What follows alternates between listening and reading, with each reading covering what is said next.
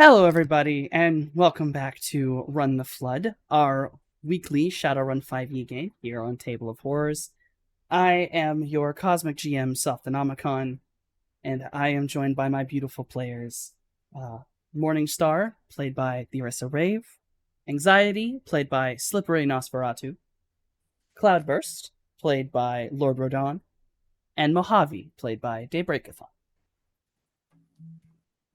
When we last left off, to give everyone a bit of a refresher, since it has been about a week, we had gone on a little adventure following Morningstar, learning many secrets that Morningstar has been alerted that she may tell no one.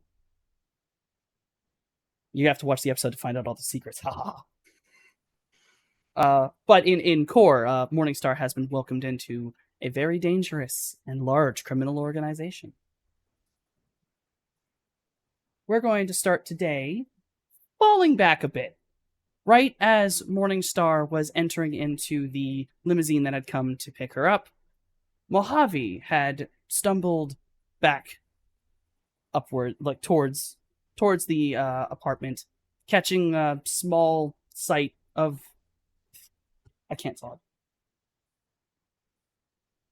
Mojave was, if I'm correct, Mojave was leaving or Mojave was coming back. I cannot remember. Coming back and then left again. It's coming back and then left again.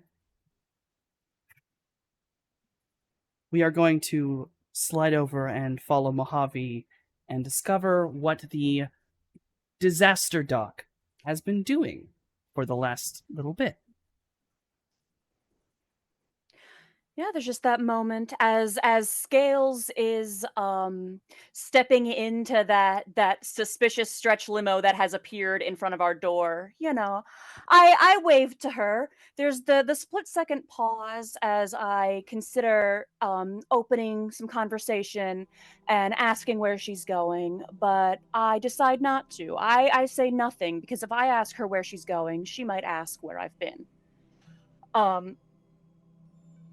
There's no reason to worry her with the amount of time Mojave spent hanging around the Eclipse Casino, nor the number of nights he's down to charged concoction and gone off into the astral instead of going to sleep. Because while Mojave might not know how to search the Matrix or use a phone, he has his own ways of gathering information. Gonna walk in, spend just a few minutes rummaging around the apartment area, picking up some odds ends, stuffing a bottle of whiskey into my backpack, and then we're headed out again to make some new friends. In your various meetings with clients, whether they be spirit or mortal, before, you had at least gotten the hint of what you might need to go through to exactly get what you're looking for.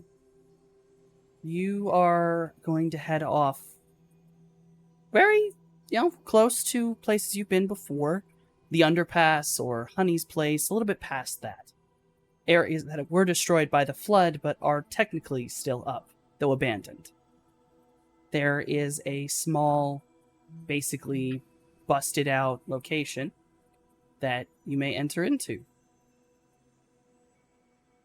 It looks like it used to be a parking garage. Of course, obligatory glance around the astral before I crawl into any suspicious abandoned places. The astral shows that this location is... The best way to put it is like thinly fogged with just bits of magic.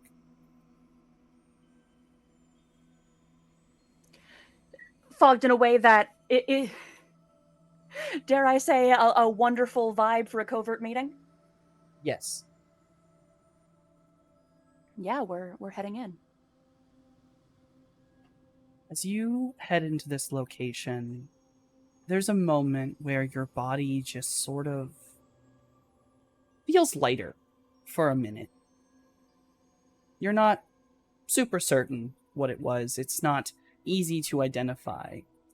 Almost kind of like missing a step and that small feeling of falling.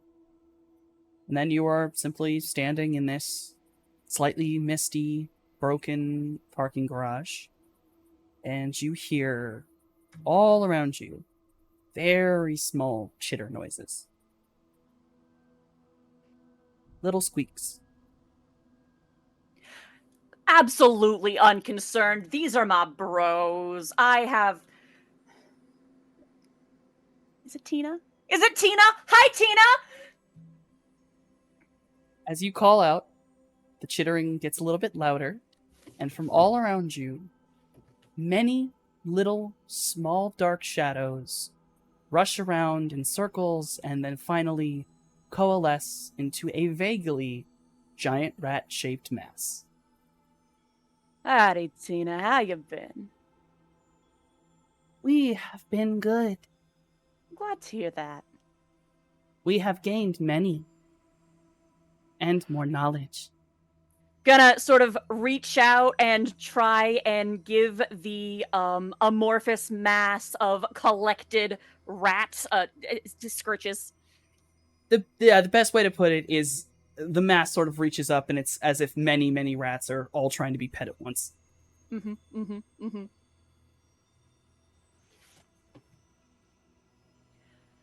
Why have you come? I am hoping to make headway on that meeting. Were you able to, Oh. And as, like, Tina kind of reels back a little bit, a smaller collection of shadows suddenly rushes in. Oh, there's a dog outside. Dog spirit has arrived. Mister, I'm trying to have a covert meeting here. Could you please stop that? First ghost children, now ghost dogs. I mean, hey, here in the Astral, there's a bunch of people coming and going. It's a free world. It's a free world. They're allowed to. Basically, this secondary shape comes rushing in, joins into Tina. You hear a sigh. Oh, that part of my mind had not returned. Yes! You wish to meet Vice. One of the vices. Mojave just grins. Thanks for the help, Tina. Yes. Go forward. You know his brother. His brother can take you.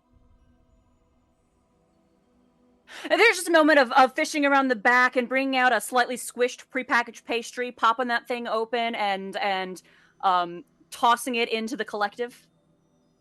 The collective hungrily devours it. Tina nods to you very warmly, almost in a weird, like, amorphous bow, and then scatters to all corners of this place. And slowly the chittering falls down. Yeah, with the connection confirmed, we proceed forward. You proceed forward, the mist gets a bit more thick, and you stop being able to identify the broken columns of concrete. More, they're just shadows in the distance, and then as you go, the shadows become straighter and thinner. You are no longer in a location that has big concrete pillars full of twisted rebar. You are in a much cleaner location. You hear as your footsteps change from on wet, sounding as if they are on wet concrete, to clean marble. There are columns carved as if part of a museum or some such. The fog gently begins to fade till it is barely above the ground, and you are in what appears almost like an art gallery, though every painting here is entirely white. Sort of hands in pockets, nodding, looking around appreciatively. Kind of strolling along until something else catches my attention. Be it a person or a particularly large white canvas that I just have to stare at for a minute to appreciate the vast emptiness. One of the two. Roll me a sensing, please. Do do do do do. Bloop bloop It takes you no time at all as you walk through this area. There's many canvases here of many sizes, and all of them very clearly are nothing more than a blank image. There's nothing there, not even white paint. It's just an empty canvas. Until you turn a corner and see a massive canvas. It's wall to wall. And while walking towards it, continuing to look upon it, you see the astral energy. This fog seems to be dripping out of the bottom of it, pouring like a slow waterfall. And the white canvas starts to darken, bits of color overtaking it, melting, and then finally forming into a rather elegant, though only half of one, family portrait, it seems. The figures in the portrait are only two on the left side, the centerpiece being a much larger figure in a chair, though invisible due to the lack of, well, completed paint. The two figures, one you have actually seen before, a tall, lanky individual, tree bark seemingly stretching up under the chin. This is the free spirit Rain that you had met previously. The man in the long coat with the void inside. The man in the long coat with the void inside. And then next to him stands another figure very, very similar. Though this one, though wearing a long coat, the coat is open, hung around the man's shoulders instead. You can see much more of his body and the deep, dark gray, just winding roots all forming from the center part of the chest, which appears open, as if a ribcage pulled open, and there is a similar void right inside.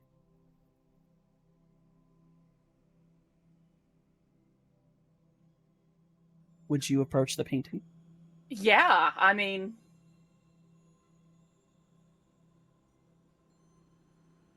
it's a real fancy painting. All magic and stuff. You calmly approach, and maybe about 10 feet from the painting, you suddenly hear a dripping noise. And then you hear someone walking. Yeah, pause, look around, source the sound. Turn off to your left, and you see the free spirit Rain. He is walking towards you, his long coat hanging down. He's looks as if he just came out of a rainstorm. Water pouring down over his coat, dripping upon the floor. But as he moves, maybe a foot behind him, the water just seems to evaporate immediately. And he comes and stands near you. Kind of like walks up to you, nods, looks over to the painting. How do you like it? Just sort of greets him with a polite tip of the hat and just real fancy. I would hope so. I worked hard on it, though it is not complete. Nice, good work. Real impressive. I've been told you are looking for information on what you all call Las Vegas. Yeah. As a matter of fact, I am. I can put you into contact with somebody. My brother. I will not require the use of my bell, as this is a simple act. It's up to you to convince him. You're real grateful. Be warned when you meet Vice. He is convincing, yet always hungry.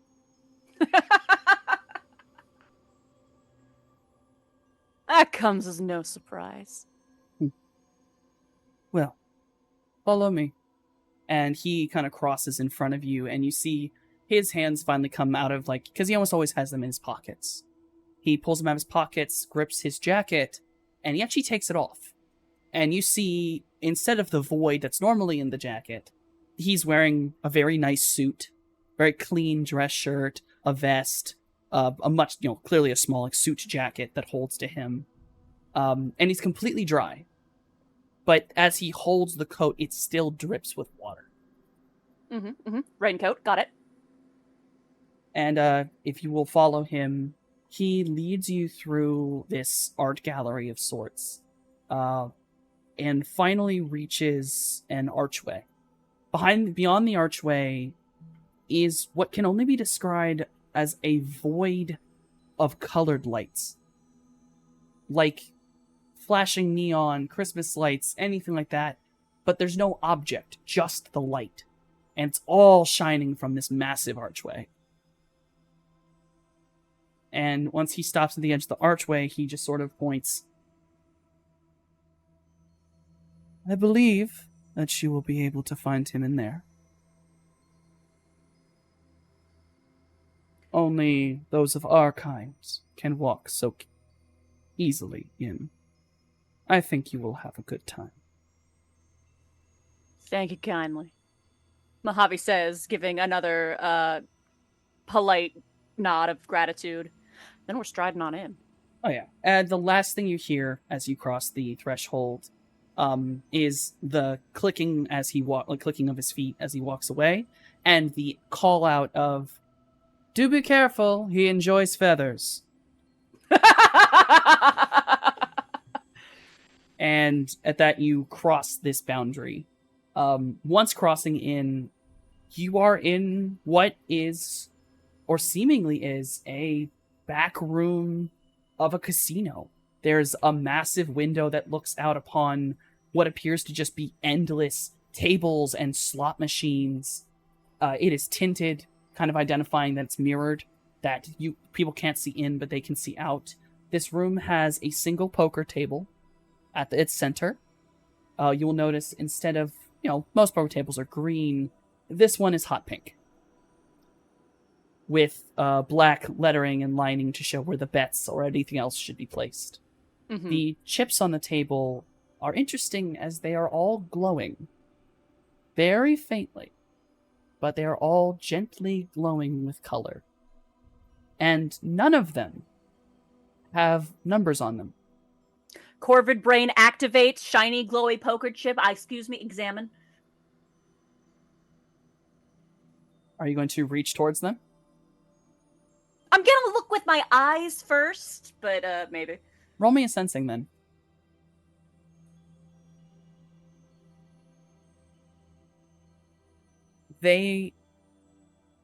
Actually, let me do a double check on a sensing.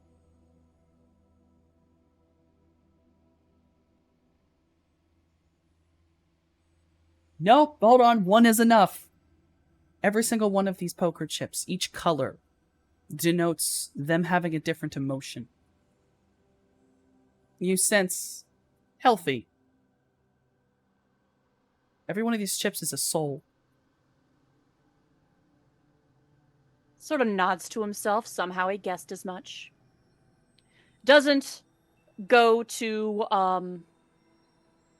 not like to pick it up or to take them, but he does sort of trail his hand lightly along the surface of these chips, just to touch, just to feel.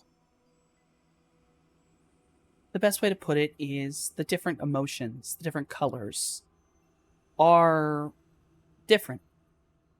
One that is sorrow is cold. Ones that are anger or hate are warm, almost too warm to the touch. And this kind of continues on in a very logical manner. It is odd to be able to hold a solid form of anyone's soul. And touching these, it's not the same incorporealness as someone's aura. It is deeply solidified. There is a discomfort when touching them. Almost like they respond to you. Mm-hmm. They react to you.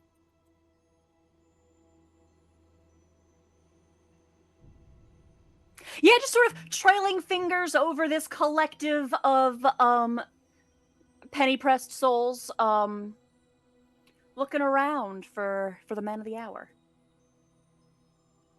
As you look around, turning to your side, there is another part of this that's sort of like a lounge. There is a fireplace. In it is burning a multicolored fire, as if someone had thrown, some of those colored powders in there, but it is continuous. Sitting in a chair to the side of it is a tall figure. He is leaning to the side, elbow on the armrest, hand on his chin, and all you can really see is this broad grin. It's just massive grin on his face. It's like you can't identify anything else about his face other than his grin. Mm-hmm. And the fact that he is wearing a hat. Something like I believe it's called a trilby. Yes. A trilby. Does he seem to be the figure from the painting? Absolutely. He does not have his jacket on right now, so he's just shirtless with this trilby on. But it's close enough that you're assuming like he looks like Rain does. And though the figure in that was a little bit different, it's more like different clothing.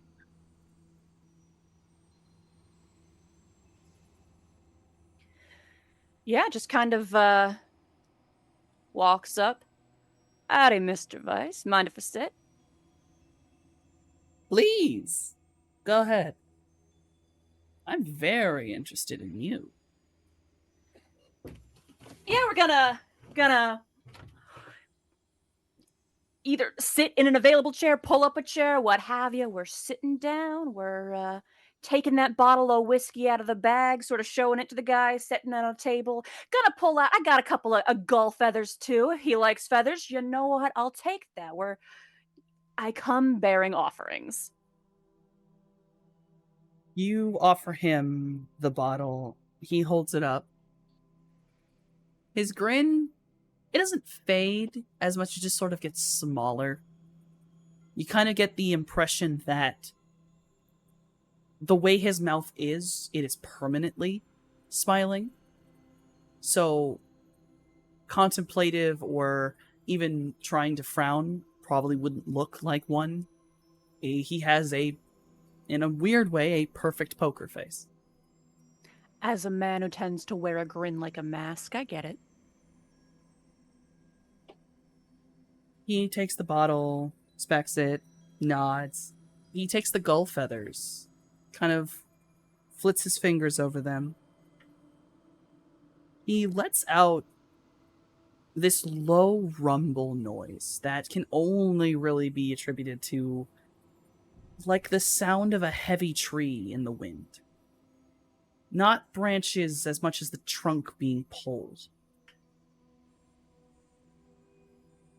He proceeds to get up and walks over to the poker table, kind of reaches on a chair and pulls up what appears to be the jacket he was wearing in the painting, and he sets the gull feather into a feathered lining that hangs around the front of the coat.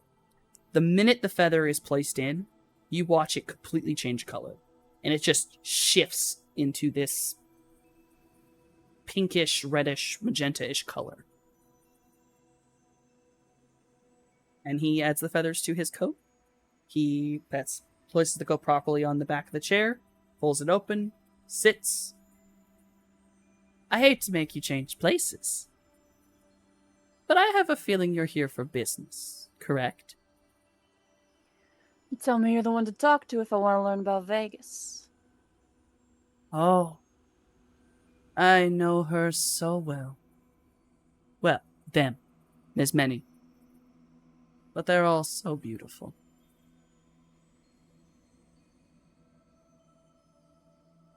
Sit. My information is, in my opinion, best given during a lovely game. Do you like games? As a matter of fact, I do. Great. Gambling is one of my favorite pastimes. Always ends up in a interesting place. And he kind of he doesn't have eyes that are easily visible. It's like the hat is permanently covering them in a way, but you see his head shift over to look at the table, poker chips on the table. Fascinating tokens you got here. Oh, yes, you would be. You know what? You wouldn't be surprised given how Vegas is. There are so many desperate people who just do not know how to keep their hands out of places they don't belong. Nod, nod, nod. Where do you keep your hands, huh?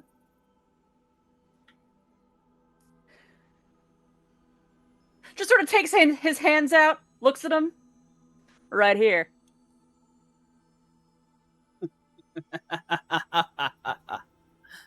I like you. What would you offer other than this offering? Would you offer that human inside you?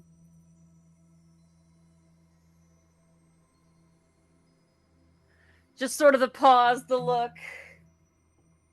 By offer, you mean? I mean, make a bet with. It'd be a good ante.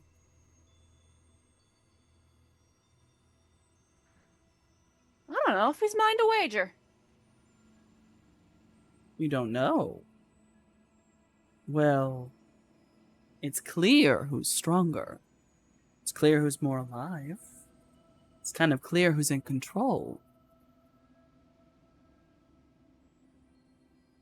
Most of us with an actual possession like that are, well, perfectly able to wager it.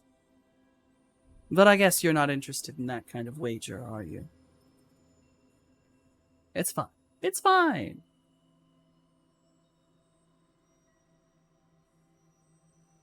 I guess it all really depends on what information you want, isn't it?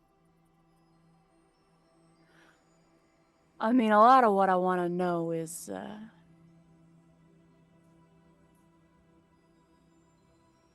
just having a talk with someone who's been there, someone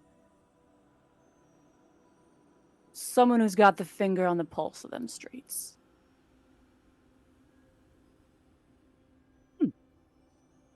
So this is just a conversation. That's rare. I haven't had a conversation in so long. Ooh. This requires the special cards. And he kind of reaches behind and reaches into the pocket of his jacket, and he pulls out this deck of cards. The box itself is completely unimpressive. It's a simple white box. Pops it open, puts them in his hand, and you see that the back of the cards are this insanely elegant design. Like, background is this royal purple, and they are covered in gold. The entire side of them is gold. Flipping them around, it looks like it is gold and black as the denotation between. It's not red and black; it's gold and black. So it's insanely beautiful cards, and he kind of begins to shuffle them. Yeah, there is a moment of that, or we could use my deck. Mojave says, mostly just to offer the novelty of it. Pulls out his battered deck of unicycle cards. Completely just ordinary, like lifted from a convenience store. Bit grubby, bit bent, but recognizable. He looks at them, looks up at you. Grinning. It has been so long since a Chaos Spirit has joined me. Fuck it. Fine. Why not? Hand them over. And he holds out a very big hand to take the cards from you. Yeah, the deck is passed over. He takes them, and you kind of watch as your grubby, older cards, they don't clean or they don't get nicer, but in Astral, there's this gentle bluish magic that kind of surrounds them for a moment as he takes them. He sets his off to the side, almost he never, like, controls the cards, taps them to make them perfect, but they're already perfect when he sets them down. They're in, like, a perfect pile, not one part out of place. And he starts shuffling yours. He motions for you to sit down. Of course we do. And he reaches over to the poker chips, and he grabs some of them that are white in color. He splits them evenly, 10 and 10, passes some to you, puts some on his side. All right. No real betting. Just my money. Just a friendly game while we have a conversation. Nod. Puts me at ease, I And understand. he starts dealing 5-card poker. And he kind of puts his, actually does put his eyes up. He raises his head, and you can see these deep, kind of pinkish eyes that look out to you, all completely aglow, and they look out at you, almost burning in a way. And he reveals his eyes. I have to give him a wink. Now you calm down. I only partake in that vice sometimes.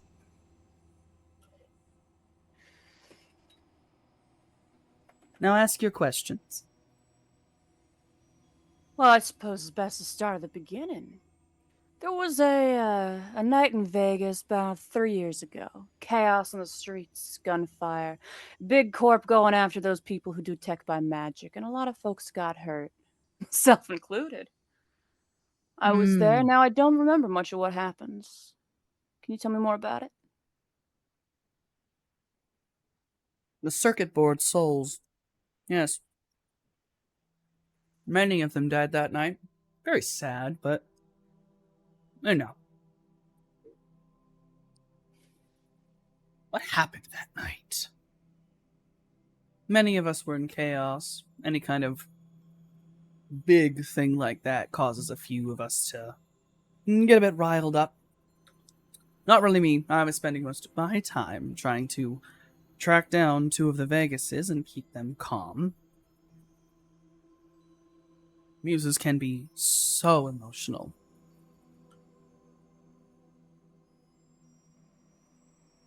I need...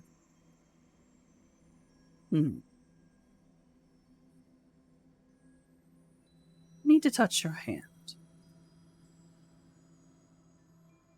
This is a proper memory, correct?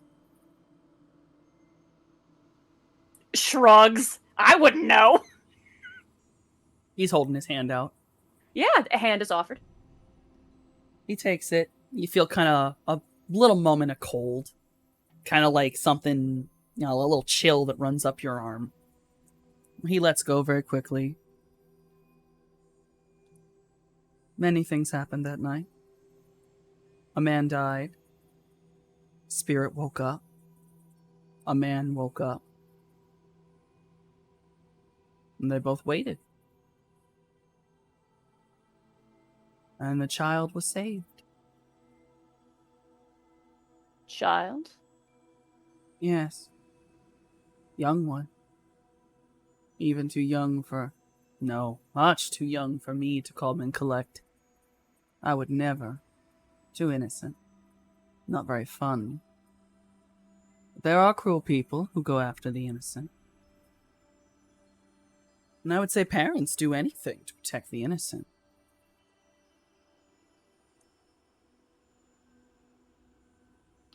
Bit of a grin. Nod. Was wondering about that. I wouldn't say it's the only reason. It very rarely is in human minds.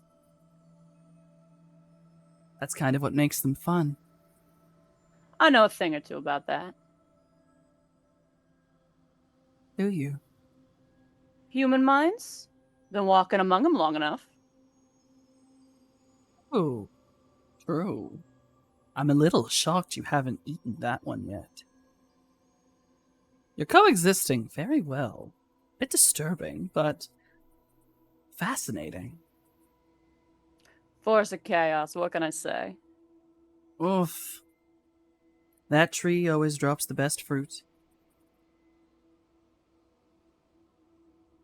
So tell me, I got a sense now of my memories, but there's stuff I wasn't there for. What was the city like? What happened in them days? What came after? And after? Hmm. A lot of us slept after that. Tried to stay out of it. Colder things came in. Took out some of the fun. Made gambling far too much of a business. Then it changed a little bit recently. And then the red showed up. A red? Yes. A flood. A wriggling, writhing mass of worms. Made everything sick. Ugh. Is Maybe. Vegas sick now? Not necessarily. There's too many of us who are more amiable to the way our home was prior. The red isn't that strong. Yet. But much like me, there are many who foolishly give up what they don't realize they don't have to. Nod, nod, nod. That red tide is rising. You've come in contact with the red tide, haven't you? Once or twice. I'd be lying if I tried to claim that ain't something I wanted to ask about.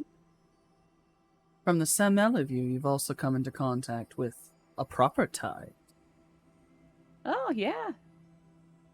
Had a picnic. I made soup.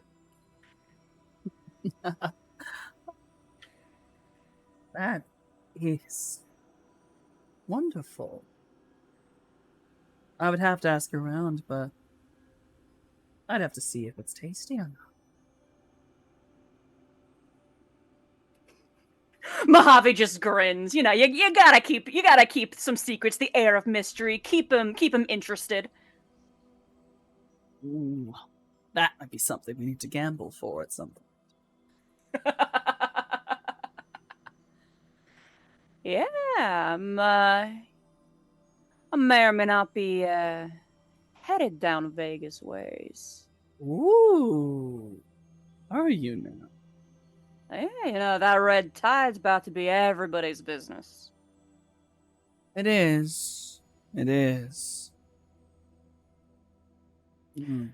You heard any whispers, any rumors that, you hear about that biodome? Oh. Red ripples all around there. They come and go. It depends. They try to plant it every year, and every year we kill it.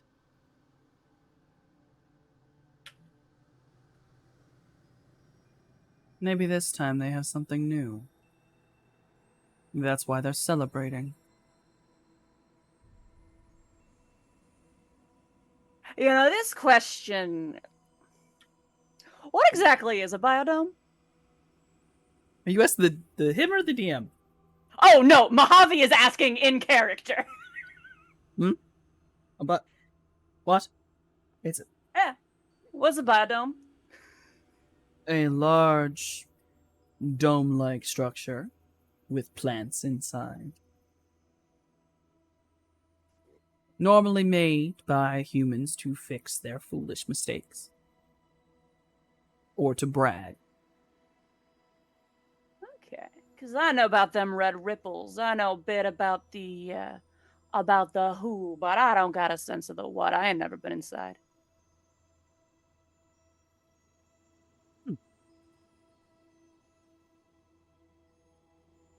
I don't know if the what fully matters, does it? It might. The why matters, I think. That too. The why is worth something. Always. The why is not a conversation. No. The why is an ante. And he kind of grins. And at this point, he kind of like points down to the center of the table. And by this point, you've done like a couple hands. It's been very simple during this. You know, it's a basic 5-card poker, and you know, you've been anteing in the whole time, but it's actually been, well, have been losing. You only have 2 more chips left technically. And he kind of nods down. And it's like next to the chips he's given you, it's like you can see almost this ghostly image of more chips. And he kind of points down at them and looks up at you expectantly. You want me to make you some soup sometime? And he snaps his fingers, and 4 chips appear. Huh. That's a decent one. That might get you a little bit of the why, if you're good at the game. Well, if you have fun playing.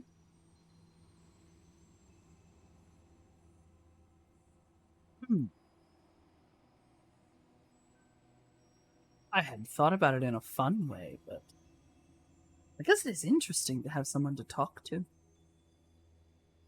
Yeah, it sounds as though it's been way too long. You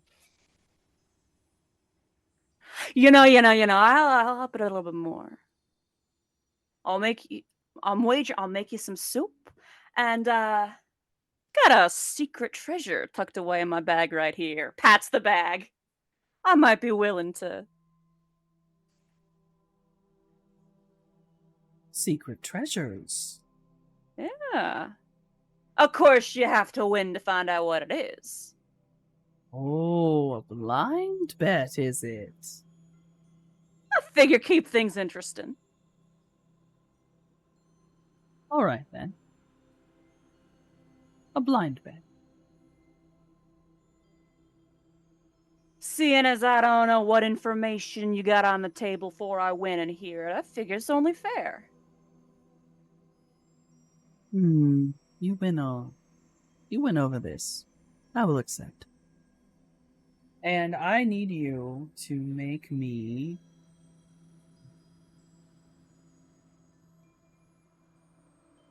I need you to roll sleight of hand. I think you have that, yes? Or is it... no, it's... What is it? Palming? I don't got either of those things. You don't have either of those? I swore you... He has... No. I think you have con, right? Yeah, I have con. I'll let you roll con. Is confidence. Okay. I'll let you roll con. It'll be a little bit of a different roll and a different result, but I'll let you roll con.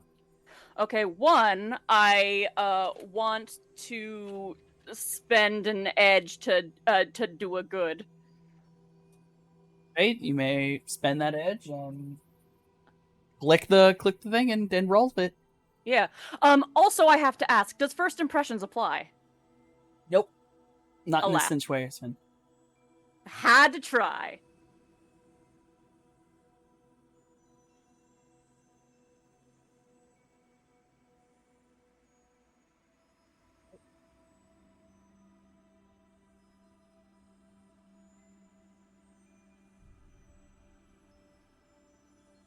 You win. You actually win the next hands that you bet this on. You basically get him to fold. He decides to fold his hand. Sighs. All right. First, and he passes you some of the, like some actual like chips, like a lot of them, and pushes the whole pot to you. And then he's like, "The why, yes? Yeah. A nursery.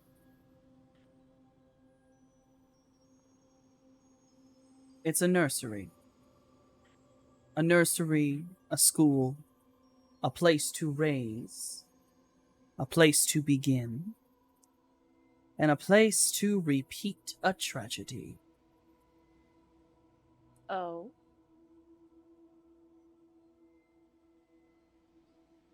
Yes. The red tide was inspired, you know. I don't know, as a matter of fact. You know, I only woke up about 3 years ago. This is true. Did you know that locusts will devour anything? I'm the little green brown, about this big, go whew! Yes. Yeah, them little suckers. So will beetles. In fact, most insects.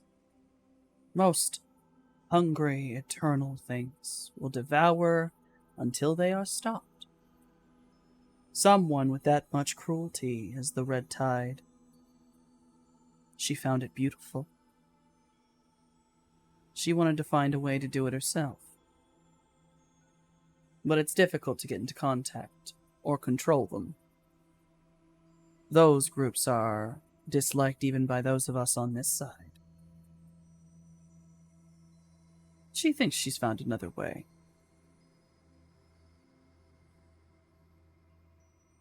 I've missed my friends from Chicago. They were nice while they lasted.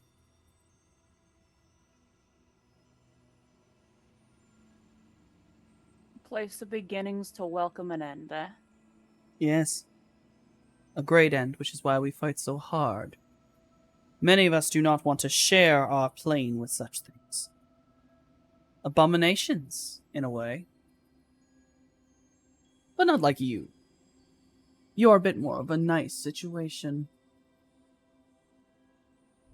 They call me an abomination? He says with like a mock affront. It's I mean, only a little bit. yeah, I'll take it. Better than being born.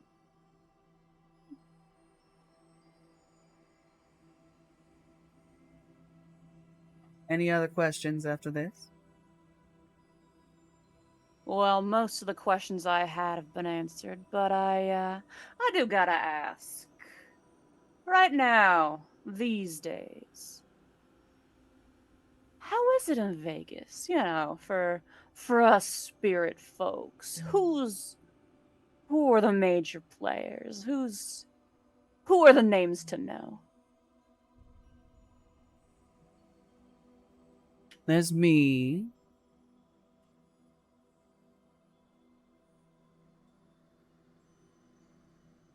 Papa Musa.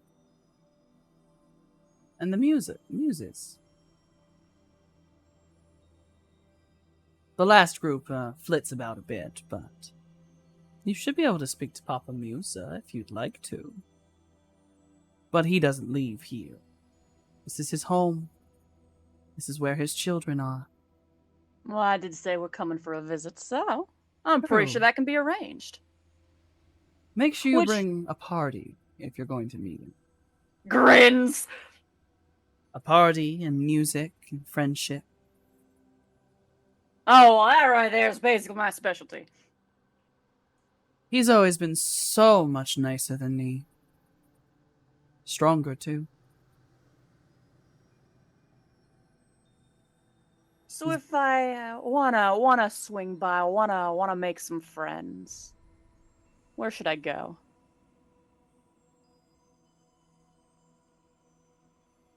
Look for the places dyed gold. That's where one of us will be, at any point in time. We always have to put up the gold so that the others know to come to the party. I'll consider this an invite. It is, but be careful. It's an invite on this side. Sometimes that on the other side can get very lost. Waves his hand dismissively. That doesn't matter. Doors, what are those? By the way, you should tell your friend I like his little shark. I'll pass it along. The snake is cute too. The elf, the spider. Makes me nervous. Well, we all have Spiders our are part to so- play, job to do. They just don't like to gamble, so I don't really trust them. The spiders, not him. I don't really care, sad to say. Oh, maybe you all will care about this. Head cocked, leaned in to listen. The Dark One's soul, the big one, her son. His soul's on this side, and on your side. He's bent between the worlds. He's trapped. Whatever you do,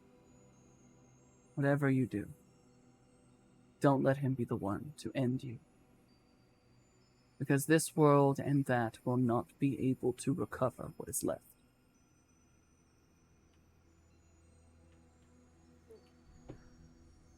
I don't got a clue what you mean, but I'll keep it in mind. He's not here yet, but she never lets him leave her side.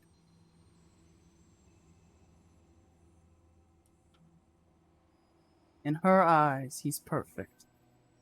In ours, he's what you would call patient zero.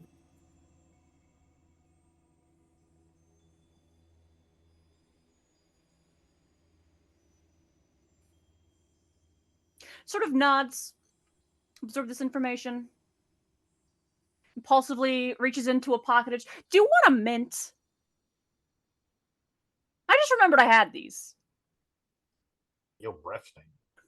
Given that you're a chaos spirit, I'm going to take a shot in the dark and say that's a legitimate offer and not an insult. No. I just remembered I had these, and they're nice. You want one? Sure. And are you just gonna pop it into his hand? Yeah! The minute your hand is close enough, he grips your hand and he pulls you in really closely. No. And he gets all up towards you. Let me give you this one, little chaos spirit. If you come to Vegas, stay away from me. I am rarely as nice as I am now. And I love feathers. Be alerted to this, please. I like feathers, I like scales, and I like silk. The color blue is nice too.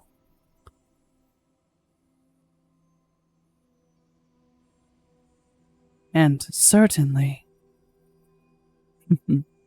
a shark would make a lovely pet. Well, you know what they say, don't wager what you can't afford to lose.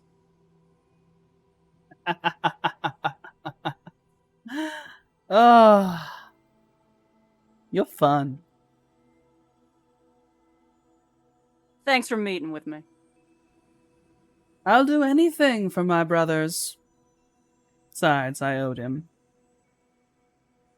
But I assure you this sadly will be possibly one of the only times we have such an amicable visit. I am sorry. I'd like to think we're friends. Oh, I never said we weren't. But friends are one of the best things to gamble with. There's still time yet for you to win some soup. We'll see. And we'll see if any of your friends fall to vice. Well, that's between them and you. Yes, it is. Now go back the way you came, and you'll end up where you need to be. Yeah, we're gonna stand. We're gonna shake his hand. We're going to retrieve the deck of cards and probably fumble them because I'm very, I definitely have palming and sleight of hand on my sheet. Mm-hmm.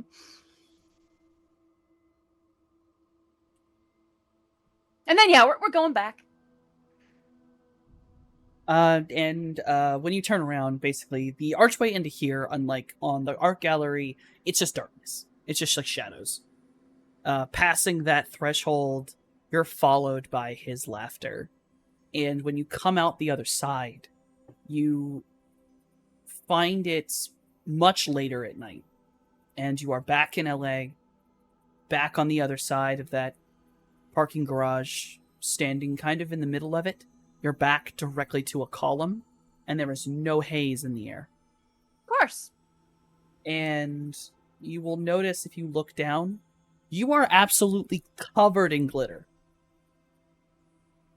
Yeah, fair. Okay.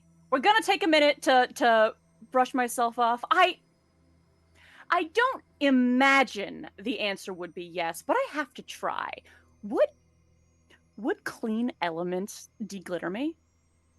I can cook up some clean elements. And I don't want to be tracking glitter all over the house. I don't need the others asking questions about why I'm covered in glitter.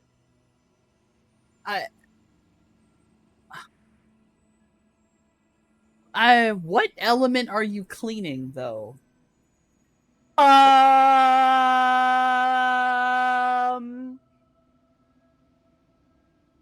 Glitter isn't an element. No, you're trying to clean the glitter off of yourself.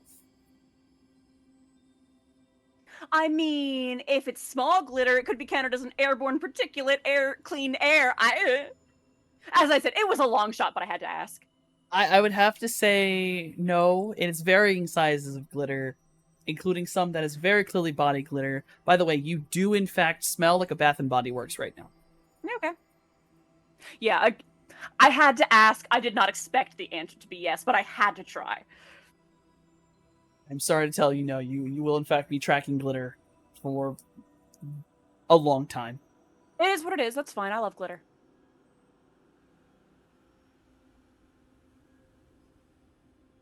I assume, is there anything else you'd like to do out here? Anyone else you'd like to go speak to, or?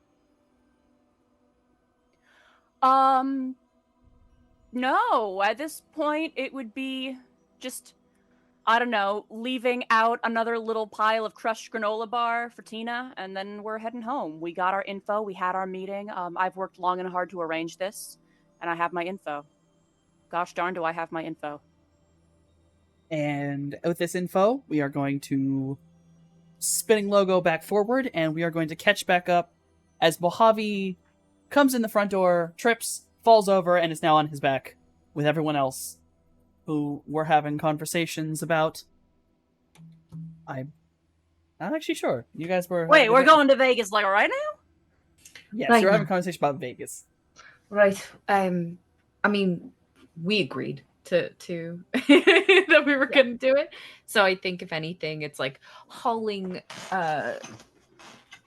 Mojave off the floor and just beginning to like get the stuff we need for our trip, you know, pack in snacks and drinks, and I need my plentiful amounts of like blankets and pillows, so I'm bringing them with me so I can be comfy in the van. You know, that type of stuff. I do want to go have a chat with Frenzy before we head out, because I've been volunteering there. I've been doing a lot of work, and I don't want to just disappear on the guy. We've had our hands full. Yeah, Do you want I me should to tell Ra I'm gonna be out of town for a bit. Do you want me to let Frenzy know for you? I still have his number. I mean, it would feel rude to just not say in person. Okay. Why don't you two go say goodbye to who you need to say goodbye to and meet us back here? We'll be ready to go. What? Flip phone? Mornix is very pointedly like, ignoring you in particular. It's very like, go do what you got to do. Goodbye. And goes into her room to get her stuff. Mojave has made no mention of where he's been. No mention of any of this. It's not relevant yet. It hasn't come up. I interrupted y'all's movie night. I think there's probably been a few times where I think at least me and Cloudy have been like, there's a lot of glitter in this fucking house. What's going on? Yeah, this probably isn't the first time Mojave's just come back inexplicably covered in glitter. Like every time it's one of us sweeping, and we're like, why am I still sweeping up glitter? Basically, and trying to keep Finn and or an adorable green an adorable green Midori from just playing with the glitter, eating the glitter. Yeah. There's been more than one time where Cloudy's like, get that out of your mouth. He probably tried once. It's kind of like, it can't. You know, if you really want to try helping, you can lick some parts in the corner. I couldn't get it out with the glove. Midori has absolutely tried to eat a glitter glue bottle once. And I'm like, you are a robot. This will stick up your gears. Please stop. Open your mouth. Open your mouth. But there is a moment. Mouth. There's that moment of I just walked in. You want me to head out right now? Like right now? Well, we're leaving now. We're leaving right now. Or shortly. Can I have a snack first? Well, I'm gonna be packing up the cooler, but right. Sure. They figure that we're going to bring food. It's a road trip. It's gonna take us a little while. Well, like maybe 2 or 3 coolers, like one with food, one with drinks. booze, one with non-booze drinks. Yeah. Okay. I'll go. Let me just go do a thing, and then I'll head out. Mojave says, stumbling towards his little corner of the apartment. Mm-hmm. Hey, is booze cheaper in Vegas than it is here? You may look this up. I look it up on It depends. It is, and sometimes it isn't. It all depends on the club you go to. Yeah, where you go. Yeah, you hear Morningstar yell from the room, depending where you get it from. Then I'll just buy some bottles here and take them with us. Yeah. I begin to prepare. And I think I changed too, because I'm still in like evening wear. So I go and I change into something more suitable for like being in the car for many hours. Honestly, are you helping me buy stuff? Yeah. Or are you just getting comfy? I'm getting comfy, but I'll help you. I'm not gonna go to the store in evening wear. let me get my my clothes on. Right. So yeah, she puts on one of those like very loose, sort of like off the shoulders type of t-shirt thing, just so that keep at least this part covered, because she can't do shit about the tail, So she just tries to be as modest as possible. And then just like packs up her stuff in a bag, any blankets and pillows and things, probably bringing like extra vials and stuff that she's picked up like throughout when we had that 2-month downtime, that she like picked up from Mojave that she thought that he might like. Maybe a feather or 2 that she found that could be put into some of the menagerie of things that Cloudy has. She quietly collects little gifts for them, so she's probably putting that in her bags before she comes out with her tote and goes to Cloudy. He's like, right, ready when you are. Yeah. As for Mojave, he steps into his little his barren little room that he's inhabited for exactly 1 night so far, and he's gonna shut the door, take out some of his alchemy equipment, and start mixing up some things. More for narrative than any mechanical anything, but he's mixing up some things, and instant coffee is definitely an ingredient there. Mm-hmm. Absolutely. And some good wake up juice. Yeah. Oh yes. Yeah, if you'll allow ST, he brews up a concoction, downs it, puts everything back in his bag, and then heads back out. Yeah, you just, for another night in a row, you brew that and don't sleep. Yep.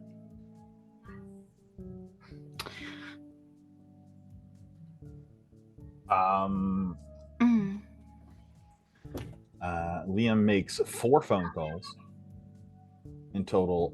Remind me, is Icarus, his fixer, is he Elvish? Upon meeting Icarus, maybe. If he is Elvish, he definitely has probably the human-like. He has slightly pointed ears. Okay. That phone call is in English. The other 3 are in Spetherial. He is calling his parents, he's calling his sister, he's calling Ra, and he's calling Icarus, and they're all getting just, I'm going to be out of town, helping friends with stuff. I'll be back. Everyone generally responds with, all right. Icarus is very much just, hey, tell me when you get back. Your family's like, okay, be safe. And Ra's response is interesting. He answers the phone, and then she will finish the phone call by stating, please tell me when you're back in town so we can hang out again. Hey, finger guns, but over the phone. You know? Yes, you'll let everyone know when they get back. It's just, he's got to go out of state. It sucks, but hey, short notice. He just found out tonight. So hey, see you when I get back. I guess Cloudy will more text Icarus, more professional of, take me off your rotation list. I won't be available. You absolutely get a message back of, yeah, your buddy called me, I figured, so I'll just take the whole general group off, yeah. Probably for the best. But since I had been doing stuff more for him, I figured I didn't need to rope the entire group into it. But Yeah. I got it cleared, don't worry. When me and Cloudy are on our way to like the supermarket and the liquor store to get stuff for the trip, I will have messaged my mother and 404 and simply saying going to Vegas. I'll keep you posted. Your mother's response is, please be safe. And 404's response is a picture. It is a picture of a document that says, is basically with some things edited out of it, a deed of purchase with an address in Las Vegas. And then a few moments later, you'll get a message of, yeah, don't worry, I'll be there soon too. Okay. The deed of purchase. Apartment complex, house, place of business. You look it up, it is a place of business. Okay. It is a lot that currently is a decently sized casino. Currently. But given all the pictures of this place being rotted out, you have a good idea that more than likely it is going to be blown the hell up and then built over. Remade, yeah. Okay, good to know. On the deed of purchase, does it have an alias of 404's, something that I would recognize, or is she giving me a hint to something else? It actually shows Marisol Serrano. Interesting, okay. So then all I say in response is, see you then. And I'm gonna take that picture and I'm going to put it in sort of a hidden folder. This folder has like anything that I want to keep encrypted and hidden away goes in there.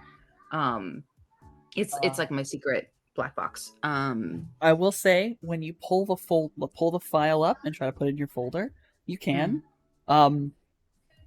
Only a few moments after you've done this, the picture seems to just disappear from your phone. That entire message is gone. And upon kind of matrix looking, though it is still stable and safe, there is very clearly a marker on that file that is a big butterfly. That's fine. The reason why I put it away in there is because I had intended on deleting the message myself, but still having it there just in case, you know, that it was necessary. But I also didn't want the address and her real name to be available for, you know, whomever might attempt to pry. So yeah, you quickly realize like 404 is a professional. We had the same thought. Oh yeah, it was immediate. Yeah, perfect. Yeah, and then you know, fucking, we go and we get the stuff that we need for this trip. It's not too hard. I assume maybe stops at like a stuffer shack or simple food. It shouldn't be that long of a trip. Technically, the drive is only 5 hours, but you are going through the Mojave Desert, which is well known for its various problems, magical and otherwise. Also, I think there's moments where I'm Cloudy would see that Morningstar is like trying to decide what would like people's favorite snacks be, you know, or like favorite. She's like trying to figure out what things people will like without having to ask them because she doesn't want to deal with the social interaction portion of it. So she's just like, I'm gonna take a guess. Be simple. You don't need to worry about it. And then he literally goes and just gets what is equivalent to a kindergarten's like lunch, like the ham, cheese, crackers, like little bits of fruit, like things that'll keep that you can eat while cold, and picnic everybody food. kind of eats it. Like she's like paying attention to this because she doesn't fucking know, right? So she's paying attention to these things, and almost like Cloudy could see she's probably taking mental notes. Like you can see it in her face that she's like, okay, remember that this is what people do. This is what they like. This is what they enjoy. So yeah.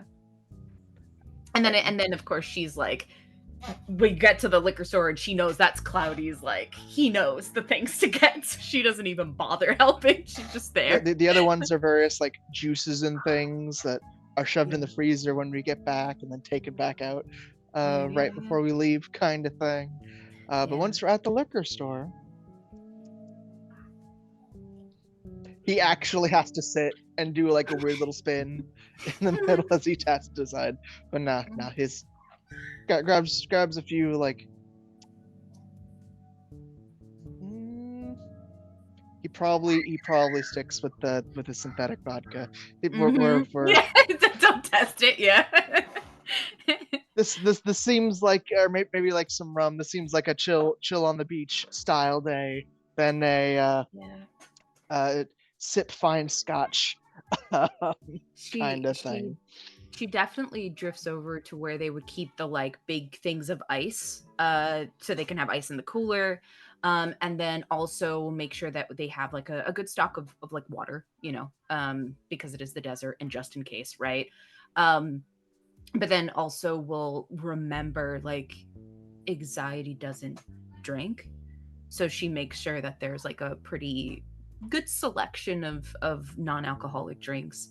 And then she like knows that Jay, he's basically like a big college kid. So she's just getting him stuff that like just a big old frat boy. So she gets some stuff that she knows he'll enjoy. Make sure we get some Pepsi for the frat boy. Yep. And maybe some Oars Light. Yes, like, exactly. Really... And they just come out with bags. She's basically holding most of the bags. You know, some are on her tail. I mean, she's bigger than you know what I mean? So she's just like, I will hold the bags. Like he has like some of the like nicer bottles, but most of them aren't really all that nice. The nicer bottles off to the side, and there's just use her trying to like balance everything, kind of like. Just the tail, and I'm like, okay, I'm ready. So you know a really good way to do this. Right? I pop open the cooler we bought and shove all the bags inside. Right, that's a and good roll idea. it. Okay. I start to fucking I mean, she can carry it all, but it's definitely a balancing act to make sure nothing breaks and falls and gets ruined. So, yeah, eventually it all goes into the coolers before we head on back to go get the others. You all are easily able to collect everything that you believe you need. You got your snacks, you got your drinks, you got your prayers, hopes, and dreams. Lug on a few different ammo boxes and shove them back behind the Ares in the amphibious. But we don't need to worry about it. Oh, I think we replenish the first aid kit as well, so that's there. Yeah, we take care of everything, and then when it's time to go, we're like, oh good. Oh yeah. There is one last minute thing I should probably grab. Go into my room and take down all the lodge shit, shove it into a bag, set up once we get there. Yeah. You're able to pack up all of your lodge stuff, and you're like, no, you're gonna have to set it up when you get there, and it's fine. You're able to easily fit everything in there. The amphibious is huge, has massive compartment to it. It holds basically everything. No one really be on top of anyone else. I don't forget, I almost said Mojave, Madari's charging port. I'm like about to slither out the door, and I'm like, oh shit, and I go to grab it, and I'm like, oh, almost forgot. Liam is fully dressed, like head to toe in like riding leathers and a duster with like the helmet, and he's definitely got like a custom paint job on the helmet. Like the visor's got like shark teeth that go across the bottom plate. Oh, that's cool. That's really cool. Just out in the sunlight, squinting a bit, but it's a tinted helmet, so he's like, it's not bad. It's not bad. We're here. It's not painful. Yeah. He's got his bike all gassed up. So while the others have done their shopping and prep, Mojave slipped off to go and one last meeting with Frenzy. You're gonna go meet Frenzy? Yeah. All right. I assume you're gonna walk out there. Yes, I am not licensed to drive. I can barely walk. You can drive. Driving, that'd be so scary. Liam was home. He can take you on the bike. That's true. I mean, I could maybe drive. Part of me knew how to drive once, but I don't think you want me on the roads right now when I can't walk in a straight line. Well, I dropped something. I can give you a ride, for fuck's sake. Oh, sure. Yeah, just hold on. Okay.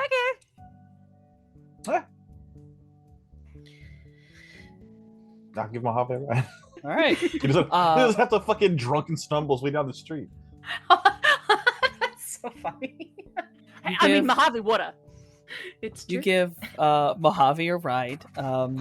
Frenzy's clinic at this point has actually moved places, as the original Freak Show Row is no longer there, and instead there is a canal that is currently being filled in.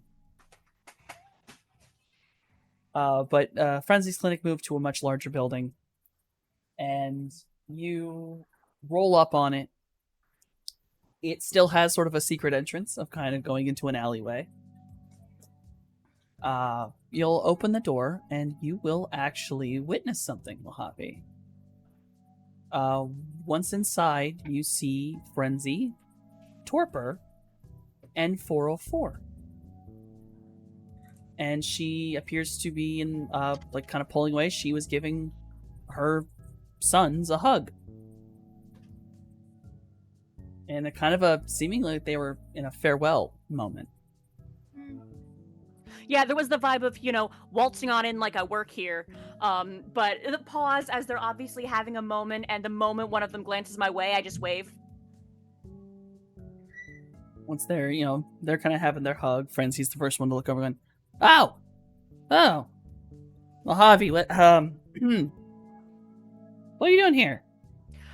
Hey, Doc, I was just coming by, to see if there was anything you needed me to do before I left town for a little bit. You're leaving town? I mean, no, I got basically everything handled for the most part. Where are you going?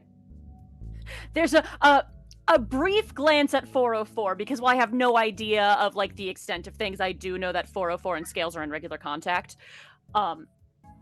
It's just figure it's high time I wander back Vegas wards. Got in touch with my roots, you know. All right.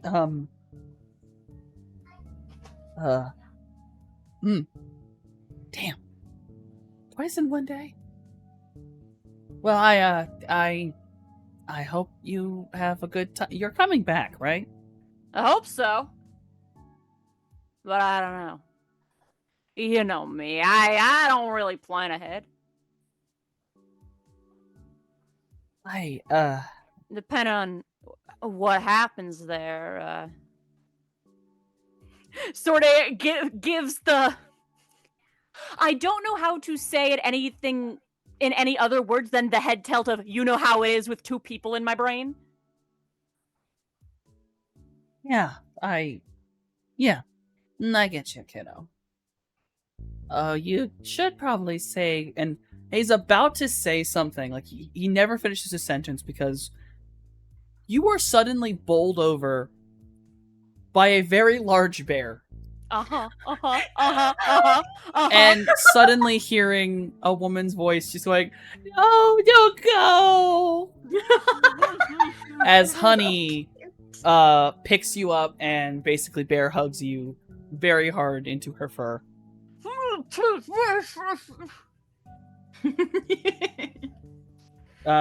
And as she kind of like falls back, she shifts out of the bear form into her more humanoid form, which is still about as big and wide as her bear form. She is a very large woman, and she's just crushing you with all muscle. Honey is the best. Honey, I can't breathe, please. Oh, right. Sorry. And she's like holding you out from her, and you're off the ground like a foot. Sort of the affectionate pat on the arm, because I figured that's about all I can reach right now. About that. You better be okay in Vegas. You better be safe. You better be safe in Vegas. You can trust me. I'm gonna take every possible step I can to be safe. Don't you worry about it. I can look after myself. Vegas is so dangerous. Well, sounds like it's the kind of place what me needs me. You. Say that again? We need you. She's like, she's not crying, but she's sort of like blubbering, and she's like trying to figure out in like a mom mode of like, don't leave me, child, please. Don't leave the nest. You're not old enough. The cross between I am a full-grown adult who has been taking care of myself for my entire life versus that entire life is literally only 3 years, so maybe you've got a point. Right. Yeah. Pat on arm as he tries to words. This is something I gotta do. Okay. But take this. And she reaches into her bag and pulls out a little wooden bear item. A little bear doll. A carved little bear. About maybe 2 inches long, inch wide. And she, her large hand, she passes it to you. And she's just, you keep that with you, okay? And that way, bring that back to me, because you have to. And then, if you have to bring something back to me, then you have to come back. She's so cute, my heart can't take this. Yeah, don't you worry about a thing, honey. I'll do everything in my power to see this gets returned. And I will keep all the babies safe here while you're gone. Please do. Please do. You know I wouldn't be leaving if I didn't gotta. I have so much babysitting to do. And as she says that, she looks towards Frenzy and Torpor, who both just look absolutely incredulously over at her. And 404 swings from, like, kind of walks behind Honey, pats her on the back, and just, good to see you, honey. I gotta go. I just imagine that look of commiseration between Torpor, Frenzy, and Mojave of just like, yes, I too am an adult. They're just so like, are you kidding me right now? That's so cute. These two fairly old elves are just like, really? This is how we're gonna be treated? Please. Madam, I'm a grown please. man. Don't think forget I'm old. to take care of yourselves too, honey. Of course we will. We're always here to take care of her. We'll always be fine. And I won't eat any more strange rabbits. There we go. There we go. Or dolls. Nod, nod, nod. I'll be fine. And right. If anything important comes up, I'm sure Frenzy here, you have the way to contact the folks I run with. Yep. Don't worry. So if anything real important comes up, you can pass the note to Frenzy, who will pass the note to someone who can pass the note to me. Yeah. If we need you, I'll call Orm's daughter. See? I'm going away, but I'm not going away. Yeah. Just don't run yourself into the ground, kid. Mojave sort of it's the nod, but it's the nod of I hear what you're saying, but I make no promises. Is there anything else you'd like to say to them? Nope. Otherwise, just, they will give you their goodbyes. Yeah. Anxiety, were you outside this whole time? Or did you come in?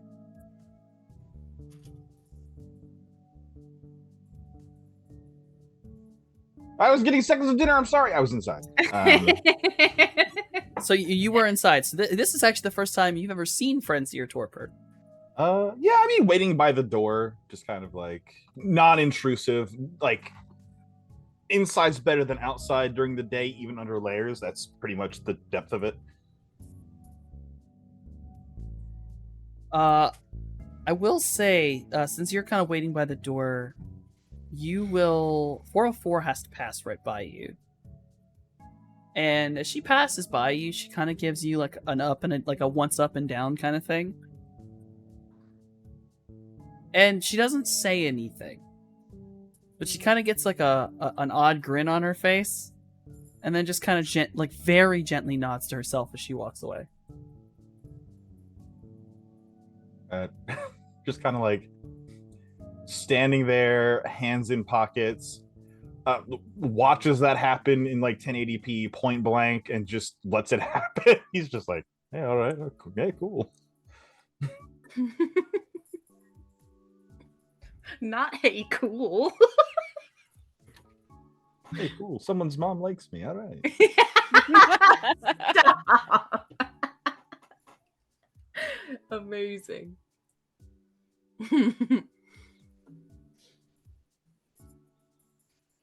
Then with that, if you all would like to, you both can go back and meet up with the others. Fully when we leave, I'm gonna pop a wheelie as we leave the parking lot for Mojave's cool points. He full on like hat in hand and waves it for a moment. Like he's on a horse. Hell yeah, brother. All right, we pop a couple cool points on Mojave. 2 cool points. I'm tracking 2 cool points right now. Yeah, track 2 cool points. I'll do it. I'm doing it. It's done. I've added it to gear for some reason. I don't know.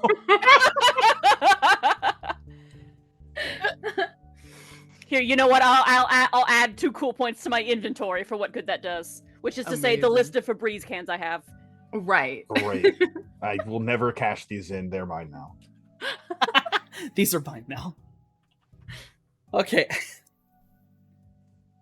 Mm-hmm. All right. So everyone needs back up. It is whatever time of day you want it to be when you leave, actually.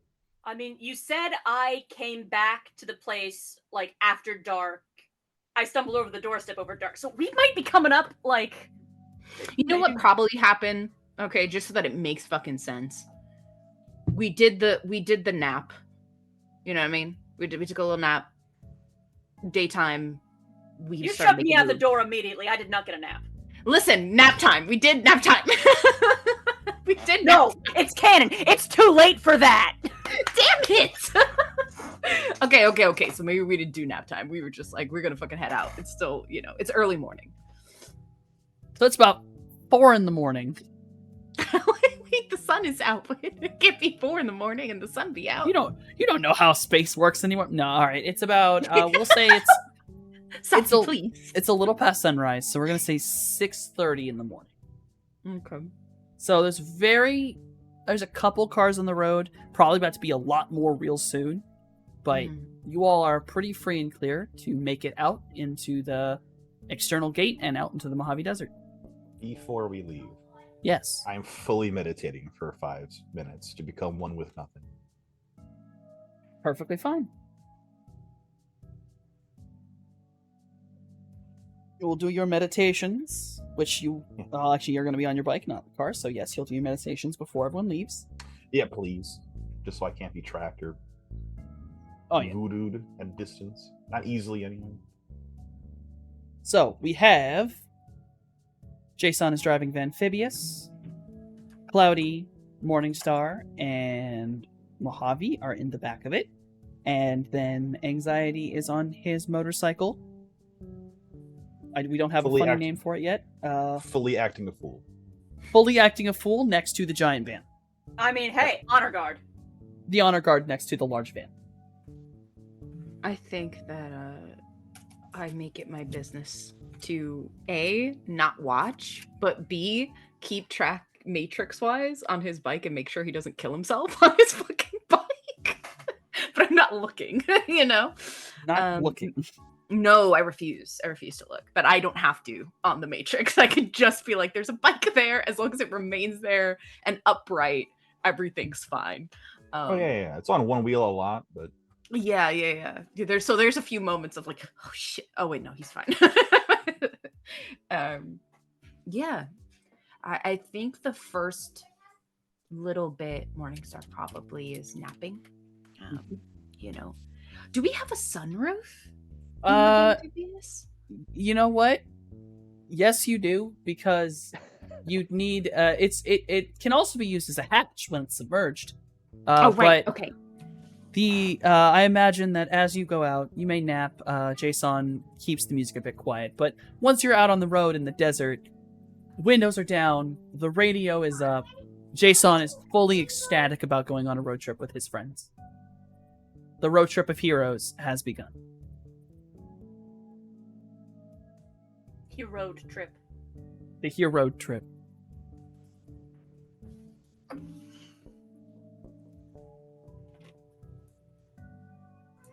Yeah, I think once the sun is really up in the fucking sky or whatever, I the sunroof especially I have open so that I could get the sun rays, and I'm just this like pile of snake under the ray of sun that comes into the vehicle, and I think as my eyes are closed, like every once in a while there's like a wave of rainbow colors, and it's more like solar panel reaction to sun rays. You know what I mean? I'm just soaking up heat. But yeah, I can see it happening where Mojave, it looks like he's taking a nap. He's sort of like arms crossed, slumped in the seat, hat pulled down over his eyes, but 100% he is fully flying around in astral, vibing. Mojave is enjoying the Mojave. Yep. Yeah. Cloudy's probably taking like an hour nap, like the little power nap. Same. And Softing, you Mhm. may pick a weird miscellaneous thing that Finn is using me as a pillow as. The lamp is using you as the pillow.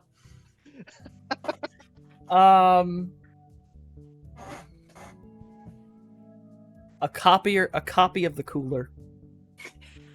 It's so funny. I'm just picturing this very eclectic cuddle puddle. Hoping you'll fuck up and put a sandwich in there. It's like, yes. He's hoping you will fuck up, put a sandwich in there, and he will be able to eat it. He's gone full mimic. That's what he's done. He's gone total mimic. So you have giant pile of snake, Mojave, all Glittery clumped up, cowboy. glittery cowboy. Cloudy is chilled, and on Cloudy's lap is a slightly catty corner and weirdly long cooler Love that it. every so little star often sticker seems on the to cooler. Little shiver a Finn. bit. It's like this. little thin on the If cooler. Astral Mojave is like visible from the road while we're out there, like on the open road in the fucking desert, Liam will fully like go off road and shit to like follow Mojave and hang out because I can just see that motherfucker with my magic eyes, you know. I will allow you to do that. If you'd like to go off road, please roll groundcraft, pilot groundcraft. Oh sure. 1. Despite 11 dice, it's 1. No. If I realize he's like following me to vibe, I'm not gonna lead him over some like any incredibly arduous terrain. I'm not trying to wreck my bro here. That is fair, but look, it's the middle of the desert, man. You don't know what's out there. Yeah.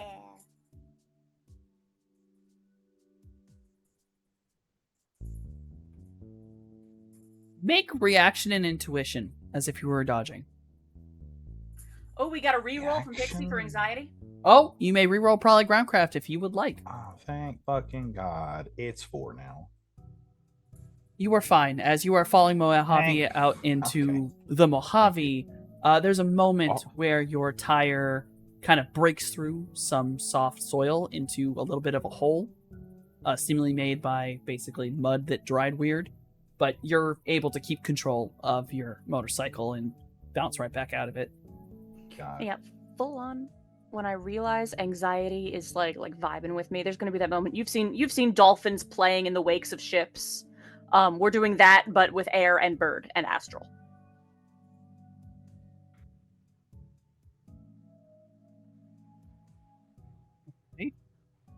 So Oh yeah. While you see Superman flying above me, I'll like pull up under him and like put one of my hands up like I'm holding him up. Just again, fully acting a fool the whole trip. fully acting a fool. That's the moment where I stop looking like a bird and my astral self starts looking like a kite just for the nonsense of it. Just out here becoming a kite. So, who would like to roll a D100 for me? I'll do it. After all, we are in the We are in Mojave, the and I am Mojave. Mojave. Hey dog, I heard you Mojave likes to Mojave, so I brought Mojave into the Mojave so we can travel through the Mojave. Hey! I got an 88. Oh, wonderful. That should bode well. Right? So, as you all are traveling through the desert, you catch sight in the distance of a group of about 5 people on motorcycles, and they are headed your way. So, out of the desert towards the city. It's a group of 5 on motorcycles. The kites, the astral kite and string lets out a screech like a hawk. Crazy. I don't like that. One more time. What? You do what, sir? you do what? I currently What shape look. of kite did you take? Oh, it's like a full on like vaguely triangular, like a children's kite. So not like any of There's those just- fancy animal-esque kites, like a No. regular plain old. Just full on like children's kite, probably patterned with cowboy hats. A regular but- rhombus ass kite. is what Foley he just goes. Yeah, fucking full on peels makes off. that "Hey!" hawk noise to alert anxiety to these people on the motorcycles. I'm a chaos spirit. I don't know what you expected. Not the Yeah. rhombus. I'll be honest. Well, I did say triangle because in my experience, a triangular kite flies better. Okay, well, fair enough. I mean- hate it. Do we- All right. So They're coming at us like they're on the road going the opposite direction in lanes of travel, and this just makes sense, or they're fully like roll Max rage roll- perception for me. Can I also make an sensing roll? Do we hear the hawk sound in the amphibious? Perception roll? You know what? Actually, that's fair. Hold on. Yeah, because Although- I mean, I did. Probably not actually. Mojave's in the astral. Mm-hmm. Only I the was mages actually would be able to sensing- hear it. Should I? 'Cause I'm a little Then I bit can't. snoozy. I'm You are not sure. snoozing. I don't know if anyone Should but I- anxiety would be able to hear. I mean, Eh, I guess I mean, naturally, subvocal yeah. might. roll it with a negative penalty. I mean, mean, that's just to hear the subvocal might, hawk but also noise. I don't think that applies to a spirit. It is not No, but I applied to a mean- spirit. But I guess but I mean- anxiety could call out. Yeah, anxiety could be like, hey, there's half a dozen or so people riding towards us, I think. Yeah, ST, I am going to roll a yes. sensing to look at these folks, if you don't mind. Sure. And the minute anxiety says something, yes, everyone may roll perception as they wish, as they may look up out into whatever it may be.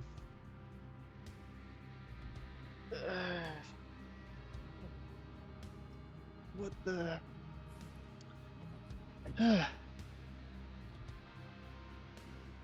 Let's see. Morningstar, you are able to, with your snake eyes, pinpoint the fact that this group of 5 seem to be driving definitely a bit recklessly. They appear to be driving in mostly like 2 columns with like 1 person behind, but like 2 of the front dudes are clearly kind of playing chicken with each other. Getting a little too close to one side, the other one kind of moves away. They're Mhm. kind of changing position. They're clearly almost joyriding a little bit. And at Okay. this point, it's you had a 4. As they get closer, you are able to tell that they're all wearing the same colors. What color? Shit. Yeah, what colors? Well, here's the thing. We're still matrix bound, right? Like I'm still able to access the matrix at this current moment. Yes or no? Yes, you're still close enough to the city. Fantastic. Cool. What colors? What colors am I peeping? Uh, I probably nudge Cloudy awake with my tail. I just kind of like poke him in the stomach. But yeah, what colors? You see green and brown. A very bright What kind of motorcycles? I'm scared, brother. Okay. Like wait. Harley Davidson. We They Or the appear. goddamn They appear like they appear like a Harley's actually. Yeah. We've seen the first time we met Anxiety, it was a similar situation. Being beat up by the ancients. Do these colors Yes. look at all familiar to any of Right, us? that's what No. I'm trying to find out. These do not look like ancients. The ancients Okay. also do not drive Harleys. Okay. Generally. Good to know. Okay. They don't tend to wear Harleys. They don't tend to wear brown. Yeah. Ancients aside, do these colors look at all familiar to any of us?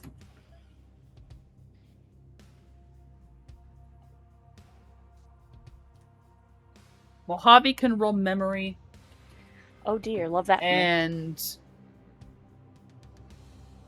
I the can run plates. Snake can roll. You don't have that. You're not that close yet. Oh, okay. I roll? I'll say you can roll computer to do a matrix search for the colors and assumingly possibly Go Gang. See if this is a Go Gang or just some sort of group. Brown, green, LA Go Gang. It's like All what of them type- fucking dice and 4 fucking what?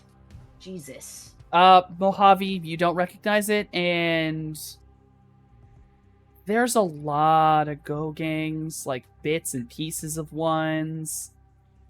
Not a lot of them use brown. That's kind of a weird, consistent color to have. With my recent acquiring of knowledge, would this give me a better clue? Oh, you know what? You know what? A roll.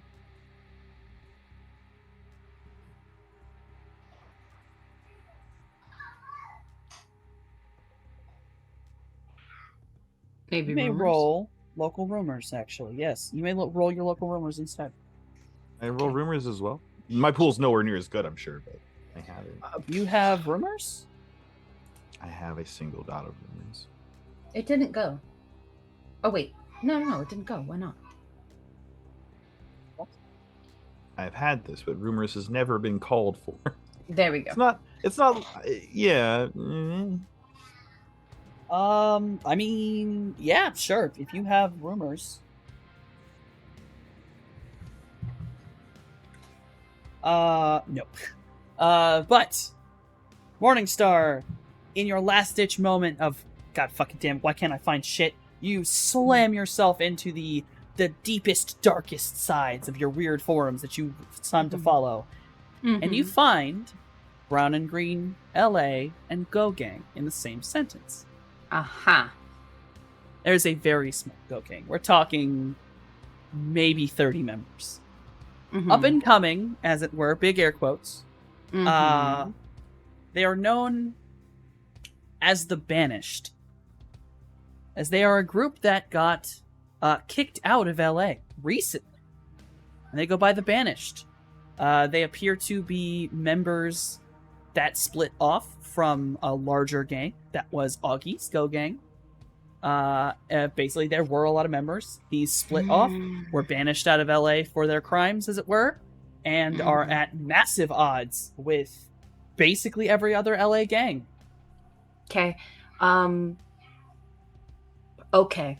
I very quickly say that over the earpieces. I know that Mojave doesn't wear one, but I figure Anxiety will let him know. And I am going to... I mean, you don't know I'm not asleep. I'm sorry. You have the weasels, don't you? You have the thing that like fucks with the electronics. I know Yes, you don't no, have one. I do have gremlins, but also, like, for all intents and purposes, I do seem to just be asleep. Okay, yeah. Well, I say it out loud, so if you hear it, you hear it. Yeah. But yeah, I say that out loud too, so that it's over the things, and then I am going to immediately, if I can, put some marks on the I guess the motorcycle that's most up ahead, because my intention is to make it essentially swerve or full stop to knock some of the other bikes off course. All right. I'm not fucking around And because I don't trust it. Just going back for a moment, I did roll a 2 on a sensing. Is that enough to tell if any of these folks are mages that we might need to worry about? Known as a mage, and at least 3 of them are drunk. All very happy. Yeah, that is the kite turns back into a bird to whisper in Anxiety's ear. I mean, they're just driving. They're just driving. She does not fuck around because she knows that they come from an essentially Augie's gang, so she's not playing any games. So yeah, I'd like to put some marks on them and then fuck up their fucking motorcycles. I will let you roll hacking. Okay, thanks. And about this point in time, the Go Gang appears to have noticed Amphibious, but more specifically, some of them peel off the road and end up traveling into the sand. Because the more obvious thing is the motorcycle kicking up a dust trail. And they start heading off-road towards Anxiety. Like they're gonna cut him off. Yeah, no. How No, many? they will not. 3 have jumped off the road and are headed towards you. 2 are remaining on the road, driving side by side. Oh, that's not enough. Okay. Yeah. So the those 3 that are heading towards anxiety are who I'm going to put. I got a 5 for my hacking, so. All right. With a 5, I'll let you cut through the noise of distance. One of them is in fact on Wi-Fi. It's a drunk dude. He's probably using it to keep his GPS from letting him fall. And I'll let you hack into him. Wonderful. He's hacked. I would like to. I don't know what it would be. Is it resonance spike?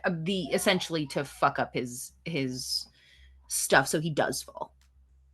Spoof command turn. Yeah, you can actually just use a regular one. Spoof command.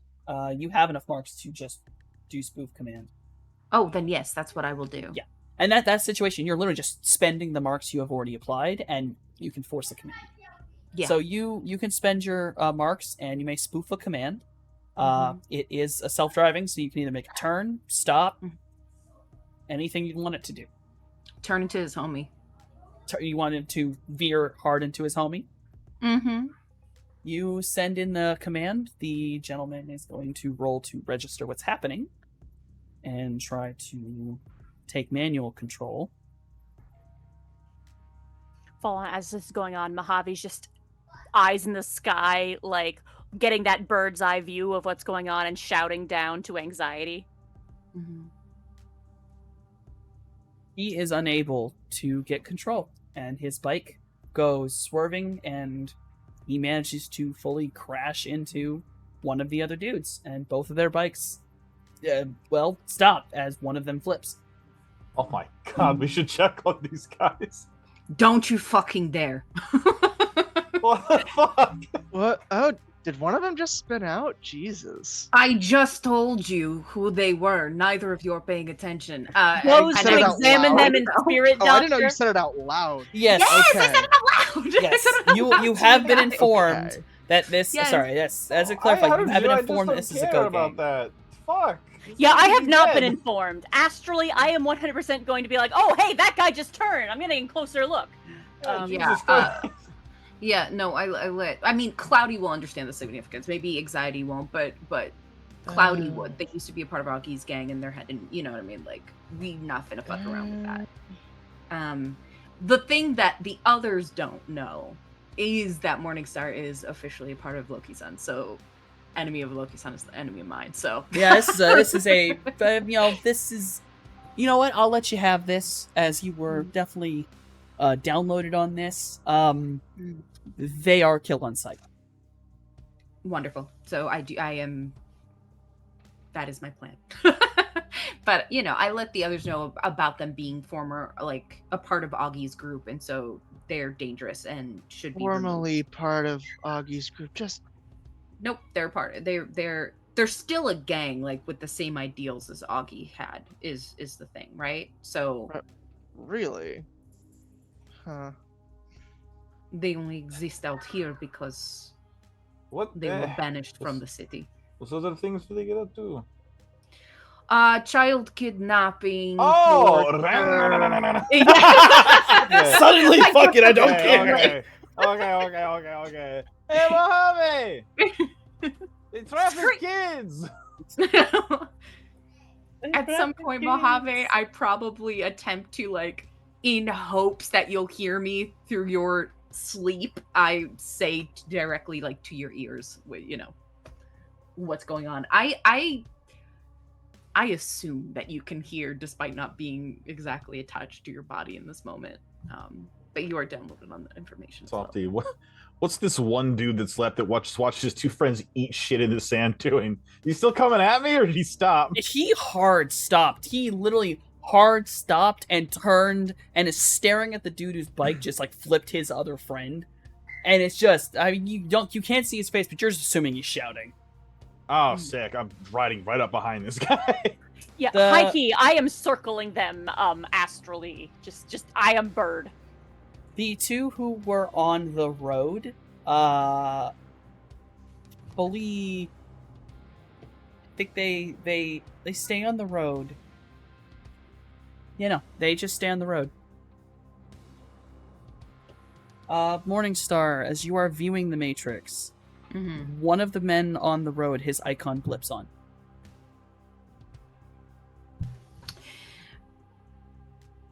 Okay. So he seems to be turning on either Wi-Fi or comm link or something like that. Mm-hmm. Am I getting Technomancer vibe or am I getting Decker vibe? Or just You're somebody not- who's turned on You're their not shit? sure from this far away. Okay. There's too much noise in between you and him. Mm-hmm. Misread marks. That would make, if I were to put on marks on his bike and shut him off or whatever, or attempt to do so, will that make it harder for him to register that I've put marks on him? If I use misread marks? Yes, misread marks would, I believe it makes the marks appear as if there's something else, though you would need to pick something for them to look like. So, like, you can't, without knowing what his marks look like, you cannot identify as his marks, but anyone else's, like, ID, things you've seen, you can copy. Did I see the icon of the person who was online before that I made crash? You've Did I see their icon? You've seen that person's icon, but you will be aware that marks and icons don't always match. Okay. You know what? I don't think I actually care. So I'm gonna put marks on him, on his thing once his icon bleeps up. And that's hacking, right? Yes, and it's Okay. I'm gonna hack real quick. I did not do well. you are not able to get through the noise. You get no marks on him. Damn it. Okay.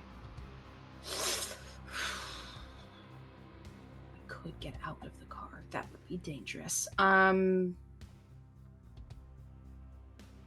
I at this guy yet?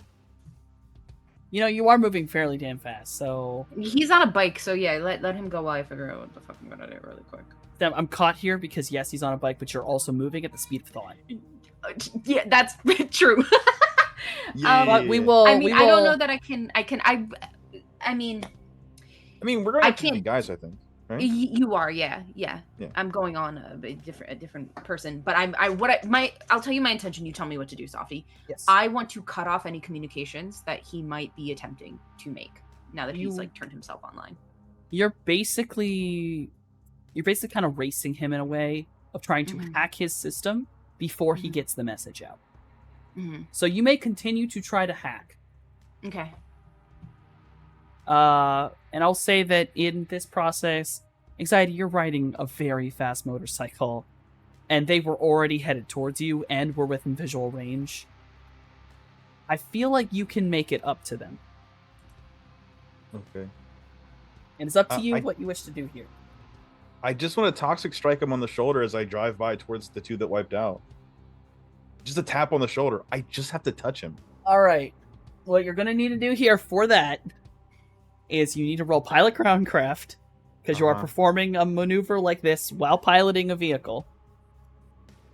Yeah, I mean, I'm driving past a guy with my arm sticking out. Are we sure we need to go and do all Yes. Yes. Okay. This is how vehicle combat works. that? 2.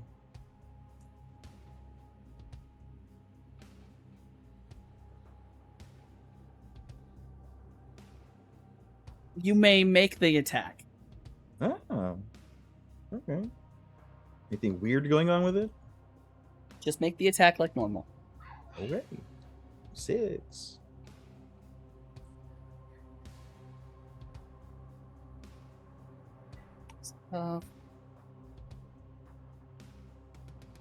Hey. You managed to strike him. Your things take effect, which I believe is paralysis. No, this is toxic strike. This is No, toxic these strike. guys traffic children. He's going into like an Ah. allergic reaction. Got it. This is anaphylaxis. Oh yeah, like his throat's closing up. This man's gonna die, and it's gonna suck the whole time. It's gonna suck the whole time. Yes, you strike him. He will fall off of his bike onto the ground and begin coughing. I need you to make. Ugh. I'm gonna need you to make another pilot groundcraft. Okay. You were able to stay steady when you hit him, 3. but there you go. That's all I need you to do. I just need you to get better than you did the last time. Because I'm basically pulling it here like, all right, You're able to stay steady and aim. You hit him. Now you got to recover from that kind of force. I got you. All right, so you go flying past this dude. So 2 dudes are basically on the ground now. One has been flipped off his bike. One has been toxic striked by you. There's a third dude. He was the dude on the bike that rammed into the other. Technically, his bike just stopped. Yeah. Because he just sort of made the other one unstable. That's the dude with the hacked bike right now. Now, more marks would need to be placed on that bike, but it is much easier to put those marks on him. But technically, his bike is not damaged, and neither is he. He is now very confused, has seen you drive by, his friend's now on the ground. He runs over to his friend, and he proceeds to pull out a weapon. What appears to be a large Ares Predator. He pulls out and... Oh my fucking god. Nani? When there comes a moment, I do have a question on the subject of confused. I will happily give you that. The gun backfires on him. Oh dear. Did he crit glitch? Yes. That was Crazy. the worst I have ever rolled. I was like, I'm gonna start rolling physical dice. This is fun. That was the worst. Bro, I was about to do some fucking Super Sentai Power Ranger shit, but hey, if it just blows up in his fucking hand, it is what it is. The gun backfires, which does make him drop the gun and do some damage, but it does not kill him. He simply is forced to drop his weapon and be in a bit of pain. And you are not shot. Mojave, what would you want to ask about Confused exactly? I was just gonna say, like, they're not mages. I'm a spirit right now. Like, can I bother them on the astral? Are you basically asking to cast something from the astral plane? No, I don't do spells. I make potions. I'm asking, can I like peck them astrally? Can I just peck them? They just feel a spiritual pain and they're like, where is it coming from? Like that mild distraction, that vague confusion. Like, can I just bother them? Does this man feel his sins crawling on his back? Right.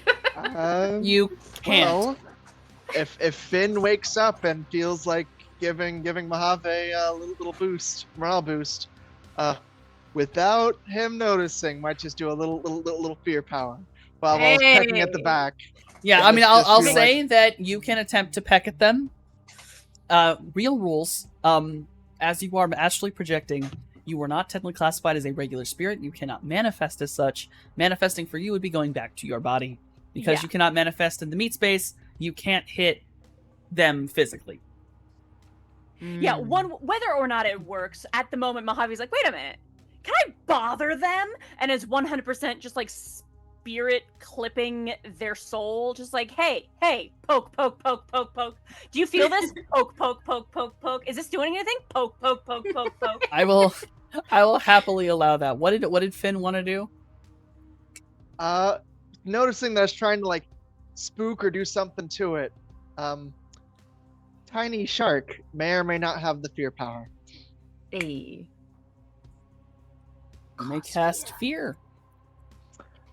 He may cast fear. So, yep. It rolls willpower and logic against this guy's willpower and magic. Poke, poke, poke, poke, poke. And he does partially manifest, just growls just behind Mojave, just big shark teeth. Yeah, his spoopy. It's scary out here in the desert. So you proceed to, scare the shit out of this man. Only 3 hits. 3 hits, and he gets to do this. He's also drunk, though. Willpower and logic is what he rolls. Give him a negative on. He leaves it even.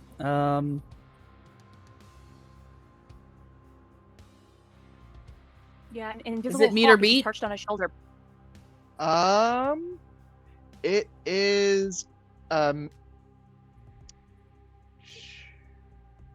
let's see against. Yeah, it's only effects if for net hits. So Net hits. that Finn gets. Apparently, he doesn't spook the mans. He does not spook the man's. The man's in a slightly drunken stupor. It kind of goes, huh? But he Whoops. continues just existing. And he remains Oh. completely unaware of the spiritual hawk sat on his shoulder pecking at his head. Yes. Jason is going to pass a question out to all those who can hear it. Hey, guys, you want me to stop or just keep going? Because, I can run him Stop. over. Stop. So, Oh wait, yeah, did you just say run him over? You could I- totally run them over. I That piece of fun. could roll him Yeah, up, run him over. Run Run them him over. Run him over is a good plan. So, Can I do my hacking to stop him from calling any yeah, reinforcements? you got basically, you're in the Matrix fast enough right before these people are about to get hit. Yeah. In regard And I got a to 7. Am I like phasing through them? Yeah, you're kind of basically just flying through their souls. Yeah, unfortunately, anxiety is just watching me absolutely just like circling through these people. Like, hey, I can go straight through. Like, Um, I'm in your head. I'm not in your head. I'm in your head. I'm not in your head. You have full control over this man's item. You may turn it off if you wish. Yeah, I turned it off fully. And then I will say over the speaker to anxiety, we're going to run them over. Maybe get out the way. Wait, you're running over the guys on the road, right? Yes. Oh, that's right. You're chasing another person. Okay, then yeah. Yeah. Never My mind. guys are wiped out. Like, I'll finish these guys up. Don't worry about them. Okay, wonderful. Yeah, we're gonna. We're running over the people on the road. All right. So never mind. I recon that message. So, I'm doing vehicle combat my way, because vehicle combat is insane in Shadowrun. Both going to get an option to try to dodge out of the way, but dude who was messing with his bike is going to get distracted because his fucking bike just turned off. That'd do it.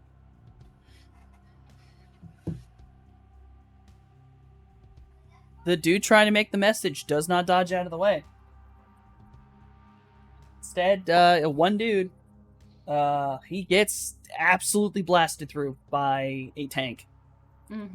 How many two- guys in total were there, Softy? 5. There was 5 guys. Okay. Yeah, to give a thing of what is occurring right now, if I'm not completely incorrect, the normal way this works, the amount of damage that a car can do is in relation to its body and speed. You are currently probably going about 80 miles an hour, as that's a pretty decent amount that Jay's tank can do, and he absolutely gunned it. And the tank has a body score in and of itself. Well, I think it has double digits. Yep. At least like 12 or some. Yeah, 'cause fucking it's a maybe Ares. 20. Yeah, to It's give an Ares a tank, isn't it? yes, So- to give a blunt statement about this man does not exist anymore. Stop and close the grill out at the next truck stop. Yes, So this, funny. A lot of hair and teeth and cloth in the grill now. Yeah, we're just like even the bike is cracked in half and split to either side of the road. There's not really a lot recognizable of this gentleman left.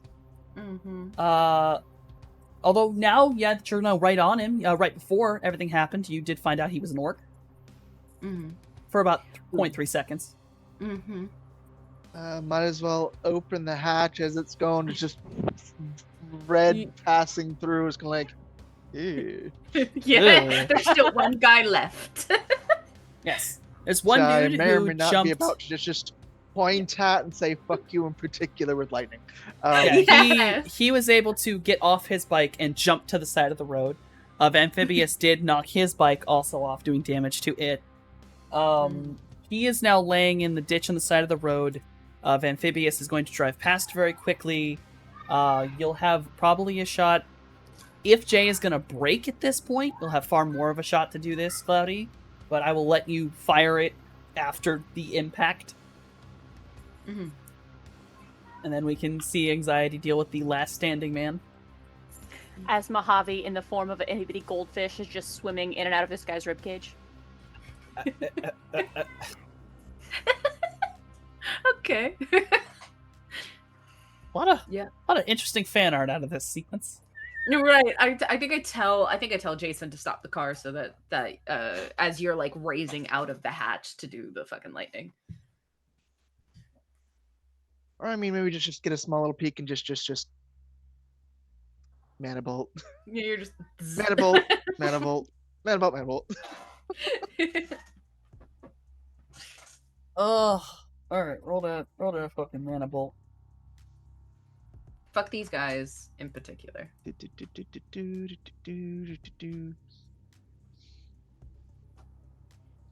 Vultures will feed good this evening. Yes, they will. Well, the Back to vultures and the Really? scorpions. Only 2? What's going on? Christ, that's a lot of ones. Wow. How did this happen? Yeah. I mean, fuck, it happens to all of us eventually. Oh yeah. It's Yeah. true. That is 19 dice And how many ones? and 9 ones. Ooh! Do be like, So- Almost a Oh, glitch. So You are Somehow. so close.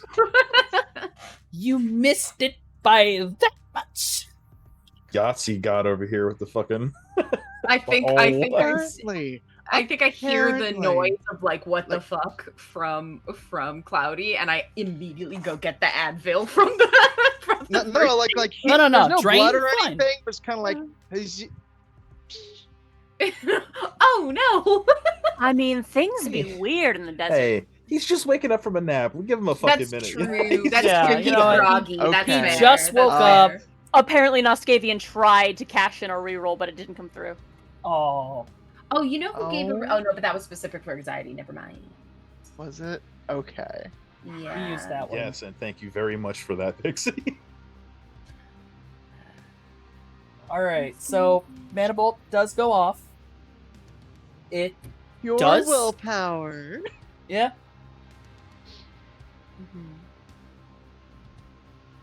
The net hits is damage, or is it just Net hits or damage. you know what? It actually manages to one of the little bolts just bonks him right in the back of the head a little bit. A little bit.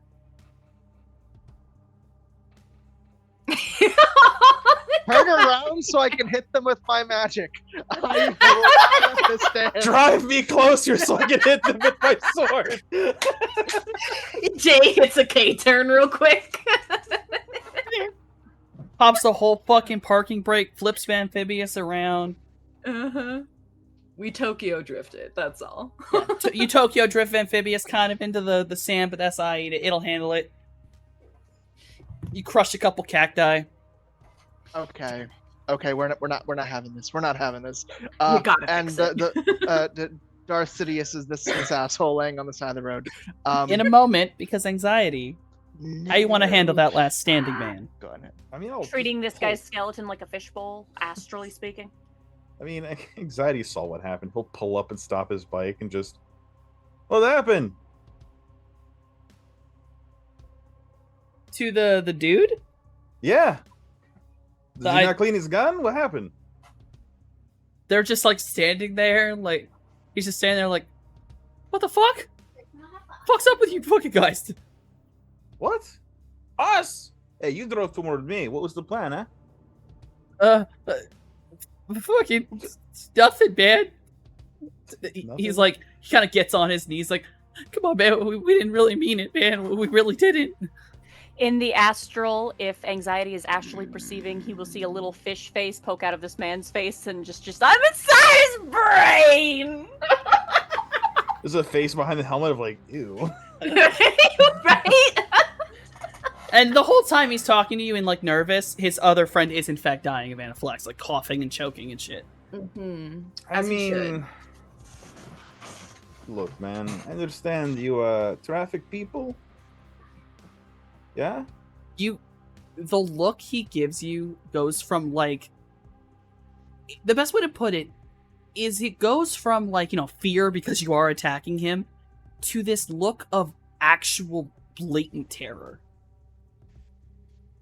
Like, you saying that to him just clicked something in his mind, and he's just suddenly like, oh no.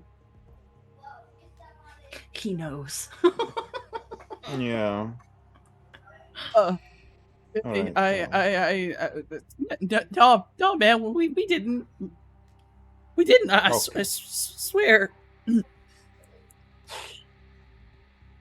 I hate this. I fucking hate this shit. I don't like this. But you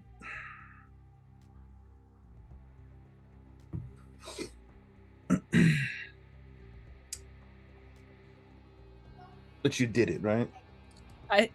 I just drove the truck, man. I wasn't one of the grabbers. I just drove the truck. Just kind of tilt his head back and look up into the fucking the blue sky through his visor, just like.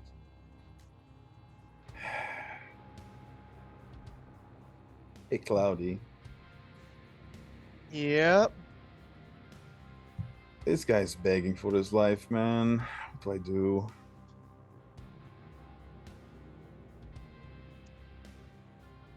Do they have like any like symbols for their gang?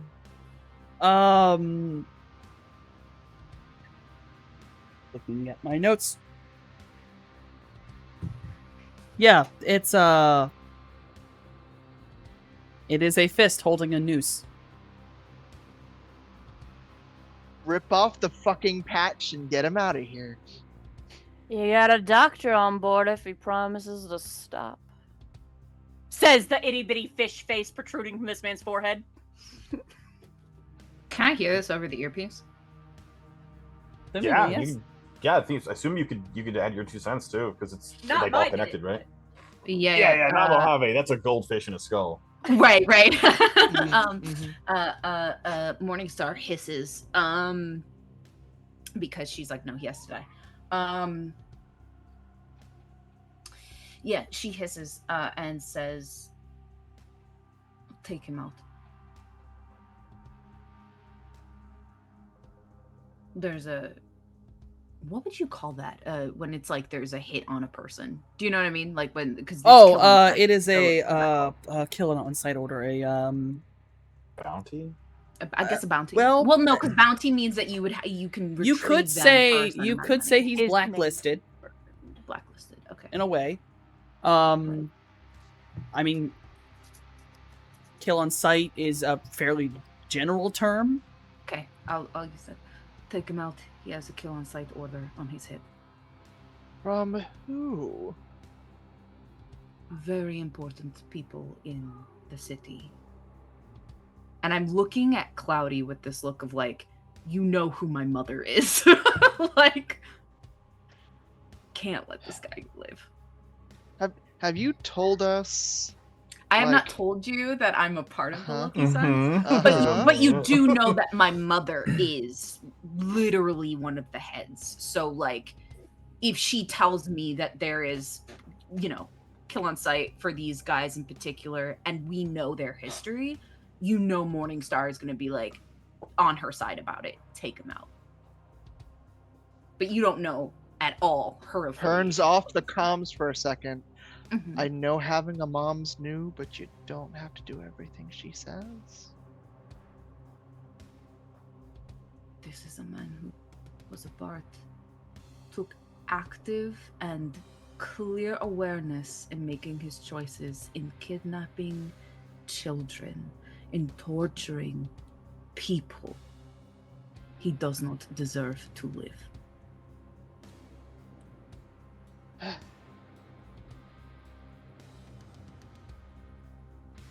If you don't do it, I will.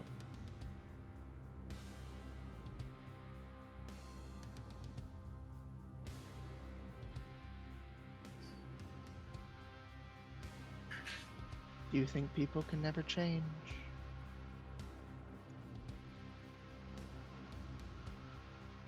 I don't think I can afford to wait to see if they do or not. You can see the, like, you especially, Cloudy, knowing the history, you can see on her face she's thinking about tea. So she's like, I can't afford it. Can't afford it, bud. Earpiece back on. All right. You do what you're gonna do.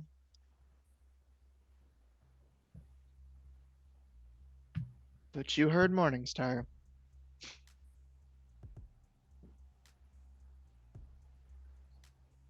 You mean anxiety? Yeah, but I was the one who said no, that he like has Morningstar order said, kill his on head. sight order. Okay, Mhm. okay. Yeah. Yeah. Yeah, he's still just like looking up at the sky, like, I don't do this shit. I'm not Loki Sons, but hey, she's just gonna do it. I'll be nicer about it. Makes you feel better. That is Get true. off the bike. Just walk towards him. No, man, come on, please. Anxiety did see me boa constrictor a whole person before, so I mean, he will be nicer about it. just kind of squat down in front of him. Oh, man, please. If- I just drove the truck, if- man. I know, but you did do that. And if I don't do it, I mean, like a 20-foot long snake lady's gonna do it, and it's not gonna be quick, man. So, hey, come on, dignity, all right? For the record, I am no longer a goldfish protruding from this man's forehead. I am full on Mojave shaped, standing off to the side, arms crossed. But like, yeah, I fucking hate this shit too, guy. But I'm not going anywhere until it's done, regardless. So, Anxiety, roll perception for me. yeah, sure. And technically Mojave too. Yay! I get to participate. Ooh.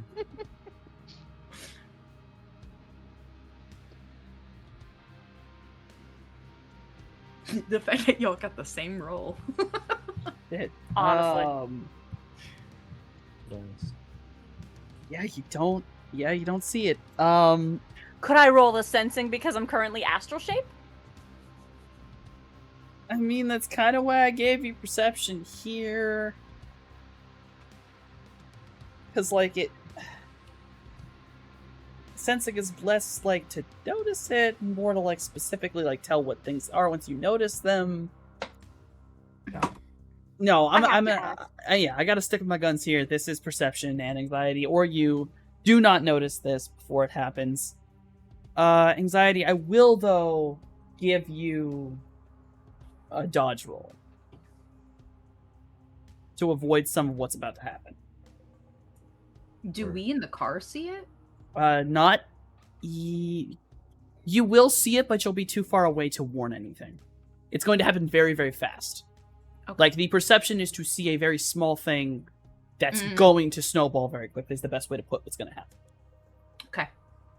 But anxiety is one of those people where, in my opinion, when it hits, he can roll with a punch, so I'm giving him a dodge. Mm.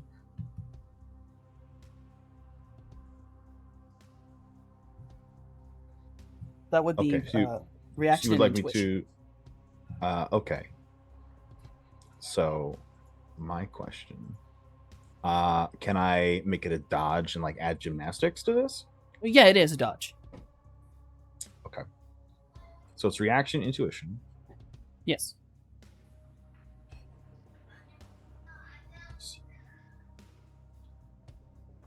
Action and intuition, just 5. That is actually great. You are able to avoid. You will only take 2 stun. You will not take any physical from this. As what occurs is basically going from 0 to 100. The people outside of the situation will see the beginnings of this, but it will happen very quickly.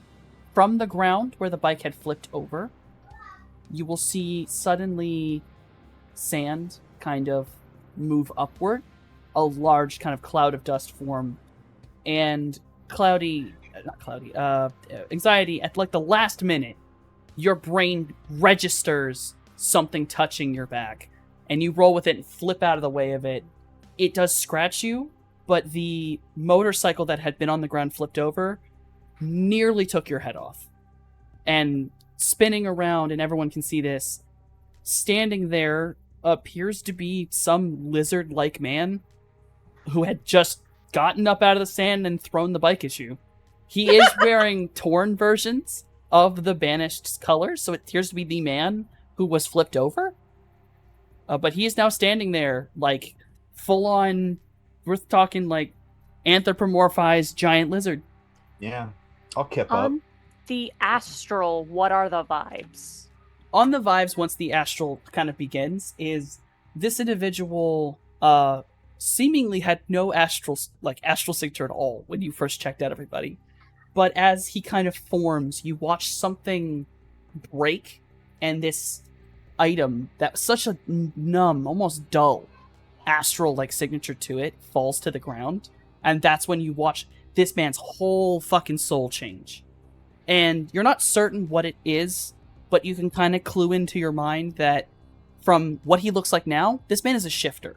Whatever he broke or dropped appeared to be hiding his nature. Okay.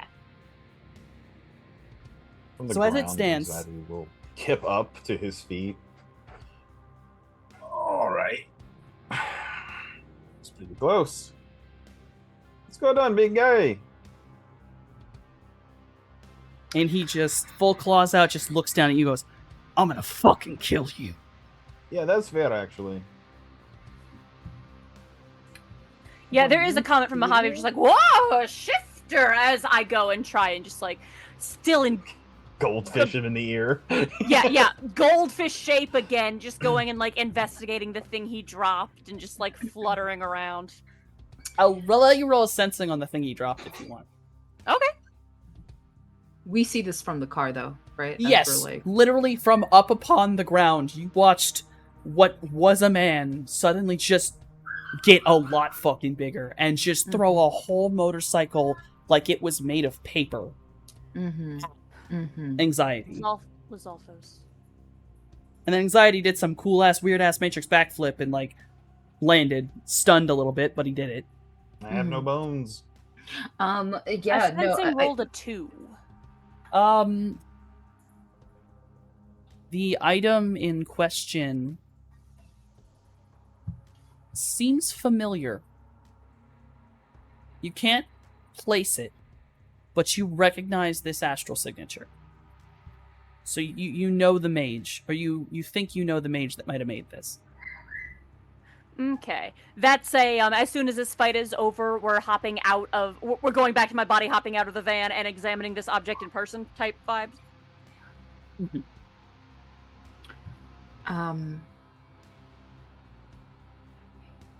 I just tell Jay to run them over.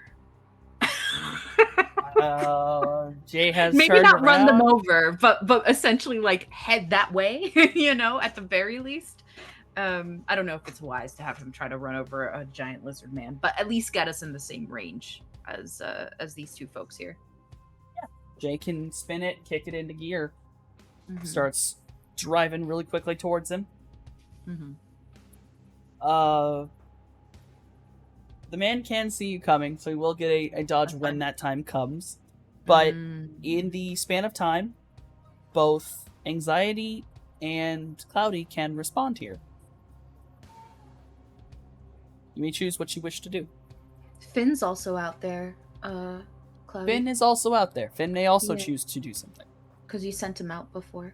Yeah, I did. Originally to kind of look after Mojave and help them out, but Finn, get him as I start to charge another little spell.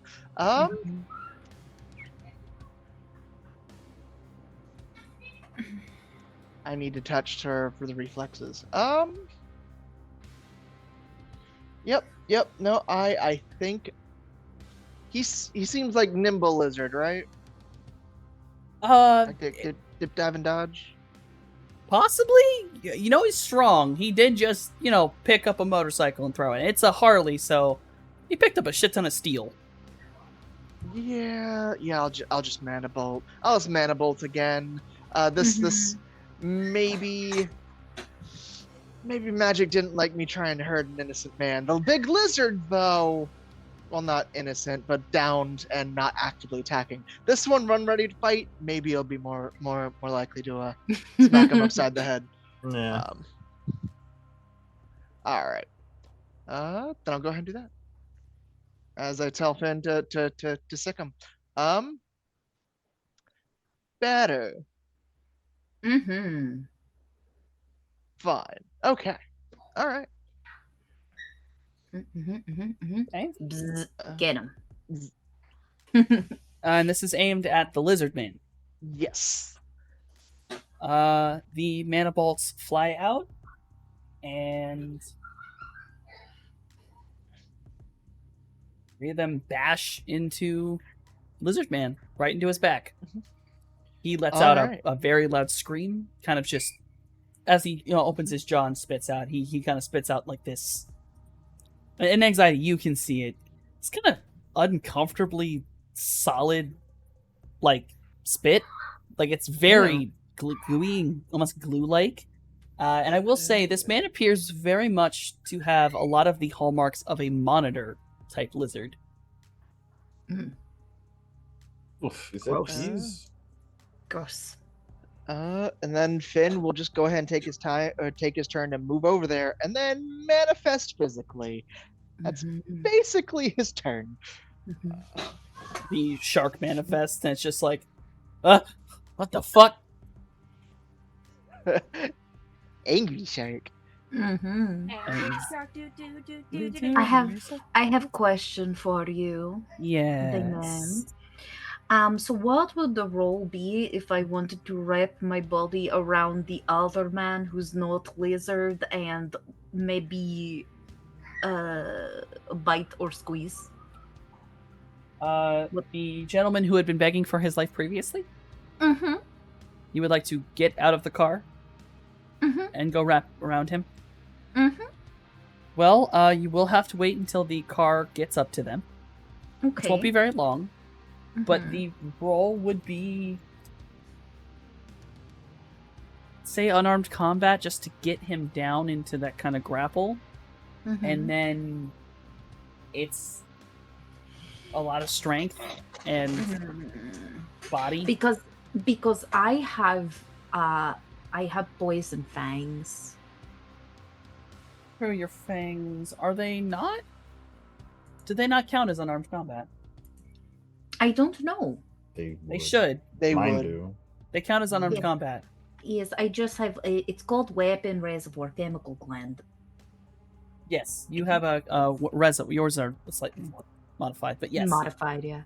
And I have Muzzle, which gives me +2 for accuracy of fangs. Yeah, so it would be What, unarmed combat +2? Accuracy is something else. yes, it's something else. Oh. You just roll base- unarmed combat, and it would Yeah. But I mean, the goal for anxiety is to not make these guys suffer, so I better walk over to that guy. After the shark appears, I'm going to do kaiju battle. Yeah, if he's worried about me after a shark dinosaur appeared, this guy's priorities are all fucked up. Yeah. So Okay. I'll walk over to the guy who's begging. I'm like, trust me, you want this, all right? I'm hanging out of the car already. Yeah. Peering. See that right there? Yeah, you want this, bud. there. I will say, Bornstead, there is another man that you seem to be forgetting. Oh, can I go for that man? Because I'll jump out the fucking car and go for that man. You'll be driving right past him. He's the one who dodged the first time the car ran someone over. Okay. Yeah, the guy who's like in a ditch. Yes. I mean, you can leave him. We can catch up to him. He's on foot in the desert. Where's he gonna go? But he's way closer to you. I can't help him. I can't do shit for that guy. I will go to him and if you'll let me wrap around him. Roll unarmed combat. And maybe shoot him in face. I don't know. We'll see how I'm feeling after I grab him. Roll unarmed combat to wrap around this man. Okay, I'm gonna use an edge. Go on ahead. Hold on. Do I have to turn on the thing? Yes, I do. Blink. Okay. Unarmed combat. Okay. I've got the 4.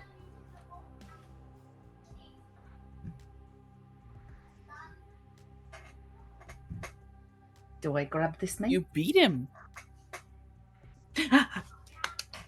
Okay. You are able to grapple him. Wonderful. Okay. Now, do I bite, shoot, or squeeze? What would I have to roll for a bite? It would be unarmed combat still. He would just be taking a bit of a penalty, as whereas he can't really get away from you biting him easily. Yes. Okay. Well, everything but the gunshot is unarmed combat. Okay. I will do so. I bite. Ow. Getting number up to this, so yeah, you bite right into him. I have your toxin over here. It's a mild toxin, so it's doing damage. Yeah, and then I will just squeeze. You know, as he's going, I will just slowly begin to get tighter and tighter. Unless you're trying to swallow him, he's not going to be able to fight for very long. I don't think I will swallow him. I think I will just squeeze him until he dies. So the man in the ditch is taken care of by the giant snake. Anxiety, you've left the 2 kaiju to have a fight. How would you like to end this other man's suffering? I mean, Christ, quickly. You don't hands. see me. You don't see me. I'm in a ditch. You don't know what I'm doing. Yeah. Well, I mean, I see a lot of flopping around from the top half of you and then nothing. So I'm like, yeah, see that? That's you, bud. So, yeah, shit sucks. But hey, shit sucks.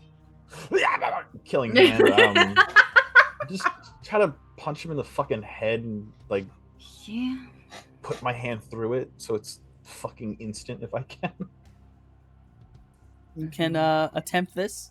The man will try to dodge out of the way and scuttle off. Yeah, no, that's fair. Oh, I get it. But damn, he sure did do this to himself, though. He did. That's what happens when you traffic children. You die.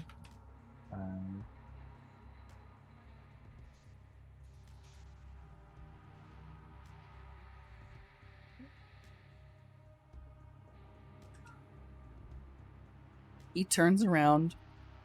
You are able to get him in the back of the head and do kind of knock him flat on his face, but he is still alive. Not for long. Yeah. I'm kidding. What would Finn like to do to the lizard? Finn would like to bite the hell out of him and potentially eat him whole. Yes. With the engulf power. But it really does depend on whether his initial actually hits. But Did not he is fully remember that Finn could engulf. Finish. He's a water spirit. All water spirits can engulf things. That's Right. what they do. Normally that is for drowning. Mm-hmm. Yep. Drowning in the desert. It would be hilarious and awful. The irony. But he gets 15 dice to smack Aruski with an unarmed. He might not be quite so great at this. Oh. He's still learning. He's baby shark. Baby shark. Song is gonna haunt this campaign for the rest of existence. Yep. You're welcome. You introduced the baby shark. Yeah, let's You didn't know what you were doing. Yeah, like what the fuck? The other one would everything be a shark at the finale of the first fucking season. I'm sorry. It's all my fault. Maybe I just like sharks. Thou And art that's consumed by okay. regret. Turns out, so do the rest of us. They're adorable.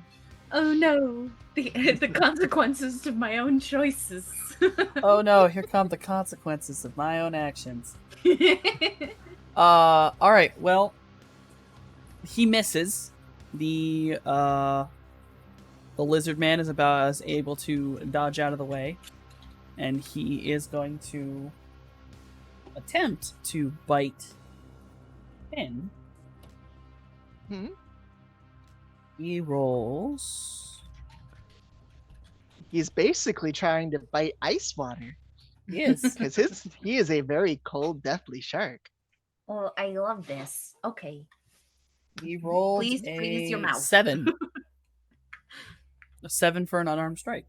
Oh, Jesus Christ. Maybe Okay. he's a lizard who likes the cold. I don't know. So his dodge test is reaction intuition, so that is 14 dice. Finn is not being the best roller in this fight right here. Oh no, Finn. That means he will take.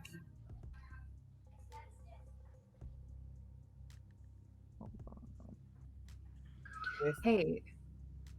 He'll take 4 physical. Oof. I don't know what I would have to roll. So Lizard Man needs to make a damage resistance test against 12 cold damage.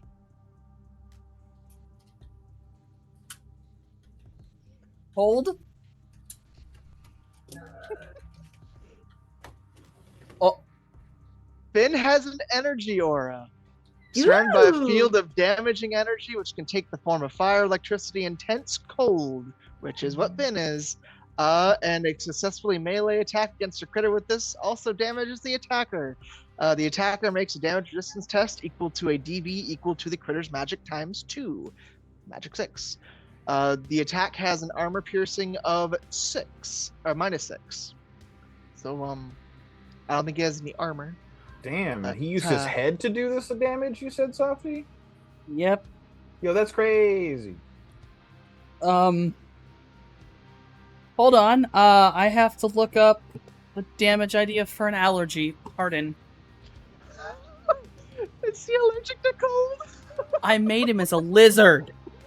A desert lizard. He likes hot.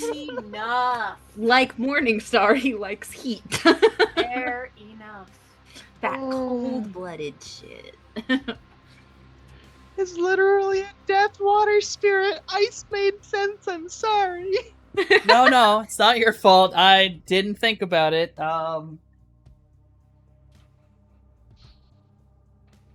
He goes reeling back.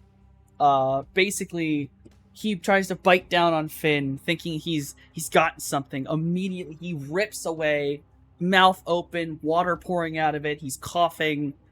You can see how part of his scales around his mouth and face kind of are beginning to freeze over from the sheer horrifying cold of Finn's body. He is alive. The lizard is alive, but he is shrunk away from Finn with frost, making the almost fog come off of him under the heat of the desert sun. Anxiety, the gentleman is on the ground. What would you like to do? Just kind of like squat on his back. What's your favorite drink, my guy? Kill me, man, please. What? He said, "Don't kill me, man, please." What's your favorite drink? Come on. Don't make it weird. Don't make it weird. You're squatting on his back. Squatting on a man's back, asking you what his favorite drink is, after come punching on. him in the back of the head. Come on. Don't make it weird. I'll pour one out for you when I get to Vegas, I promise. That's an appropriate response. Yeah, just...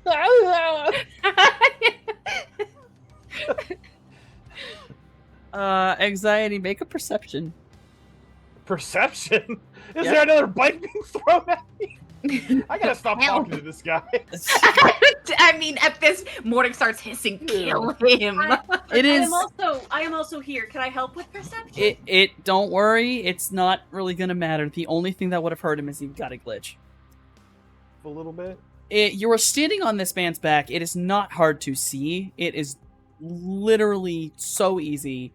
The man, in his whining, pulls his arm up and tries to slam his elbow backwards.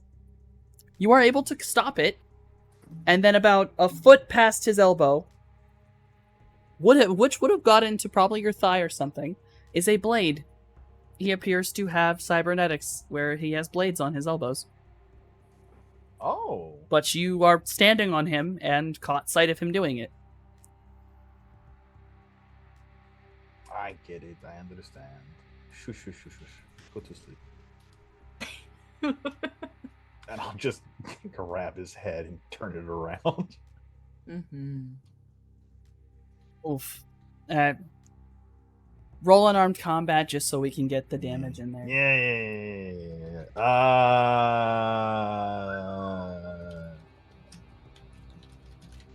Pretty sure that 9 caps at 7 because of accuracy. But It does, but it is still enough.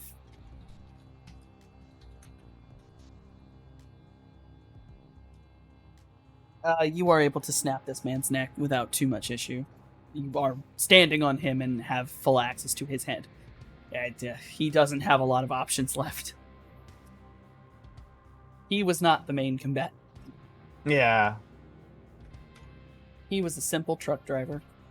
Yeah.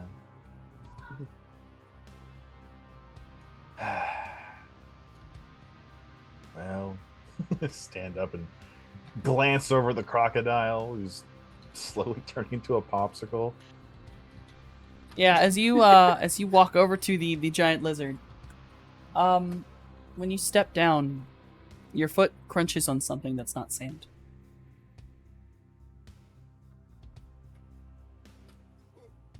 If you are to look down at it, you will see that there is a silver locket sitting in the sand underneath you.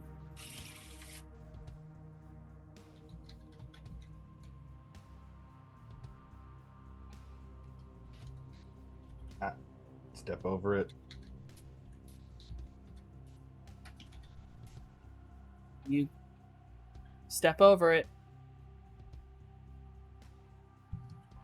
Then I guess you can move over to the lizard man. What is Cloudy? Are you gonna shoot him with lightning, or is Finn gonna bite him? Up to you. I am going to electrocute the mofo. And we'll see how it goes. This poor motherfucker. I mean he can hypothetically dodge. I don't know how well he's gonna do that while his just dodge 8 maybe.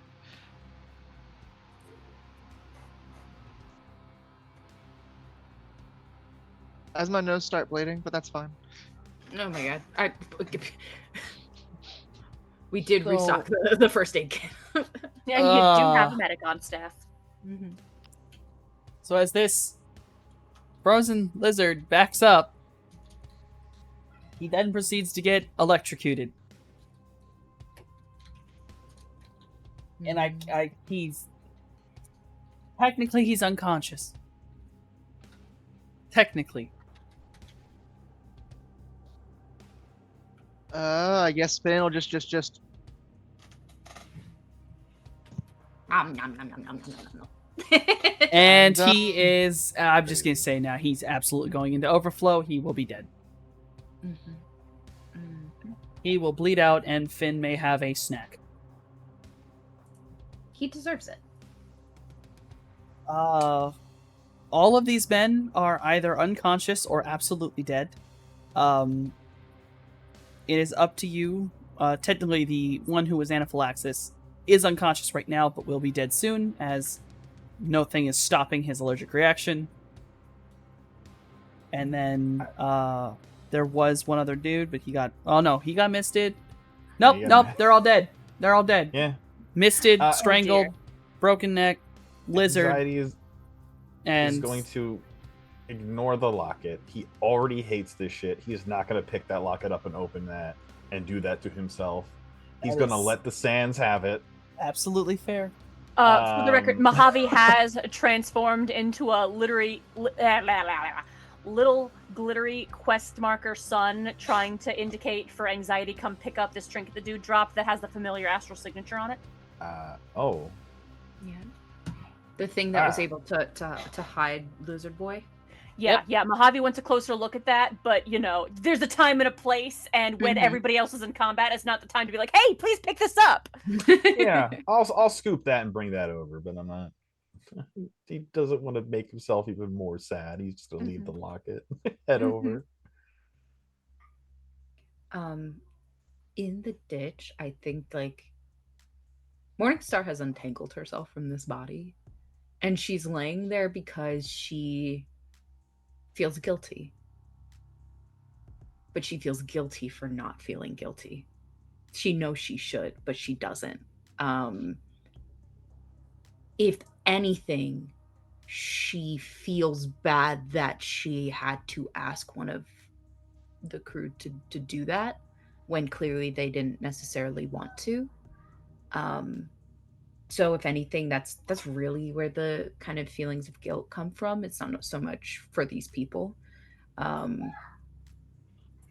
I don't think she has it in her to care for people who would do the things that these people have done, whether they were just a truck driver involved or more. It's just, it is what it is. But she does feel bad that she knows they didn't necessarily want to kill these people, but she basically made them. And so she's kind of just in that ditch for a little while. Not too long, but just for a little bit, kind of fuck, 30 seconds it takes anxiety to scoop up the trinket and return to the others, with Mojave fluttering around in whatever form. Yeah. Eventually she will come out of the ditch. She'll have sent a message to her mother.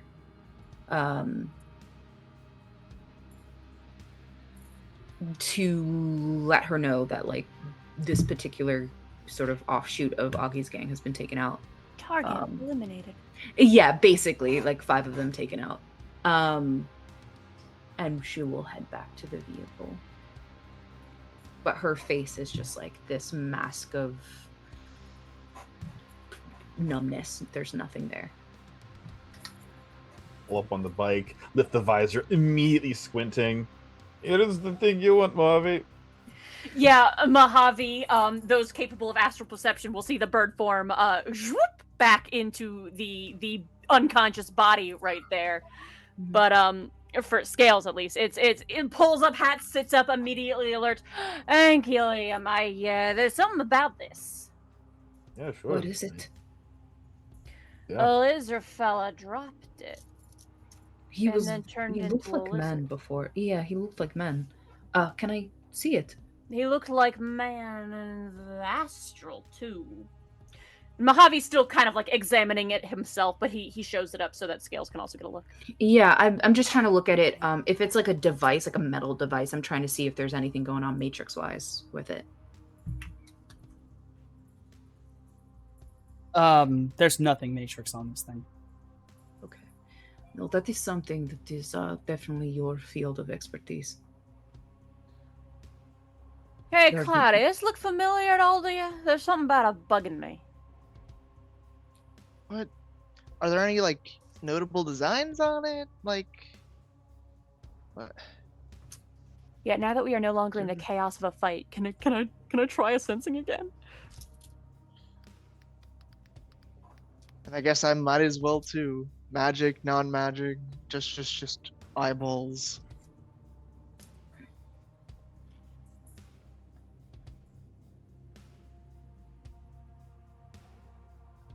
Oh, Scales. Right?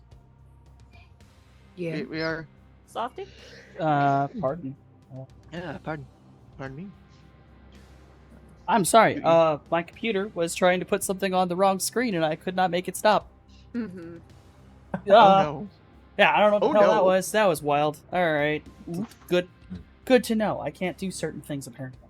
No, brain. You are inspecting magic item, yes? Yes, I was asking if now that we are no longer in the chaos of battle, if I could try another sensing. Yes. And Cloudy was like, "Yo, me too." Yes, you both made But sense. also asking whether there are any like super noticeable like designs on the locket. Oh Jesus! Wow. I might not need to, but we'll see how this. Yeah, no. You got him. You're still suffering from a headache though. You've got a nosebleed. You're trying to like stop. So yeah. Like it's just a little bit of one, like just enough to like wipe. And there's like a Yeah, little yeah. bit, and then it's good. I'm pulling out Advil for you, or whatever the equivalent is. Well, you do recognize it.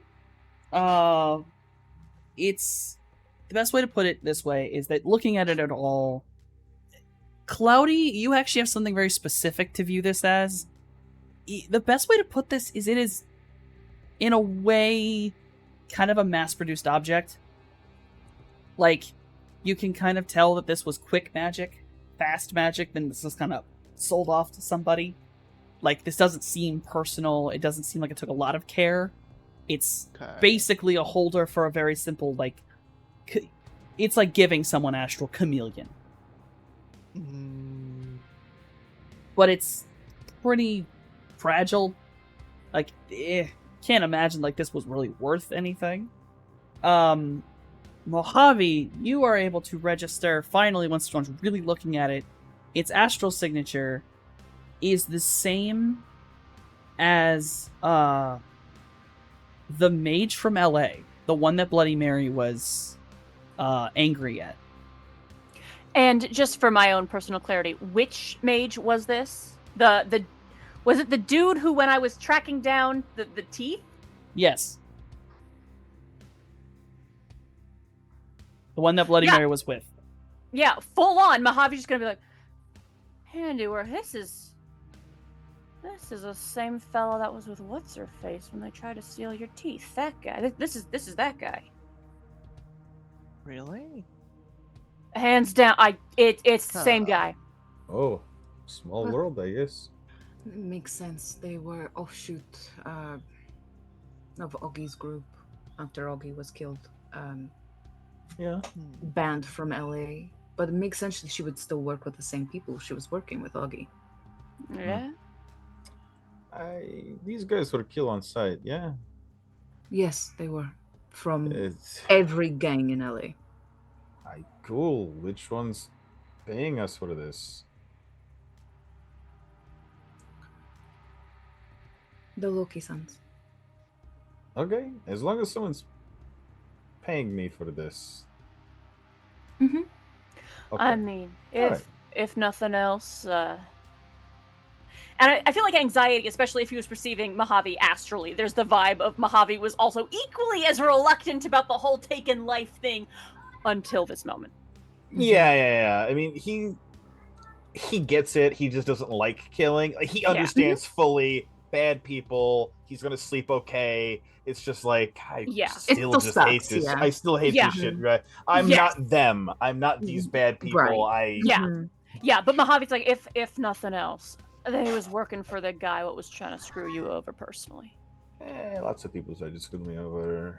Or screw them back, they- but Or they used to back when they were a full gang and no hey, calm down, Scales. longer. That wasn't Scales. Scales is doing nothing. she's staring off into the but- desert at this moment. But hey, we're going to Vegas. If I can get some extra nuyen. So, hey, Softy. Between you and me. Morningstar fully lied. No one is paying anyone for this, but she doesn't want any of them to know that. So, how much would it be to pay? He killed 2 people, right? Like, that was 2 heads that he took, right? And personally, yes. Okay. How much would that normally go for? Like, how much would the Loki Sons pay for that? For these guys?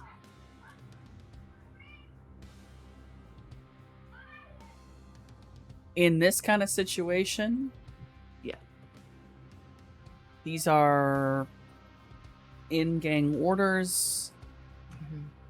You're kind of in a weird spot where Mhm. most members of the gang are sort of, that's their job. They're paid. Mhm.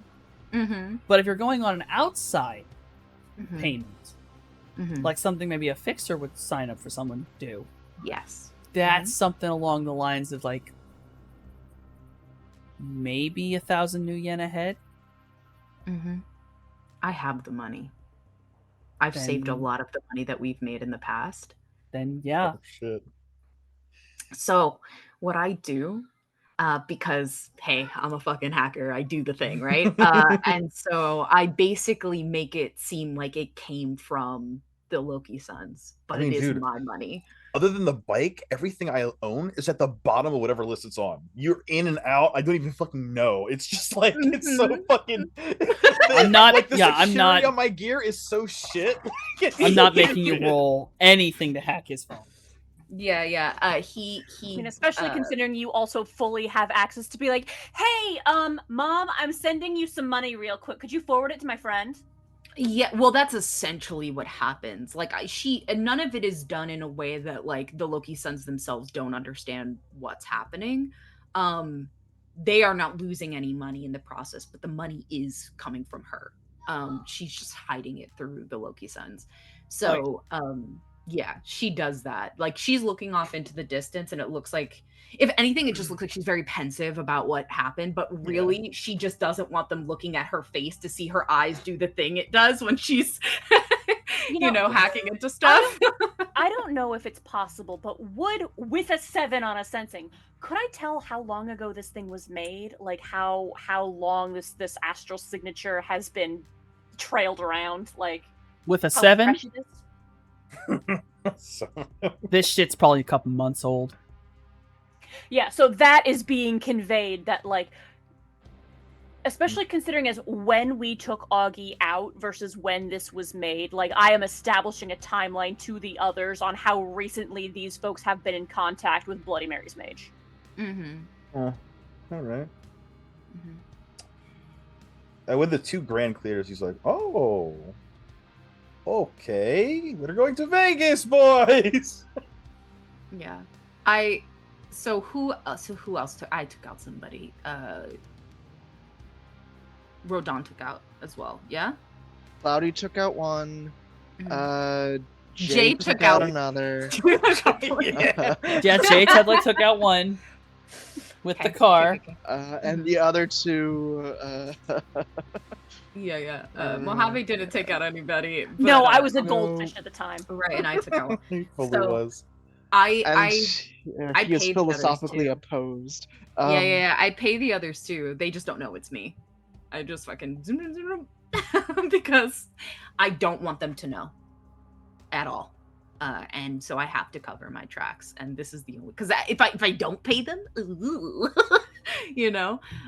So I make it happen, and just transfer it essentially through the Loki Sun stuff, so that they don't lose any money, but these guys still get paid and they think everything's cool. All right. We will. All the money gets moved around as necessary, without too much issue. Mm-hmm. I don't imagine your friends are disbelieving of where the money is coming from. It's not difficult to get it, even normally, without even really hacking. You could probably just request Yeah. this assistance. So it's Yeah. it's completely normal, and everyone is paid as they will for every head they took. I think the only person that knows what she's doing is her mother, and probably understands why she's doing what she's doing. So, yeah. Otherwise, no one else knows. And then she gets back into the van. Also, just for the record, the signature I'm getting off of this trinket, 100% memorizing and keeping an eye out for it moving forward, even more so than I already was.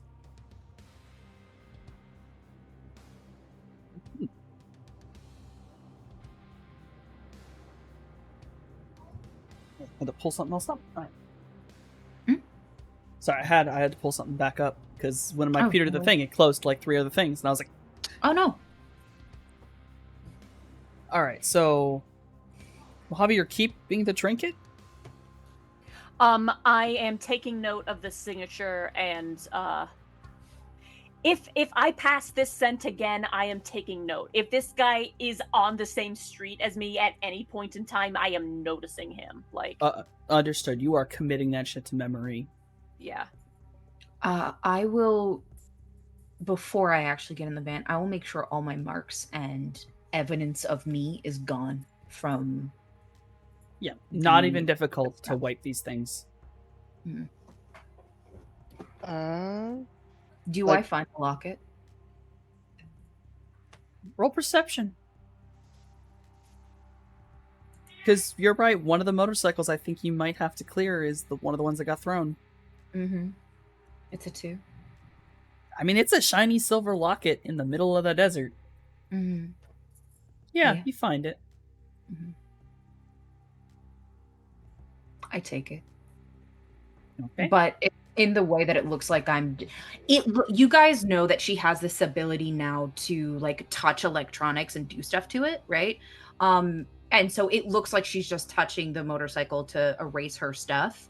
But it's her tail, like the very tail end of it, picks the locket up and just slowly slithers it into her bag so nobody sees, but she puts it into her stuff. All right. You have the locket. You all are, I assume, going to pile back in the car? I'm assuming Anxiety goes back on his bike. Yes. Yes. So in the car, on the bike, everyone return to position. The car is turned the right side around after its little detour. And I need someone else to roll me a D100. I'll do it. Because I definitely just made all my friends kill people. Got a 66. That's good. Going down the list. 88, 66. Are we? Oh boy. The dice have a story to tell. Apparently.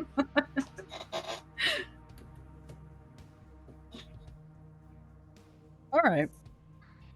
So you all will continue down the back roads here. You're not really taking a highway. You're being careful.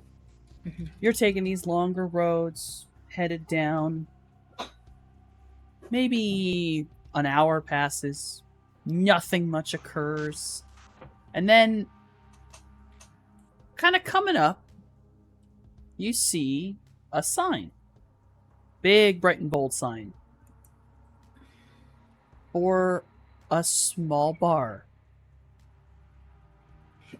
It says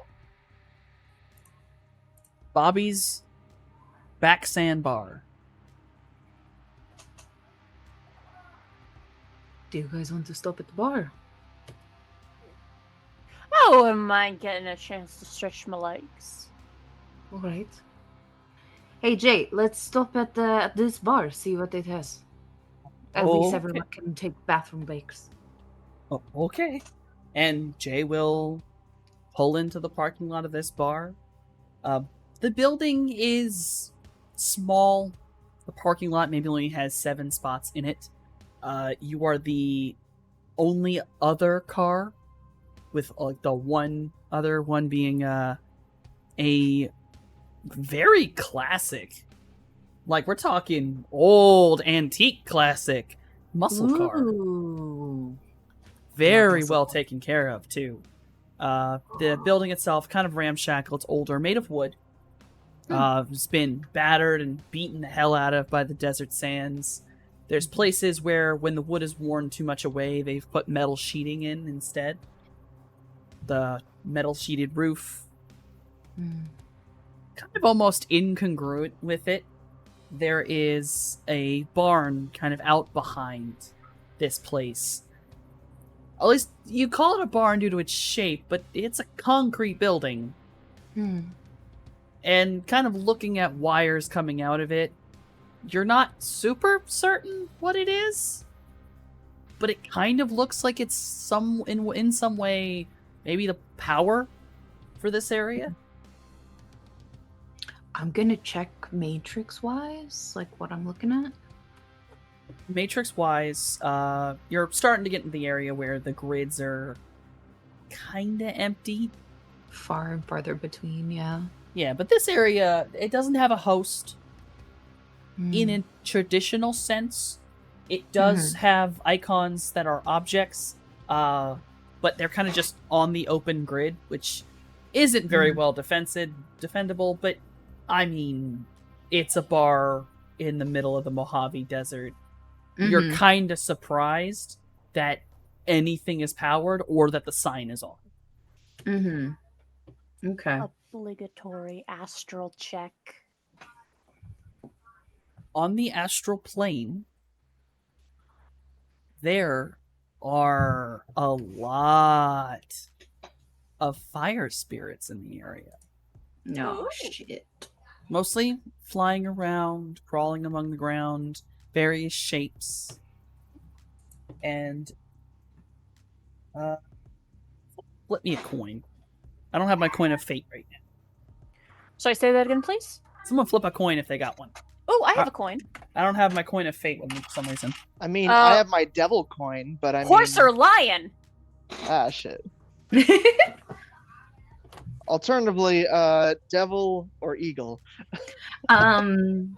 Let's say I lion. got a horse, whatever that means. Oh, never mind. Whoops. Do me a favor. Flip the devil coin and tell me what you get. Okay. Oh shit. Two coin tosses help. Got the devil. It's the devil. Hey, bud. The coins and the dice have a story to tell. Apparently. Cloudy, would you like to also Yes. look in the astral plane? Sure. I won't Might make you as roll a well. sensing. I just know that you're going to recognize it. There's many fire spirits here. Some others, deserts, stuff. Mm-hmm. But trailing from building to building, from the sign down to the ground, very thin, almost imperceptible, but in such a very obvious reddish golden color, are what look like threads of silk. Yet they seem to glow as if they have been ignited.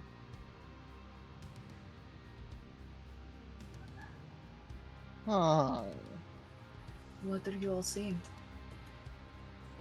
Mojave 100% just crouched with a little twig from his bag offered towards one of these little spirits, like just holding this twig to thin air as far as you can tell. Is there any people here? Bro, the twig lights on fire as a little scorpion spirit my just God. noms on it and burns it up. Petting Morning star's thin like- air, apparently.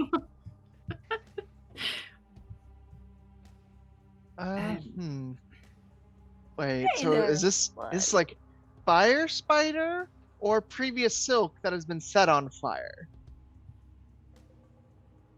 Like, the silk itself seems like it feels like the fire spider maidens that you had met before. Gotcha. Though there's very little of it here. There's not a lot, but clearly there is some here. You're not sure of the age of it. All right. Morning stars Um, to slither towards the bar. Is there a window? There are 4 windows at the front of the bar, as well as, of all things, an old-styled saloon door. Cool. Question: are there any of those like little spider strands like on the way to the door? There's a few that lead from the roof to the ground that, like, you could cross by accident, but none seem to be specifically in front of the door. More like anchor points. Okay. Yeah, there is a full-on moment where after standing back up from feeding the fire scorpion a twig, she's like, "Hey, Cloudy, what do you think would happen if I touch one of these strings?" He walks up and specifically like tries to pling, pling, pling, pling, pling, like partially as an announcement that I see them. Hello, we are here, not trying to sneak in. Hello. Oh, okay, we're just doing that. Poke, poke, poke. As Uh, you This is definitely going to go off first. And then we'll deal with the repercussions in the physical world. As you fling your hand across the fire silk, it lets off a sound like the clearest bell you've ever heard. Ooh. Kind of an echoey noise. And then there's this gentle rumble that is in the ground. And this is felt in Meat Space too. It's the gentlest little rumble of the ground. Kind of like as if there was an earthquake, but like way, way off in the distance. And then I might have miscalculated. And then Morningstar, are you going to approach the windows, I assume? I'm approaching the bar and I'm like just looking through, not, I'm not pressing my face against the thing, but I'm just, peeking as I'm going towards the door. Yeah. Anxiety. I'm wearing a duster. I'm walking through the old saloon door in my duster. He's in full character. You walk up. And they didn't tell me what was going on, really. So I'm not like necessarily going towards the door in suspicion, but I am like, as I'm going by, like looking to the windows to see what I see. As you slither next to the windows, on your way to the door calmly, but taking a look inside. I will say, probably you'll notice this at the same time Anxiety does, as you hear the leather hit the wood as Anxiety walks up, pushes open the saloon doors, and steps inside.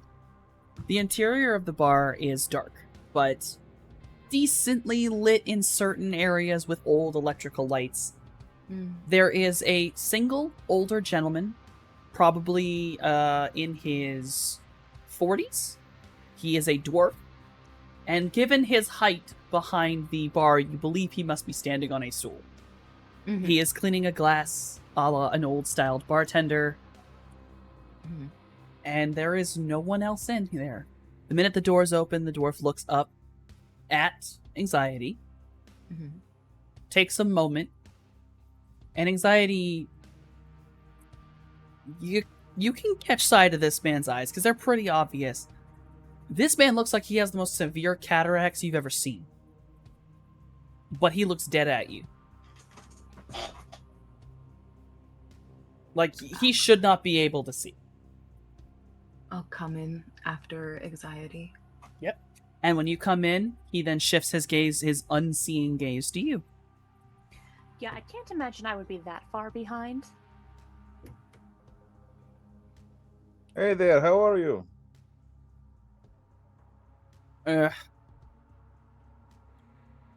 What you want?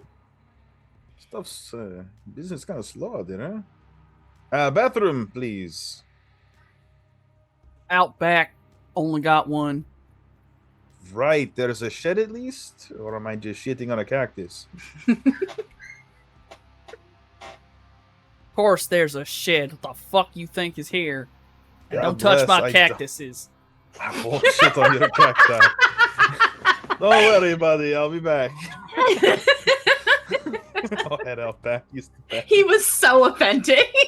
Not my cactuses. So you motherfucker shit on my cacti. I understand. Those are heirlooms. I mean, hey, yo, like, saguaros, protected species. No, but no, truly.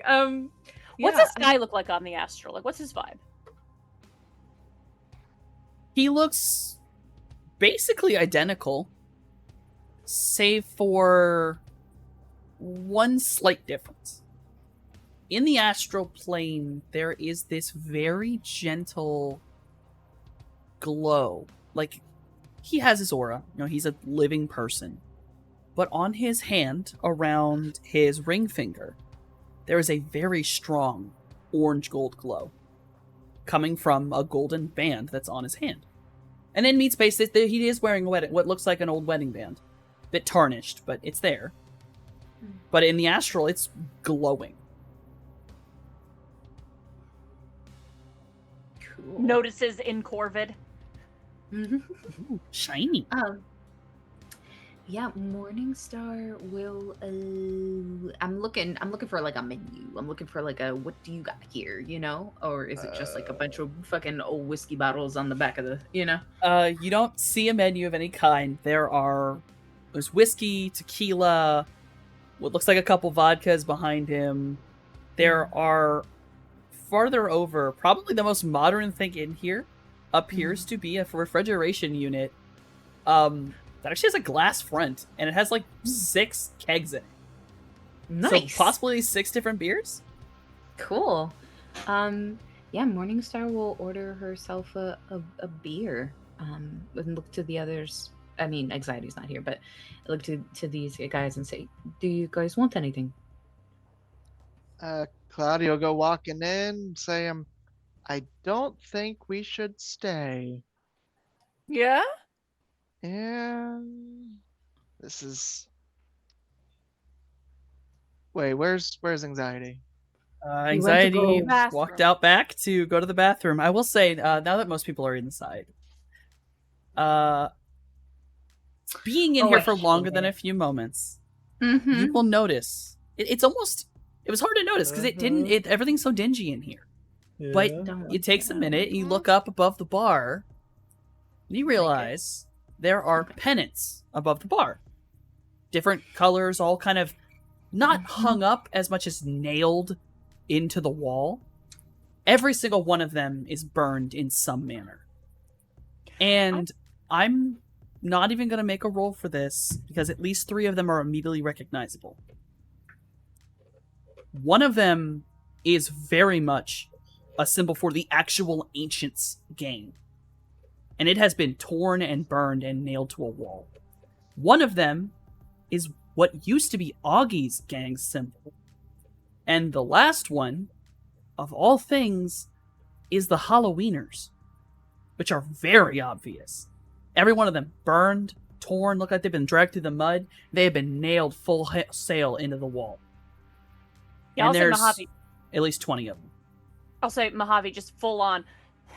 Hey, I just as a player, I cannot forget the fact that though I am dingy to suit the mood, cowboy hat and everything, also still there's no way I've washed all that glitter off yet. But just the vibe of like, oh hey, yes, them some neat flags you got up here. What are they? Just full conversational. Soon as I recognize those symbols on the flags, like my concern for Anxiety being by himself rises immensely, and Pants fully down.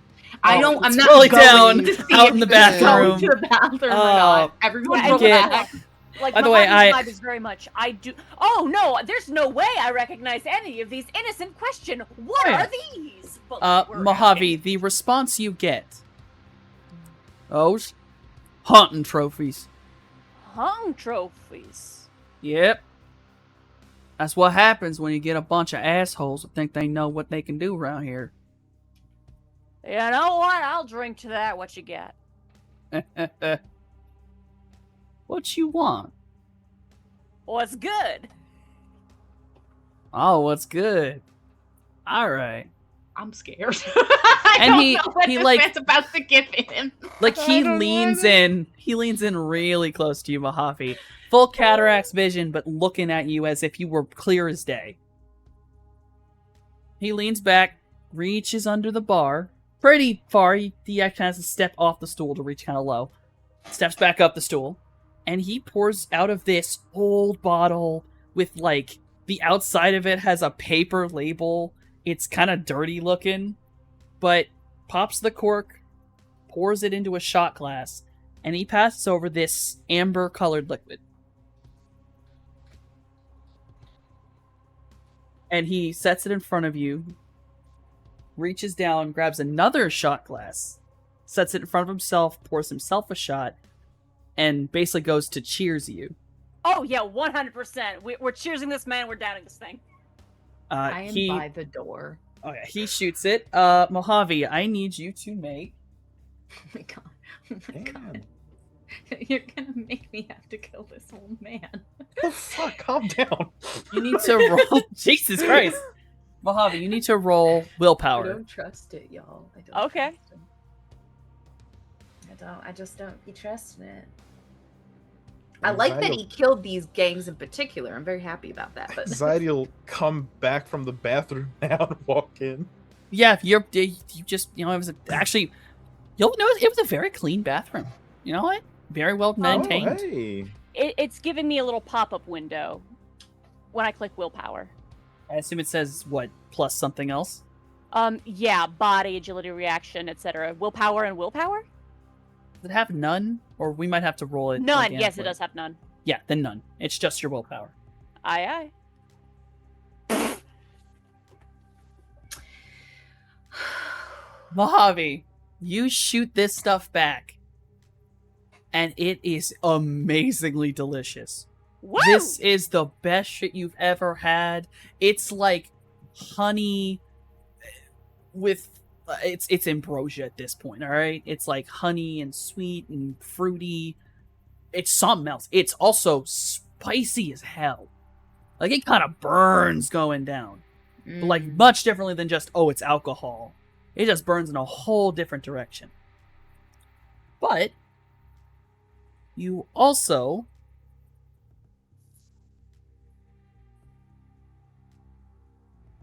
you are suddenly aware that you are a bird. In meat I've been space, aware of that fact. you have turned into a bird. Okay, what? You are now standing on the bar as a crow, or as a magpie. And everyone is aware of this. Well, What? The fuck? Mojave does not flinch. This is, whatever. Like, so long as I did not drop and break the glass, there is absolutely, he does not flinch at this. He's like, I said I wanted whatever was good. That is good. That's real good, man. And Mojave is talking out of this bird. Like, this bird is just having Mojave's voice, by the way. Everyone can still hear. And the old dwarf just starts fucking laughing. By the way, when you drop the glass, he caught it, and he's just laughing, smacking the table. He's busted. Real good stuff. What is that? Special brew. Eh? Yeah. I'm looking at Cloudy like, what the fuck? do you have any? Did I just say? What did I just say? Do you have any fruits, like cactus fruits, or like local things good to eat? Oh, prickle pear. Yeah, could I have a glass of water and one of those, please? Yeah, sure. And he kind of steps down from the stool, walks over to the side, to where the refrigeration unit kind of continues. And he up next to the bird. Yeah, he'll pop out some things. You hear some kind of clinking. He walks over, sets a glass of ice water, and a little bowl of actually like properly peeled and taken care of prickle pears. Oh, thank you so much. Cloudy. Okay, everybody. First of all, Mojave, you gotta turn back. Because we gotta do this. We're in a fucking saloon. In the desert, we gotta play cards. Oh my god. We're doing this. We're fully doing this on a road trip. We have to play cards. Come on. Hey, mister. You know how to get my thumbs back? Because it's been pretty hard to play cards with pinion feathers. First of all, it's Marcus. Nice to meet you, Marcus. I'm Mojave. And he holds, says, extending a wing. Yeah, he holds his hand out, he clasps your wing, and with one shake of his hand, you are suddenly just standing there with a normal hand holding him. Yeah, doesn't miss a beat. He's just grinning. Like this, as far as Mojave's concerned, this is completely normal. Morningstar is looking at Cloudy like, bitch, what the fuck? Now, What the fuck did I say? other than my little pranks, forgive me. I thought it would be funny. Other than my little pranks, what can I get all y'all? I heard a beer, but I have 6.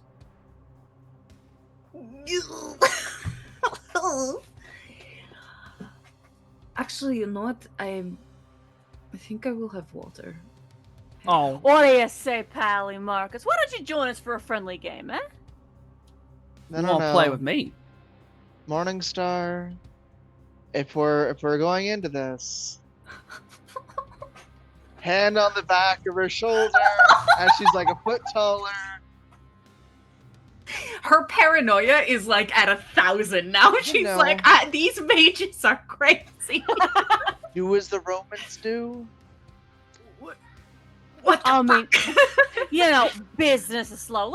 Unless you got something else to do, in which case, I mean, fair enough. But if you got the time to spare, why not? We're only passing through. Let's have some fun, eh? She has this like keen awareness that like Jay is snoozing in the fucking car, and she is the only technomancer amongst basically all mages, and she feels like there's nothing I could do.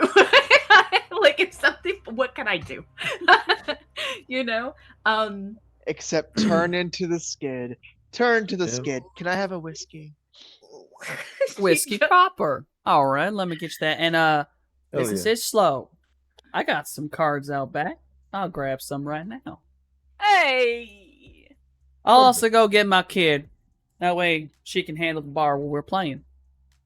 Yeah. And he, All right. calmly, hops off the thing. You hear the heavy boot steps as he walks to the side, past the refrigeration unit, enters into a doorway on the back side of the bar. And you hear, oh goodness, I don't think any of you can understand it. No, you can't understand it. No, you hear a language you do not recognize being spoken by this man, and what sounds like a maybe younger woman, kind of like maybe teenage voice, like that kind of high pitched. Mm-hmm. He comes out holding a really nice bottle of whiskey, a whole thing of whiskey glasses, and a deck of cards on that same tray. And out from behind him, heading more towards the bar as he comes around, is a young, probably 17-year-old dwarven woman. No, 17-year-old dwarven girl. She calmly comes walking out. The one thing you'll notice about her, obviously dwarven, shorter, she has the brightest red hair you have ever seen. Cool. Like this deep red. Huh. And as she looks out to you guys, she has these very beautiful, like, golden hazel eyes. She's a beautiful young woman. And she's just very warm and calm. She has, like, gold jewelry. She almost kind of stands a little bit out of place from the dingy area as she's all, clean and put together. Mm-hmm. Then again, when the dwarf actually comes out from behind the bar, he looks like he's had hard work. Hands are kind of cracked, but he's clean, taken care of, well groomed. He's seems like just a nice old man. Mm-hmm. That's cool. I'm a technomancer amongst a bunch of mages, and shit is fucking weird already. But I'm gonna. The friends are acting like it's okay, so I will sit. Welcome to the Mojave Scales. Oh, We're in the middle of the desert, in a saloon. I'm in a duster. There's a guy with a cowboy hat at the table. We're gonna play cards. This is great. This is actually huge for me. I've always wanted to do something stupid like this. Anxiety. I anxiety. want to know: are you wearing your helmet?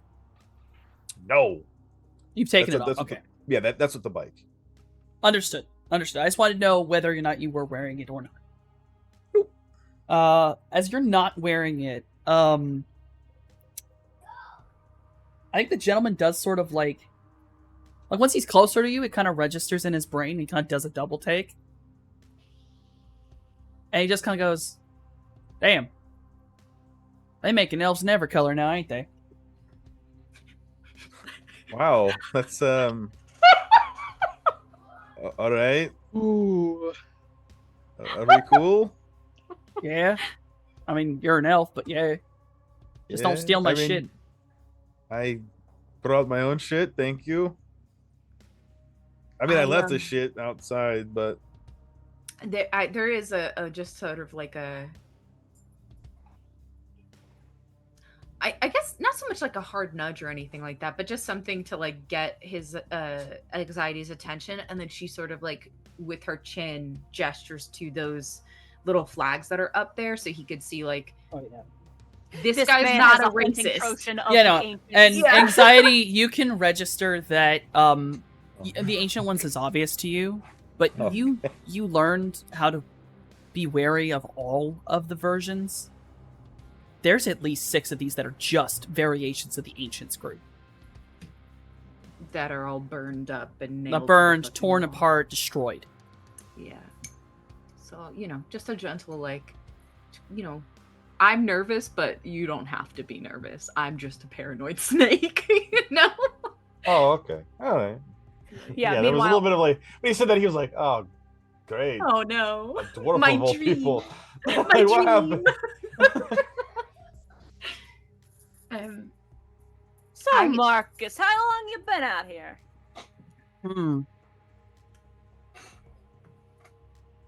He kind of leans back, looks at his what he as he stated was his kid, his daughter. Hold on. And then from behind the bar, you hear the girl go, 17 years, Dad. 17 years. That's so Wow, that's Nod. tragic. No, but that's so real. He's like, I don't know how old she is. That's so real. Jeez. Love it. Alas. Yeah, Morningstar's gonna attempt to it's not a place that's, got seats for snakes. So she's gonna just kind of like create her own sitting space, coiling herself up. So that she's at the table. As you go to sit down on your chair, you will find that there's a chair at the table that is rather deep and wide and actually cushioned. That's very comfortable for your lower half. You will still have to spin your tail, but you can sit in it fairly comfortably. Happiness. In I fact, am one of the elated. other things that is noticeable, that next to the table, there is a very large metal kind of bowl, like a dog bowl, with water in it. She blinks and she's like, huh? Question? A whistle. Whistle, full on whistle. Out of the ether, your shark manifests completely, and the dwarf kind of looks over at it. You see him, like, he had gloves on when he went from behind the bar. Like, he was about to take his gloves off to play the things. He makes sure one of his gloves is on him, and then he gently pats the shark, as if he's aware of how cold the shark would be. And then, Oh, right. That makes sense why he would. once he's done, he then takes his gloves off completely. And, Finn just kind of curls down, drinks a little bit of water. Some of the water freezes. And he just seems like very comfortable. Just chilling there. Yeah, at that point, we're full on, like, offering Marcus a handshake. I'm Mojave, by the way. Well, told you my name's Marcus, and who are all your friends? Well, here we got Liam. Skate, Cloudy, Liam. Hi. Nice. Nice. Well, Nice meeting you. It's nice meeting you, too.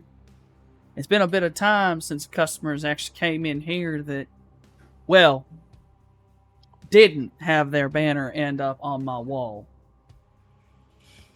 Got a lot of interesting business out here, eh?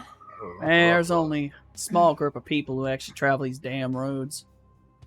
90% of them walk in here, see me, and decide they want to pick a fight. Shake funny. your head. I think Weird Morningstar flex. is like, Morningstar's like, we don't have a banner to, hang up anyway. Yeah, we might have had a bit of trouble on the road, actually. Another one of them banner carrying folks.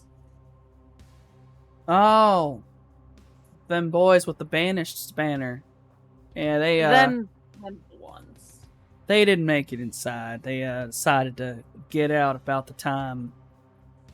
Well, one of the local pests scared them off. Let's put it that Local- way.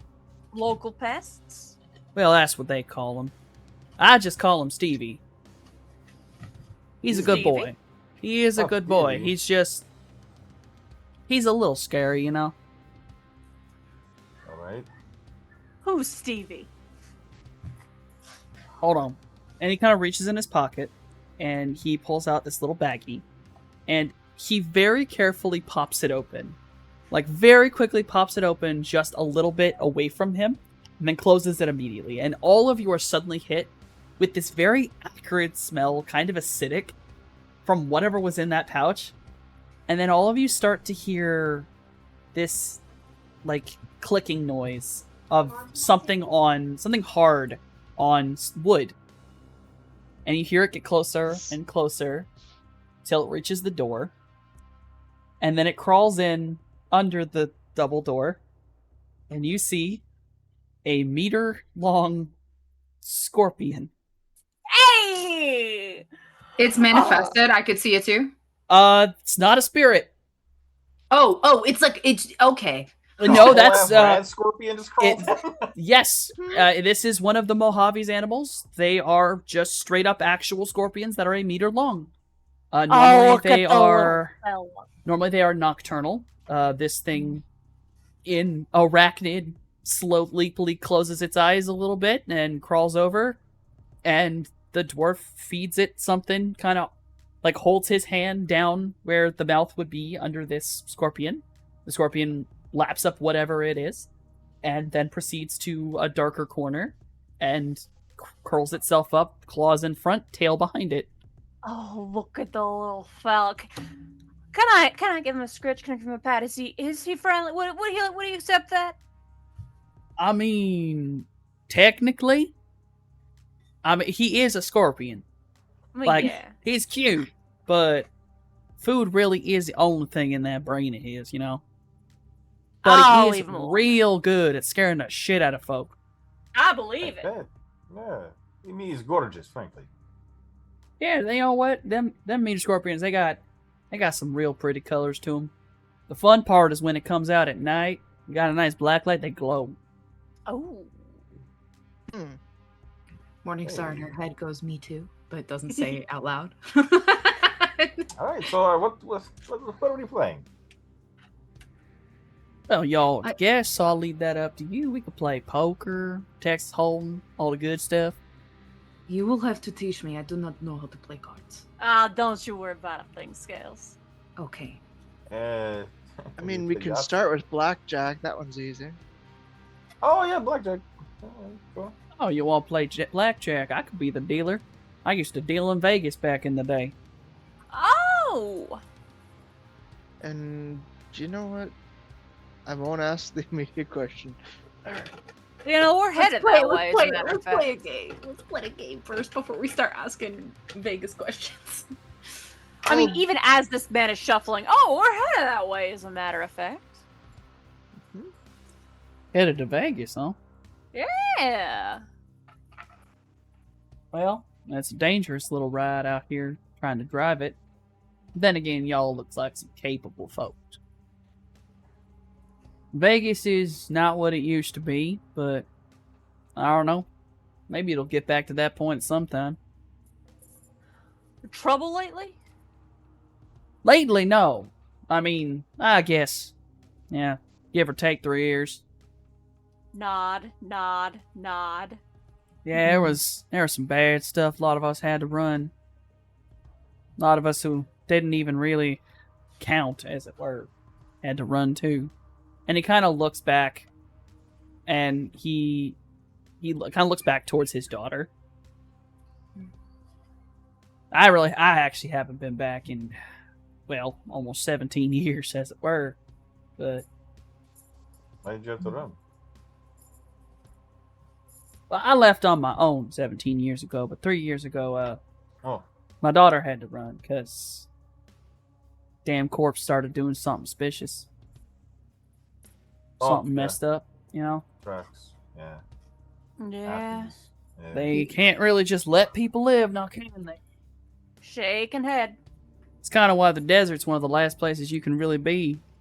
We ain't no free state in California no more, but we're close enough. Morningstar looks over at the daughter and says, "Did you have to leave because you are dwarf or because you have an ability?" No, I just had friends. I just had friends I didn't want to sell out. Oh, They're all in LA now. Hey, good. oh, This is the first time I'll be going back in about 3 years. Never been actually. I'm looking at her. Do I like? Actually, no. I'm just staring at her. Are you trying to see if as she's she got some speaks. resonance to her? Yep. You can try to see if she has resonance. It's not difficult. Yeah, I would like to. Because while I believe she probably didn't want to sell her friends out, I'm just trying to like, Yeah, no. Yeah, we are a bunch of strangers. Yes, Yeah. you can slip into the matrix. You have AR generally all the time. Yeah. She has no resonance score that's visible. And like these two individuals, I'll say right now, no resonance, no astral. They're just two people. Mhm. Other than the ring that dude has on him. Yeah. But it is his like wedding ring. He's wearing it on Yes. his wedding finger. Yeah. And yeah, at the very least, Mojave choosing to show, gesture of trust. This is the first time I've been back in 3 years. Like, same! I was also affected by this! Hello! Yes! Yeah. And it was a hell of a damn exodus. Those who didn't run, well, those who didn't run were lucky if they died. Yeah. I'll be honest, I don't remember much about that night, but I believe it. Who had to run?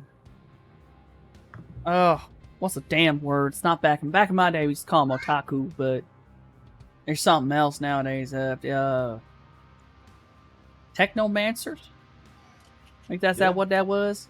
Yeah, I heard of them. Yeah, that was the folks who started going disappearing, and then that one night happened, and either you disappeared, ended up in the back of a truck, or ended up with a bullet in your head.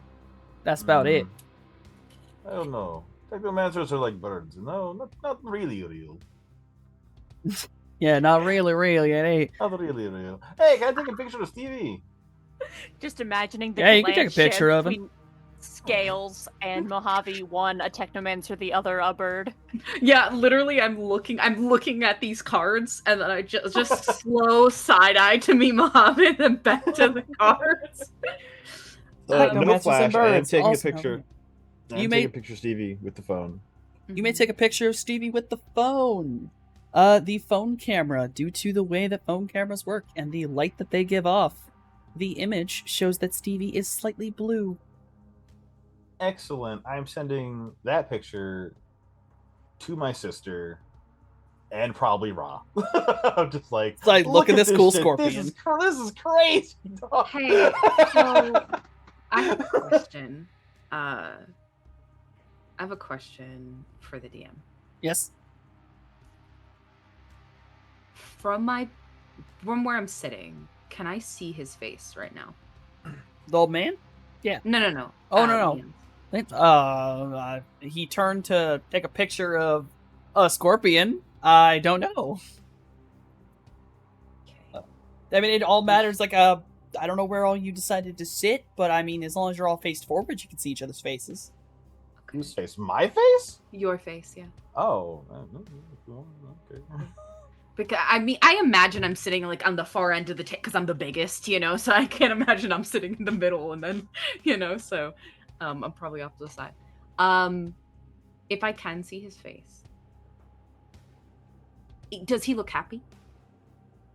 Are you happy while texting your sister and Ra? I'm taking a picture of a huge scorpion while doing a dumb cowboy thing, of course.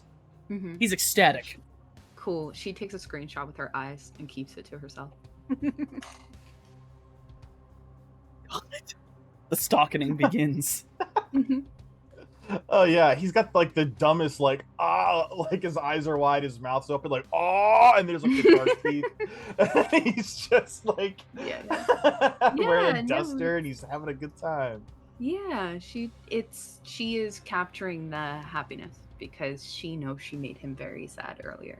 So she's taking a Hey, picture of that. Marcus, you seem like a man who knows things. Sometimes. Yeah, sometimes, of course. Just out of curiosity, you ever heard the name Falcone? We're leading with that, brother. You I watch mean, his I don't say whole anything. body. What the fuck? You watch don't his say anything, whole body freeze. What's out now? What you want to know about the Falcons? curiosity. Might have a bit of a history. He kind of turns to you, Mojave, Oh god. and I'm he gonna vomit. really looks at your face. Looks into your eyes, which is weird. Again, he does not seem like he should be able to see. Because cataracts. Yeah, and Mojave is looking back, eye contact with the full on, I have seen the banners on your wall. I am choosing to trust you with asking this question. He kind of sighs a little bit. And you watch him, he reaches up underneath, he has like longer hair, long hair, long beard, proper dwarf looking Mhm. man. Reaches up behind his neck to like the back of his head, and you hear a small electronic noise as he seems to like click a button. And you watch his eyes clear up. And he has the same kind of hazel eyes as her, and you realize that he has cyber eyes. The cataracts are not real, they're fake. And he kind of does that. He kind of rubs the front of his head, blinks a little bit, looks over at you, kind of more carefully. You. No. You ain't Oscar. You ain't tried No, to I shoot ain't. me yet. No. You look Trust just. me when I say Wait a minute. You said 3 years? something thereabouts.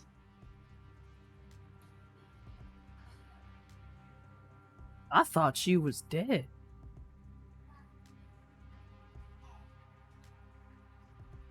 Don't know what you're talking about. Kind of like squints his eyes a little bit. Kind of looks around the table. Looks at you again. Huh. I guess you did die. Well, I ain't got no issue with Mojave, so I know a little bit about the Falcons. Know they a bunch of rude motherfuckers who like to kill people. Yeah, I know- can tell you that ain't me, but anything you could tell me about them, I'd appreciate knowing. At this point, they own half the damn strip. Probably. I know that they sold out basically half their damn fucking population. Ooh. I fill in. I'm gonna look at Mojave. Is with the like, is it okay if I tell him? Yeah, there's the glance of like the moment of eye contact made with anxiety of I will tell you later. Mm. I think a bunch of things click into place for Morningstar because she knows the memories that Mojave has had, like he's shared them with her. So she's really like realizing like, oh, Oscar took out the whole family for real. Like for power, it was an absolute power move, took out his own brother, like the whole shebang. Because I if I recall correctly, I like got their obituaries as well. So like I know he took out his parents as well. Yes, that night the parents died and Oliver died. Yeah. So, is it fair to say with that previous knowledge that maybe Oliver was supposed to be the heir? They are twins, so it's kind of hard to tell. Okay. By the time a will would have been read, because the dad died, Oliver was already dead, so it automatically went to Oscar no matter what. Mm-hmm. But you would not be privy to what the will actually said. Yeah. I guess in my mind, it's like I wonder if that's part of why he killed Oliver was because maybe he knew that when it came down to a choice, perhaps the parents, specifically the father, would have chosen Oliver instead of him. I don't share that with Mojave just yet, just because obviously it's not the time and he's trying to get some answers from this guy. But I think those things start to kind of work, start to piece together in Morningstar's head.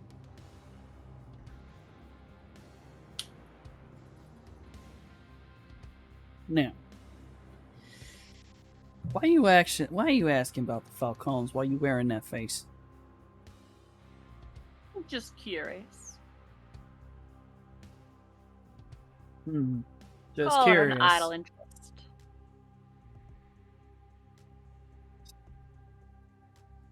And you're headed to Vegas right now? Yeah, so Shit. happens. Some things need to be righted. So we're heading to Vegas.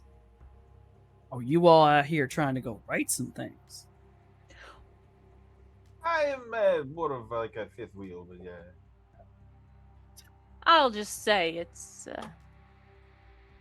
We're gonna see the sights, see what there's to see. Nothing to worry about one way or the other. Wow, can I borrow your hat? Mojave just hands over the hat. Oh, hell yeah. I got the hat on, the duster, and I'm taking a selfie with the saloon door. Living that cowboy fucking dream. Yeah, no, I'm off doing dumb shit while they're doing serious stuff. Excited in the background having a fucking good time. Look, There's that moment of smooths back his hair, looks more Oliver than ever. you don't. No, I guess you didn't, because you would have said something when you walked in. You don't remember me. Should I? Maybe. I've been to that lake before. I've been paid $100 before. $100 in my damn daughter's life. You dumped his body. And Mojave's kind of froze. I didn't want to.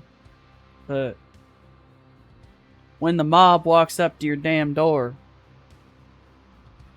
with your daughter in one hand and a dead body and a trunk on the other, you just dumped the body. I didn't know you were still alive. You were in At that point, fucking maybe pieces. I wasn't. And you were in fucking pieces. There's like a pained expression on Morningstar's face because she's trying to quiet her rage as she realizes his brother didn't just kill him, he then chopped him up into little pieces, and that does not sit right with her. I thought that bird looked familiar. I'm used to chaos spirits walking in. I had plenty of birds come out that tree, but fuck happened? I ain't no mage, but I'll tell you one thing. I don't know, and even if I did, it's probably best I didn't tell you. But, you know why he did it? that ain't something you ask when it's raining at night in the middle of the damn Mojave Desert. When Yeah, I figured, but you know I gotta ask. I'm not sure. All right, and from behind the bar, the daughter actually speaks up. I know why he did it, You do? at least somewhat. That's why I got caught.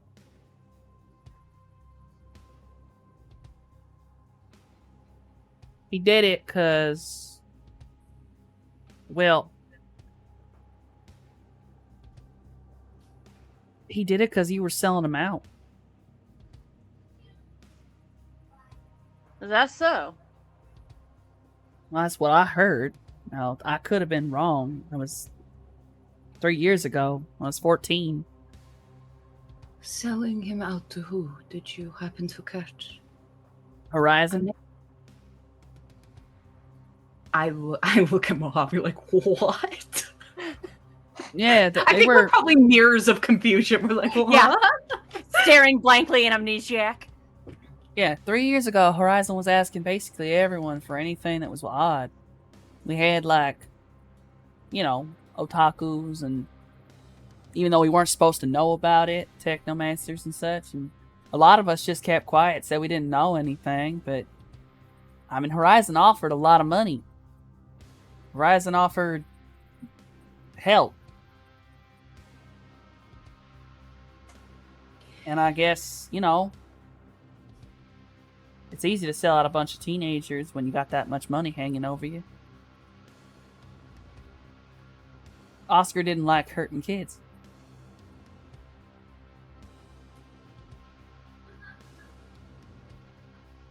But Oli didn't have a problem doing so. I guess.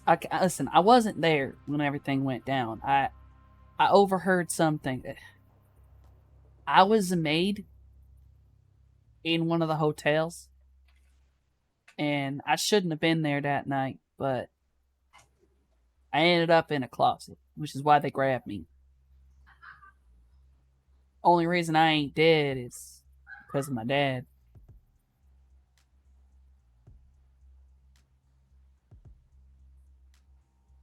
Appreciate you saying so. Yeah, I mean, if it helps, I didn't even recognize you first, so What's You there to don't- recognize? I'm Mojave. I guess you're right. You only look kind of like Ollie. I think that there is a little bit of like, it's not so much anger, more like bewildered confusion, because Havoc is technically Ollie, and he has not mentioned any of these things. So I don't know if it's player forgetting this, but did Ollie / Havoc also lose his memories? Or did he know? Far as you know, he never really talked about too much of it. He said all he could, and it was a lot of talk about, you know, he did bad things, he did a lot, he preferred being a bird because it's just easier on him. But he never really spoke about motives, any reason he would have done things, and he didn't really talk about that night. He just said that his brother killed him. That was his only memory. You don't have any Mojave's preamble to that. memories do not include motive. They just include being shot full of holes. Yeah. So yeah, I think Morningstar is like wondering, did Havoc know? Maybe not motive, but like understand that perhaps he was selling out his brother and technomancers for, you know, basically a genocide. What do I have to roll to see if my poker face gives away the crisis I'm having inside? Composure. It's in your attributes section on the right side.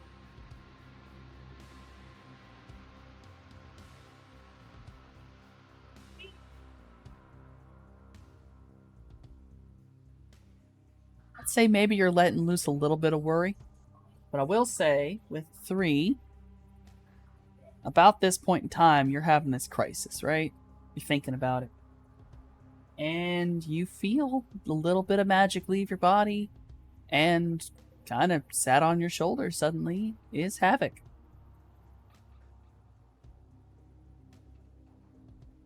Little chaos spirits just sat there. He looks at you. Look at him, make eye contact. Because I'm just always perceiving an astral, I have no idea if he's manifested where the others could see or not. He could be, he couldn't be. I wouldn't be able to tell either way. But we're not addressing him in this moment. We're just continuing on the conversation with Marcus. Can we see him? Yep. I think Morningstar sees him and is like staring at him with her mismatched eyes, and she doesn't say anything, because it's probably not the best moment to say anything. But you do see that she like wraps her arms around herself as she sort of tries to deal with the fact that like Ollie would have killed her, like if she was, you know what I mean, like it would, because of what she is. Allegedly. Allegedly. Do me a But yeah. favor. Anyone who would like to at the table may roll judge intentions on Havoc. Oh, geez. Okay.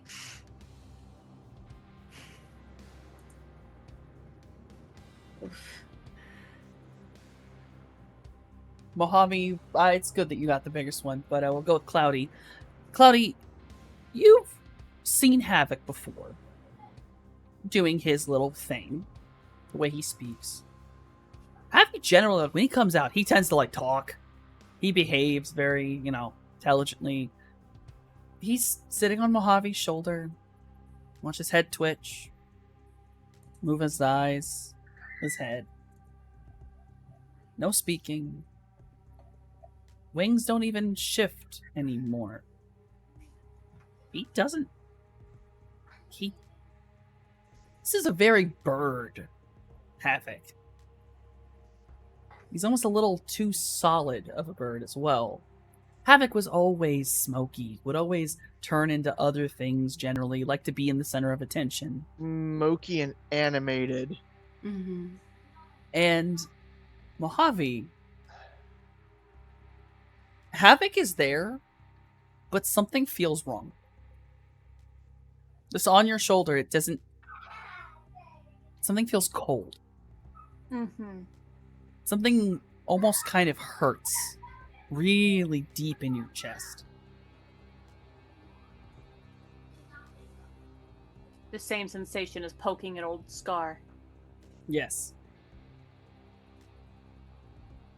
And then Anxiety, you are very distracted, and Morningstar, you're just too nervous, and it's making you just uncomfortable to think about. You're not really paying attention to Havoc's behavior.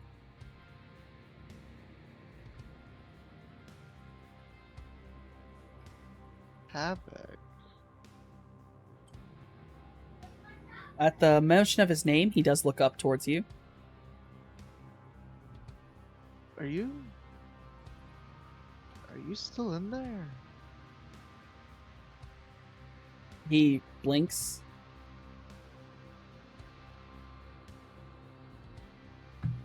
He hops off Mojave's shoulder, does the kind of crow hop across the table, and just stands in front of you, like he's sort of waiting for something.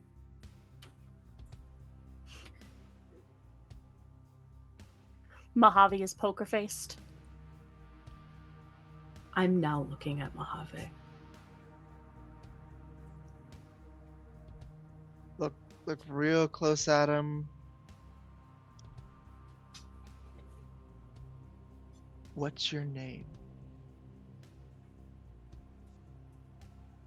The bird's mouth opens, and in a very magpie repeated notion, he repeats the phrasing, Havoc!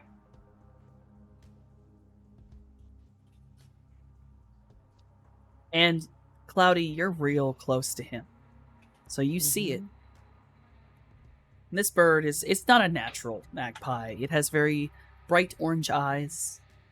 And you watch as from one eye, there's this almost dampness that appears upon the feathers underneath it. As in he's crying? It's hard to tell. There's feathers. Poker face. Sip of drink. I'm looking at Mojave. Can I guess it would be a judge intentions on Mojave? Is that what it would be, like to insight Mojave? That is insight. Mojave would use... That would actually be contesting Mojave's composure. Or con. Or as con. the case may Mojave, be. you know what? Mojave, you can roll con if you want. To just completely hide everything. Completely poker face yourself.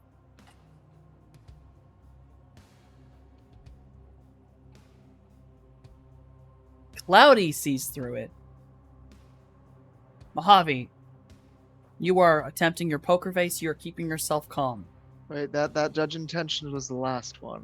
Oh, was Should I it? roll it again? Yes. You should roll it again then if you're going against the con. Mojave, it is a 3 versus a 2, so he doesn't get everything. But what little bit does he catch? What's the little crack?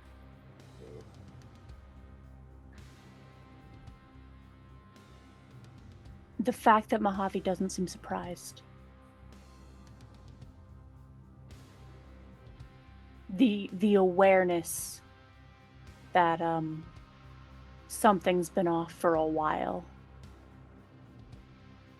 Perhaps you'll remember the conversation we had after I fell over the doorstep of we go to Vegas. It might not be me who comes back.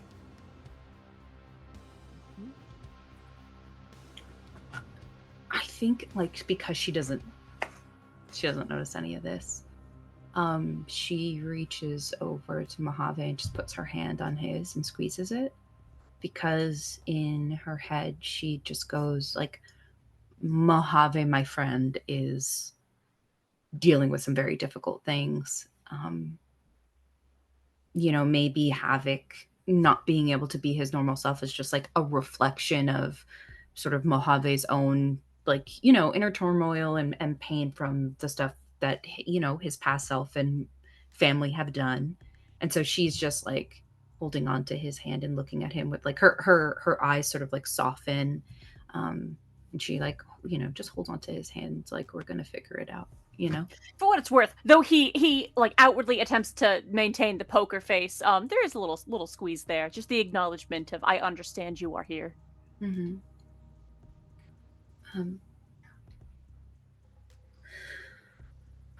Well, you guys want to teach me how to play blackjack? Yeah. Okay. Anxiety, stop taking pictures of yourself and come sit down. We are going to play. Taking pictures of my bowl of real fruit. Not some fruit. This is real fruit. This is big. Okay, Like, you say that oh. Scales. Why don't Hey, Hey. Liam, why don't you give your little camera thingy to Scales to take a picture of you, so don't you gotta take it yourself? Because my arms work? I don't know. No. He could do a proper pose of Scales or one. Oh. Are you sure? If you pose with me, sure. Oh, sure. What the fuck? What are we doing? Her one golden eye, like she looks at Mojave, her one golden eye is like, you motherfucker. Yes, I am not totally volunteering for this to distract from my internal crisis. Don't worry about it. Right. Her fucking pupil tightens for a minute where she's like, you little shit. Return the cowboy hat to Mojave. I gotta get me one of these things, I think. Maybe we went on the strip, eh? She will take Anxiety's phone, and then she will uncoil herself and get into a position where she can get a picture of them like at the cards table. They're like looking like they're playing pokers, very old Western type of vibe. And she adjusts with her own, because she knows it's not that great of a phone, but It's with a her metal own, link. with It's her trash. own, with her own hacking ability, she basically puts like the sepia filter over it so it can look like a genuine article photo. And she backs up and then she says, okay, 1, 2, and she takes the picture and then says 3, because she doesn't want it to actually look posed. She wants the most like genuine expression on everybody's face. Big meatball sub shark smile. Yep. Yeah, full on the best I'm totally not drunk Mojave grin. Yeah. I would say you 1, 2, take 3. the photo. Mhm. You look down at the photo you just take. 2 things stand out to you. Mm. 1, near Marcus, kind of behind him slightly. It's almost... you'd have to kind of look for it for a second, but it just sort of stands out a little bit oddly. There is what looks like a woman's hand on Marcus's hand, and it's like the arm kind of just follows up and disappears behind him. But it's just holding like on his hand kind of thing. Aww. And the other thing you notice in this is On Cloudy's shoulder, there is a small hummingbird. On Anxiety's shoulder, there is a spider who is currently raising up its front arms in some kind of strange wave. Mm-hmm. I think her eyes widen because she doesn't have any kind of like astral ability. So she's just like, oh my god, this is what they see all the time. And she very secretly sends herself this photo and then erases that she sent it to herself and then hands it to Anxiety. It says, I think that is a good picture. And then we'll sit down. Oh, thank you. All right. Let me see. Is that what I look like? Mojave, Yeah. you would be the only one to really notice this, because it's your face. The person in there smiling doesn't look familiar to you. Oh dear. Person in there smiling, and his hair slicked back. He looks empty. Cold. It doesn't look like you. That's not you. Something feels wrong. In that picture, Havoc is still visible. And looking at Havoc is like looking at a doll that looks too close to you. That that's concerning notion of something that's so close but isn't. And then that person that's supposedly you, smiling there, is just empty and wrong. Oh, is that what I look like? Mojave says, pulling away and sitting back down maybe a little bit too quickly. Yeah? You have mirrors at the house, right? I mean, I haven't spent that much time at the house, to be Wait. perfectly honest. I've been busy for quite a long time. Whoa, hold up, you crusty motherfucker. You brush your teeth, right? Yeah, when I get a chance. No mirror? You just stare at a wall? Yeah. I respect it. I would be bored. But I'm beautiful, so maybe. Jesus. I snatch the fucking phone back for a second and say, Marcus, I think you'd like to see this. And she shows him the picture so he can see the hand on his shoulder. He pulls it over, looks at it. He gets a grin on his face. Yeah.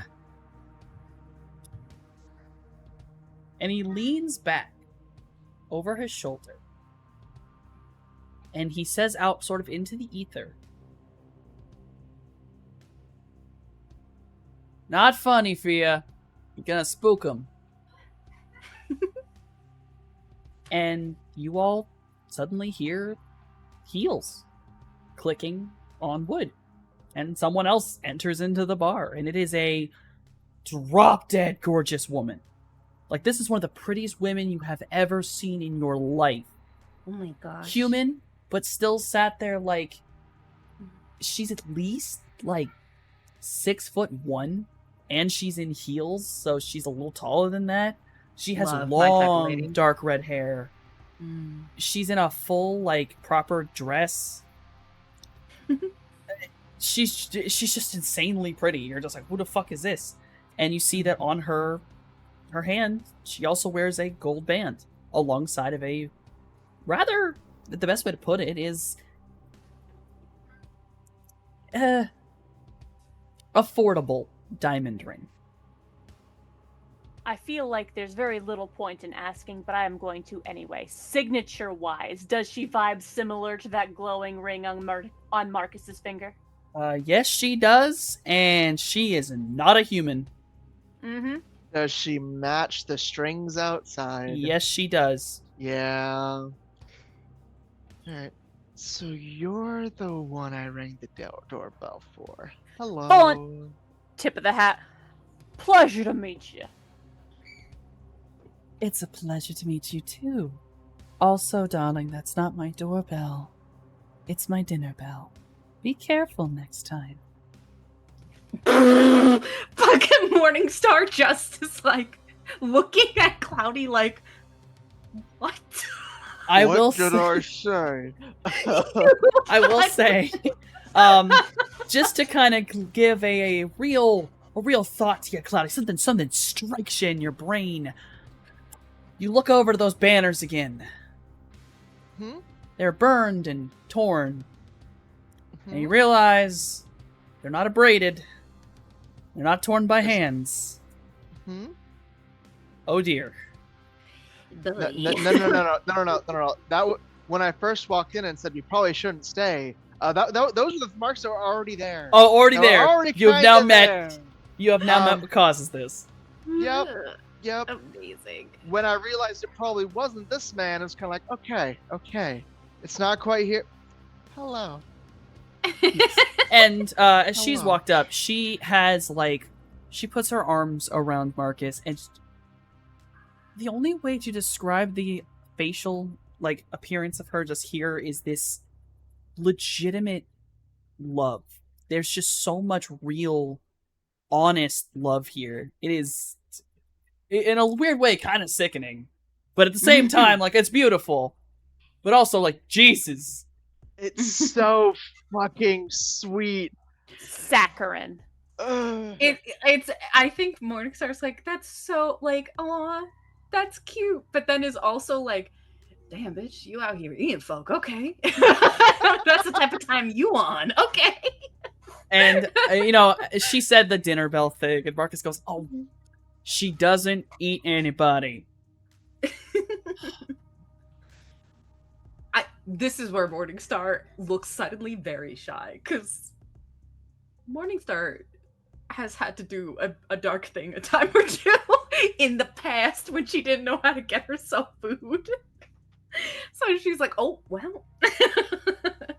Doesn't need anybody often. Yeah, Morningstar's like, oh, okay. But question. Yes. So to me, she looks human. Yeah, she's just a But really to- pretty human. But to Mojave, she doesn't look human. No, any of the mages who Or astrally cloudy, yeah. perceive here at Mhm. all, this is not a human woman. That's not a human soul. Mm. That is a spirit. Mhm. She is hiding however strong she may be. And Mhm. assumingly that she's manifested in this way, she's probably a free spirit, given she's talking things like this and Mhm. isn't just chilling on the astral, but that's kind of what a free spirit does. She seems to have chosen to live here, but her sort of being invisible all this time, it's up in the air. Yeah. So is the daughter giving off maybe I'm like a Nope. half? No, No, the you took daughter after the is. dad. Although Okay. I will give, because you're now clearly you're looking around. You're like, what the fuck? I'll give you Well, perception. I mean, okay. I'll give you perception. It's one of our last rolls. You can get perception to look at this. Okay, because bro, I'm here the only technomancer and a lot of mages and a spirit. It's a 3. That's probably the best you're gonna get from me. That's enough. That's perfectly enough. Okay. This woman's hair is this dark red color. We're talking uncannily red. Marcus actually is kind of blondish in a way, Yeah. The girl's hair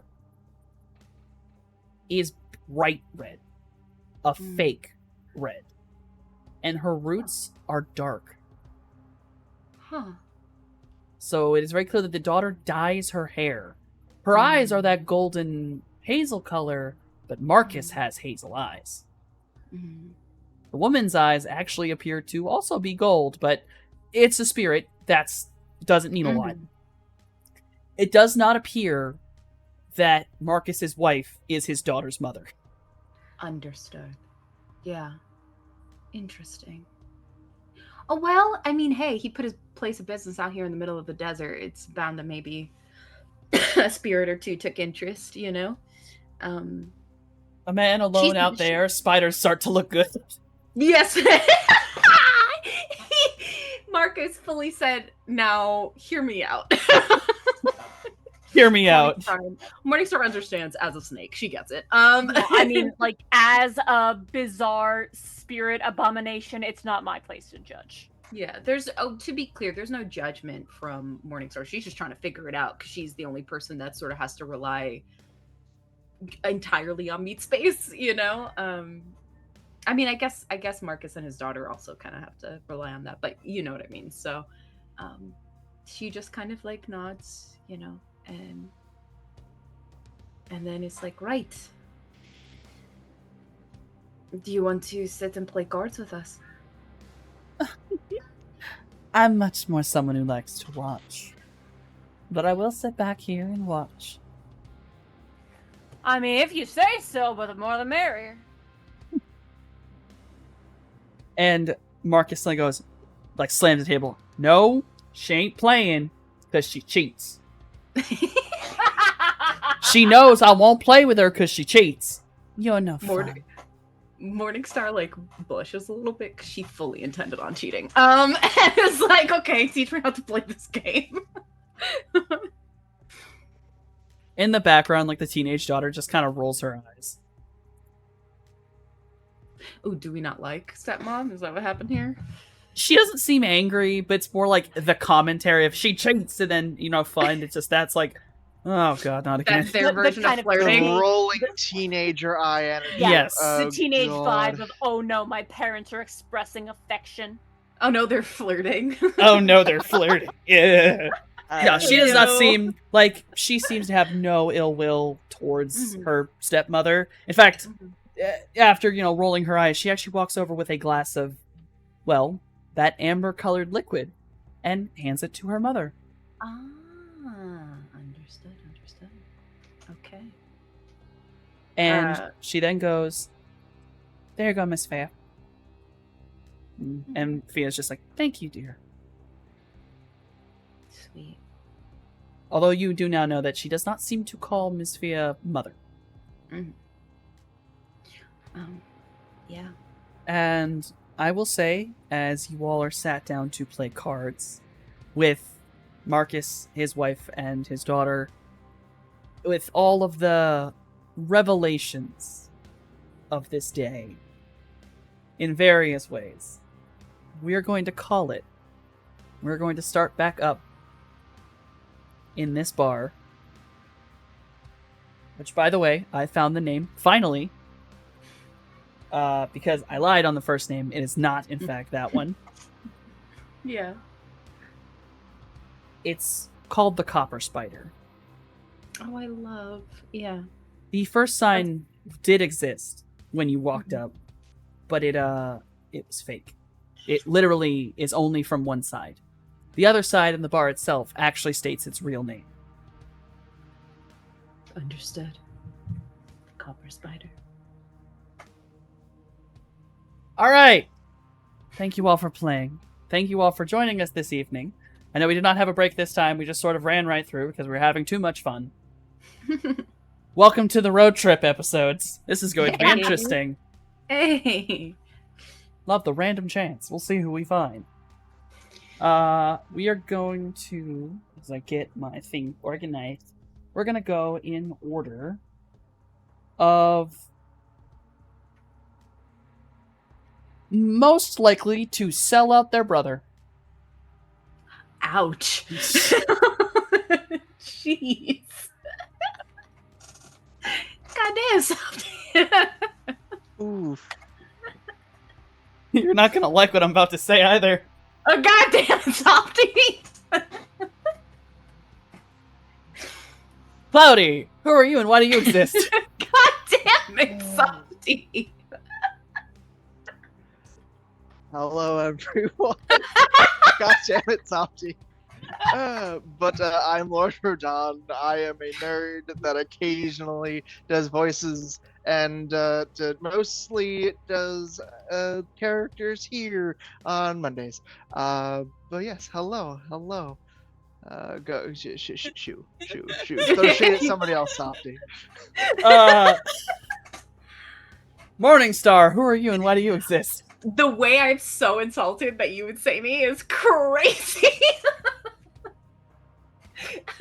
But hi everyone. You can find me all over the internet as the Risa Rave. I do this. I do role playing here on Table of Horrors and other places. On Mondays, I am obviously Morningstar. On Fridays, I am Acheron. And in games to come, I am other characters that you will see if you come and watch. I hope you come and watch.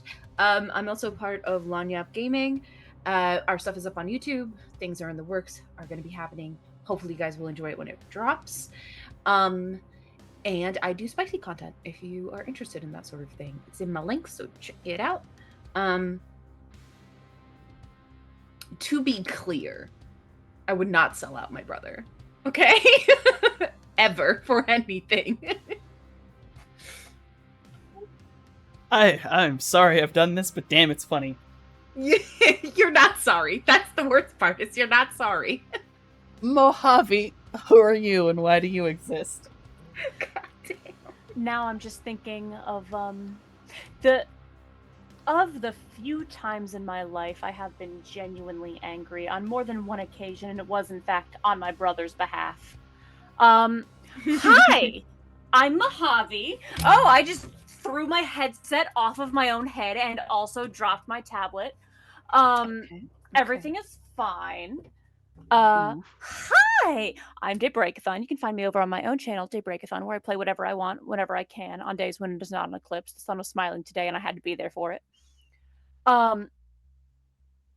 When I am not playing video games and existing in the space between is and is not, I am writing fantasy novels. I have released 2 of them so far, Wardbreaker and Windswept. The third one should be coming out sooner or later, hopefully sooner. I'm working on it. And I did the character art for the characters who have art. My commissions are open if you'd like me to do some art for you as well. When I am not in the author space or the artist space, you can find me here and now playing Mojave, who is definitely coherent and definitely knows who he is and what's going on, and is not having an existential crisis whatsoever. No, not at all. And when I'm not Mojave, you can find me on Fridays playing Hatfield, who similarly is not having a crisis whatsoever. No way, no how, no thank you. Books, art, channel. My dog is here to say hello. Puppy. All right. Anxiety, who are you and why do you exist? Of all the people I exist to betray and sell out, my non-existent brother is not on that list. It's mostly just Sophie and Rissa causing emotional distress too. But I stream over at my own channel, Slippery Nosferatu. It's been a lot of content warning, Helldivers when the game's not crashing every deployment, and Supermarket Simulator, which I have recently recruited Softy into the cult of. You're welcome so much. That shit ate my entire soul! Why have you done this to me? Also here at Table of Horrors, Mondays and Fridays for TTRPGs. Yee. Alright. Couple more things before I go. I'm going to put, he was not with us this evening as he had to work late, but he's always in our hearts. Our beautiful Nuskavian, who plays And Jason. also his chair. And his chair, who is the more supportive member of this cast. It's true. And on that, I never actually told any of you really which direction I was going. Technically, it sounds like it should be most to least, but it doesn't always have to be. You could be lying. Why are Also, you like this? I absolutely, by the way, did in fact pick the people I knew for a fact had real life brothers. You're such a fucking... If I could throw a chocolate through a fucking screen, I would. And this is why I'm glad I'm on the other side of a computer. So, I am your Cosmic GM, Softonomicon. Here on Mondays, I do run the flood as the Cosmic GM and upset my friends, but in the fun way. Sometimes, and then Rissa threatens to throw a chocolate at me. It's great. On Fridays, I play Ebony of Clan Ventru, Lord Almighty. I may be playing other things in the future. Ooh. And then also here on Table of Horrors, I run a few other games that are currently being pre-recorded and will be played at a later date. I'm currently organizing myself and everybody. That would be Blood Price, which is a VTM spot game, and Return to Silence, which is a Monster Hearts 2E game. Both very, very fun. On my own personal channel, I am dedicating myself far more to the fact that I am an artist. So a lot more of my channel is going to be artwork, unless I am summoned to play with friends, and then I will be playing team games like either Content Warning or Helldivers 2 at this permanent moment. Otherwise, I am doing artwork, working on work. I do overlays. I have solidified myself. I do overlays. I do monsters. I could do something cute like the thing talking now. That's my artwork. If you want something, come talk to me. I'll give you a price. I will eventually fix the fucking Twitter post for it someday. I have a Patreon where I'm making a coloring book, The Periodic Table of Monsters. We will get back to that eventually once I'm done with my work. And then... I'm Shiv's hedgehog husband and second in command here on Table of Horrors. I love him wherever he may be. And I love all of you. And we, once I put the freaking things up. Aha, I got him. We are gonna go raiding on... What do we got? Oh yeah, some of my favorites. Which is TTRPG Academy. I believe they're continuing their Candle Obscura game. Nice. So we're gonna go bug them. Start the raid, but we cannot go anywhere until music calms the fuck down and Cloudy says the line. My brother's a son of a bitch, but goddamn it, Softy.